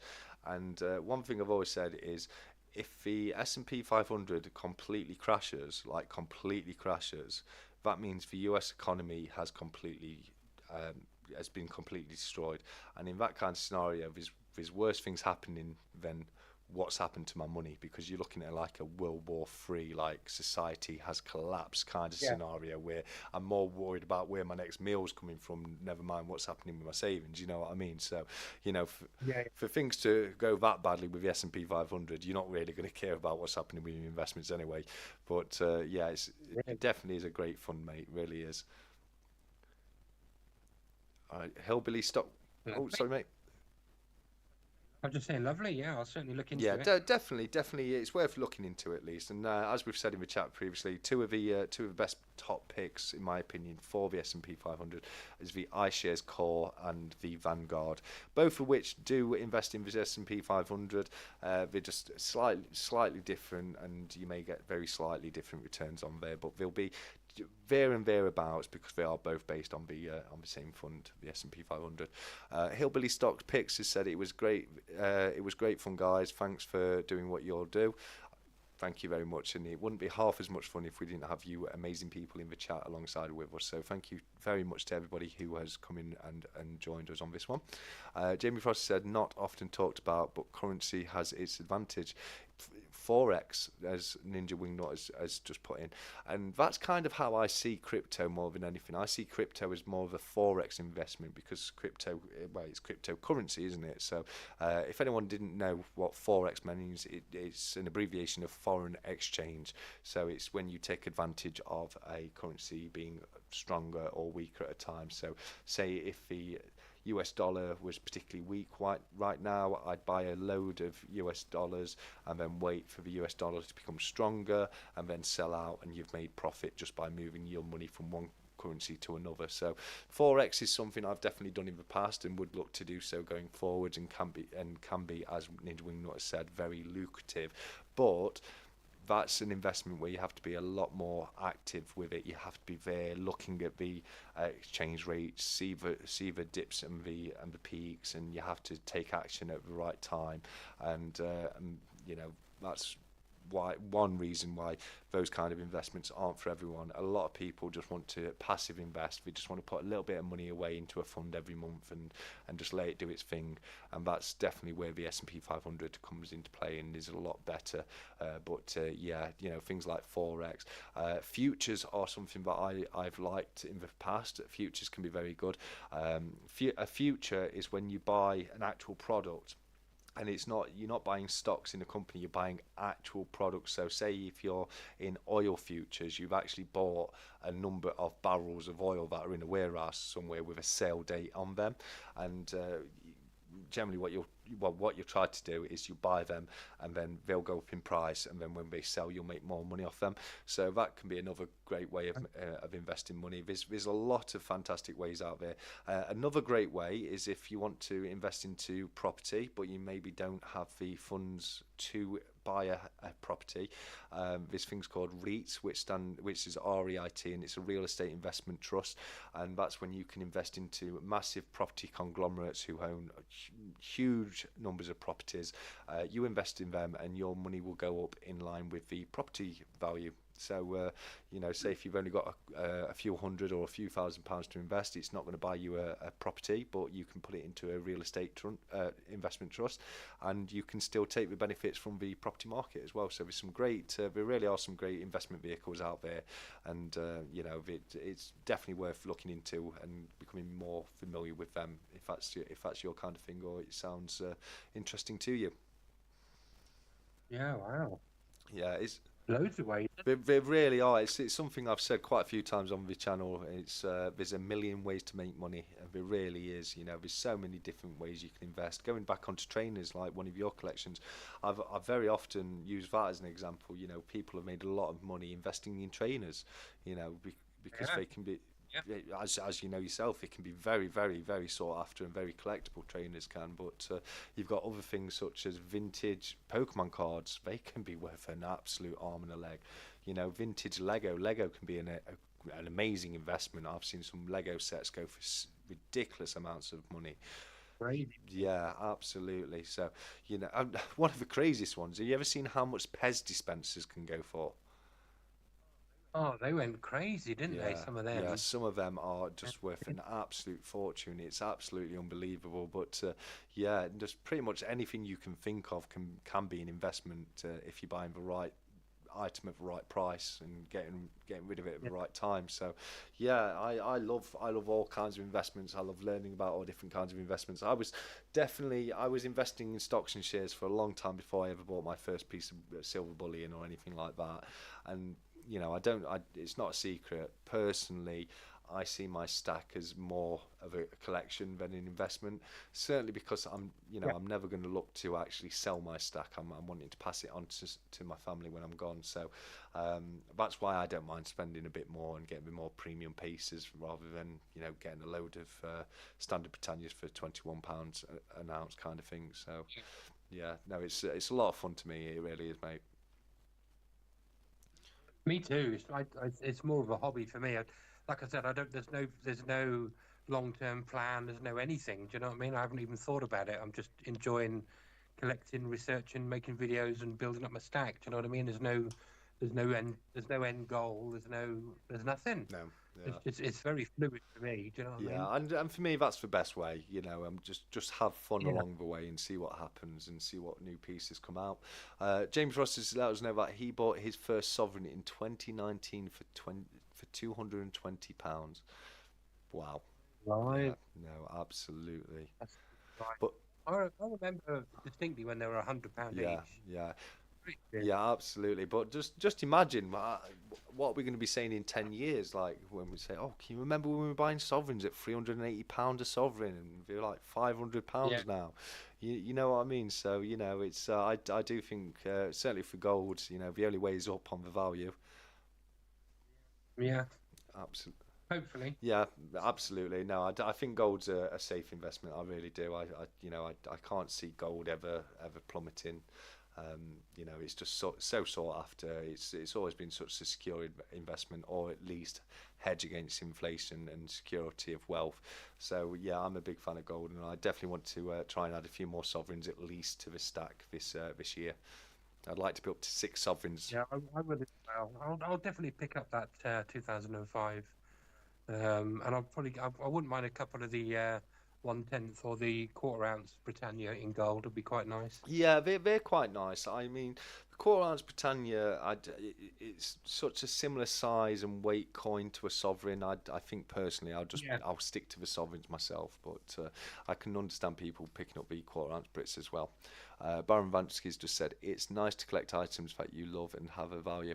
Yeah, it really is. It really is nice to have that collection and know that you are securing some of your money away in it, and as much as I'm saying I would never want to sell, you don't know what's going to happen, down the line, and one day may come that I have to sell my silver, but at least I'll have it there to do it if anything goes wrong like that. Cobra Stacker has come back to join us. He said, "I'm back, guys.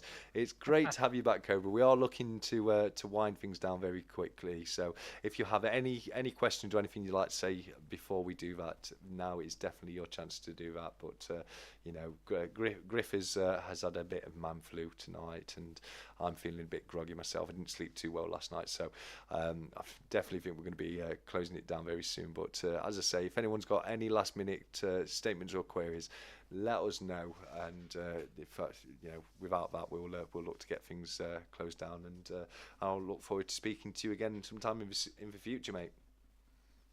Lovely. Thank you ever so much. Thank you everyone in the chat. Really appreciate it. Sorry I couldn't see any comments or anything, but if you feel like you want to come on and do a stat chat, just email him. Absolutely, let me know. And I think we've covered most of the comments at least. It can be very difficult to get every single comment, especially when we start coming through thick and fast. But I think we've covered most of them at least tonight, which has actually been brilliant. Cobra says, "Oh, sorry, I missed it. Or no, it's fantastic to see you back here, Cobra, mate. Thank you so much for coming back and joining us." And it's also said, "Thank you, Griff." So yeah, no, absolutely, thank you so much. Ninja Wingnut has said, "Thanks, guys, great as always," and thank you very much, Wingnut. That does mean a lot to me, and I look forward to seeing you all again next Saturday, where, as I say, we'll have Silver Punk on the chat and letting us know all about his process on how he makes his beautiful pieces of silver, and that is one I'm really looking forward to. But not only that, we've got some great chats coming up in the future. Stanky Cracker. Stanky Cracker. I don't know who Stanky Cracker is, but Cranky Stacker will be joining me in a couple of weeks as well. And then I'm very happy to say I've got Creative Practices Metals, also known as CPM, joining me before the end of the month. Next month, we've got the new Kids on the Block. We've got Small Stack Bullion and KYH Stacking's going to be joining me. I've also got CY Sterling coming on around the 20th of next month, which is going to be a special night because that's going to be his birthday. But if anybody else would like to come on, definitely just let me know. And Cobra Stacker, I definitely need to get you back on, mate. It's been far too long since you've been on for a stack chat, so hopefully we'll be able to get that sorted soon and get Cobra Stacker back on, because he's such a great personality when it comes to the live streams. I love his auctions, I really do. Yeah, me too. I was sitting there in the background on the last one, just waiting to pounce on anything that I haven't got yet. Yeah, absolutely. And it's always worth checking out what the pieces he's got, because I don't know how he does it. I don't know how he gets so many amazing pieces for his auction. He really does an amazing job. And he's just said defo, bro, so that's great news, mate. And yeah, we'll get that booked in real soon, mate, and I'm looking forward to having you back on. If anyone didn't see it at the time, but Cobra was my magnificent co-host for the mammoth marathon that was the 24-hour live, and he was there pretty much all the way through helping me out, and honestly I can't tell you how much of a big help that was. And I think that was the first time you ever came on the channel, wasn't it, Griff, the 24-hour live? What to talk, you mean? Yeah, you popped on just for a brief period of time, didn't you? Was that before I did my stack chat then? Yeah, it was like literally a couple of weeks before I started the stack chat, so that was yeah, it was It's because sometimes it's a bit frustrating when someone's doing like a live and you're sitting there going, I want to say this. It's really important. So yeah, it was nice to get on and say what I needed to say. Do you know what I mean? So that probably obviously led to my, doing the stack chat. Do you know what I mean? So, yeah, it was good. Yeah, fun. No, it did. It was having you on joining the 24-hour live, and I thought it was very interesting. Although I was so stupidly tired when you were on, I thought, you know what, I'm going to get this guy back on when I'm not 3/4 of the way through a 24-hour live and have a proper chat with him. And I'm so glad I did. And Kobe said that was an amazing night. It really was. The next one is looming, isn't it? We're in March of 2024 already, so it's only a few months away from October, and because it's around the end of October that I did the 24-hour live, so it's probably going to be around the same time this year. And yeah, who knows? Who knows how this one's going to go? But at least I'm a little bit more prepared than I was last year. I didn't know what to expect last year, but this year at least I've got that to fall back on. I have said this year what I'm thinking of doing is I'm going to let people vote for what charities we raise the money for, and what one thing I'm thinking of doing is not just picking just one charity. Like if we've got 5 charities and one gets 54% of the votes, they'll get 54% of the money, and if another one gets 36% of the votes, they'll get 36% of the money as well. So I'm thinking of breaking it down a bit more like that. But yeah, no, good way of doing it, it's something that I'm excited for and dreading in equal amounts. It's not be should be Yeah, good. it should be, and hopefully we'll have you back on, and loads of other people to come back on and join me and help me get through the mammoth task, which is sitting at a computer live for 24 hours. And who knows, I might get a few care packages again, because that was fantastic. 365 Days of Silver sent me some care packages whilst I was live. I had a few delivery drivers come up and drop off a McDonald's and some Red Bulls and that kind of thing, which was a lot of fun. But yeah, we're. Oh, you were like chasing them down the street at one point. Was, yeah. I thought he was joking at first when he said there was a driver outside my house, and then when I found out that he wasn't joking, I went running out trying to find him, and I couldn't find him anywhere. Cobra said, "Let me know he will be with me," so that's fantastic to know, mate. It wouldn't be the same without you, Cobra, mate. It really wouldn't. So, yeah, I'm really looking forward to that, and we'll have to come up with some fresh new ideas for this one as to how we can make it fun, because the last one was absolutely fantastic. I don't know how we're going to top that. Everybody in the community came together. We raised a brilliant amount of money. I had a target of £1,000, and we smashed that. We got to over £1,500, which was absolutely brilliant. Amazing. But I've never heard anything from the British Heart Foundation, which really annoyed me. I just wanted a certificate or something like that I could show everybody on the channel. I wanted to be able to show people that we've got this back for our hard work, but they never bothered to send anything to thank me. So in fact, a few months later, I got a Christmas card from Cobra, and it had the British Heart Foundation mailing like a frank on it. And when I saw that, I thought, wow, they've actually sent me something. That's incredible. And then I opened up, and it wasn't. It was Cobra's Christmas card, which was brilliant. It had his design of it. I was going to say, so excited. I got one as well. It was lovely. Yeah. Getting your own card. That was really nice. Yeah, he had his golden Cobra on it, didn't he? It was a really nice looking card. I wasn't disappointed when I saw it was Cobra's card, but it's just I actually thought the British Heart Foundation had sent me something to say thank you, which you kind of expect, wouldn't you? You know what I mean? If someone raised a load of money for them, it's. You'd have thought so. I've seen lots of people who've donated money to things, and they've got just a little letter or a certificate, something like that. Do you know what I mean? Saying, thanks for your donation and that, you helped them towards blah blah blah. But that's so strange you didn't get one, especially for that amount of money as well. It's really well. strange. The reason I think I didn't is because I didn't give the money directly to the British Heart Foundation. The way I did it, because I thought it'd be the easiest and simplest way to do it, is GoFundMe allows you to set up a charity fund, so it directly links it. So anything that gets donated to the GoFundMe they sort it out and they send it straight to the British Heart Foundation. And I think it's because it went through that middleman that maybe that's why I didn't get anything back. And I think maybe if I'd have personally contacted the British Heart Foundation and sent the money from them myself, maybe then they'd have my details to send it back to. But that's why I think maybe we didn't get anything. But so maybe next time I might contact them directly. But I really like the idea of a GoFundMe, because there's no handling of the money. Anything that people donate goes straight over to the charity. Exactly. It's all above board. It's all sorted out, isn't it? Yeah, they're pretty good. Yeah, absolutely. And I just wanted it to be completely transparent, and I wanted all the money that everyone was so generous to donate to go straight over to that charity. And it did make it very easy. So there's a good chance I probably will use the same system again. But we'll have to look into that and come up with something before then. I'm going to have to get thinking about it. It's probably about the right time to start putting the plans into action. Yeah. I mean, did you email them and say, this is the link to my GoFundMe, this is what I've got for you? Maybe that's a way to go forward. Send them the link. Maybe I should. Yeah, maybe I should have done that. It's a bit. after the fact now, isn't it? So I'll probably leave it this time. No, I mean the next one. Yeah, For the next next one. next time I probably will do, and I might even like get them to maybe try and help to promote it because obviously the more we can raise, the better, the better. So, Yeah. same as I say, I'm thinking of mixing it up with the charities for next year and maybe do it to a few different charities, not just one, because there's some wonderful causes out there, and a lot of them I would love to get behind. So, we would probably go for a few different charities rather than just one, and try and get the money spread out that way.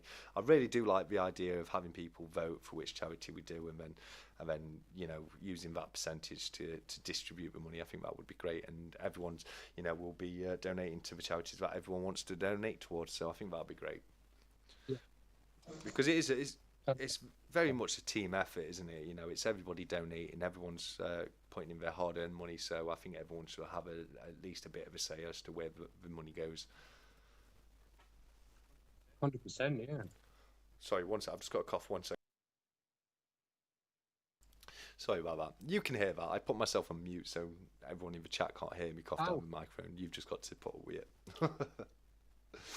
Right, buddy. It doesn't look like we've got any final questions coming through, so we must have answered everything already.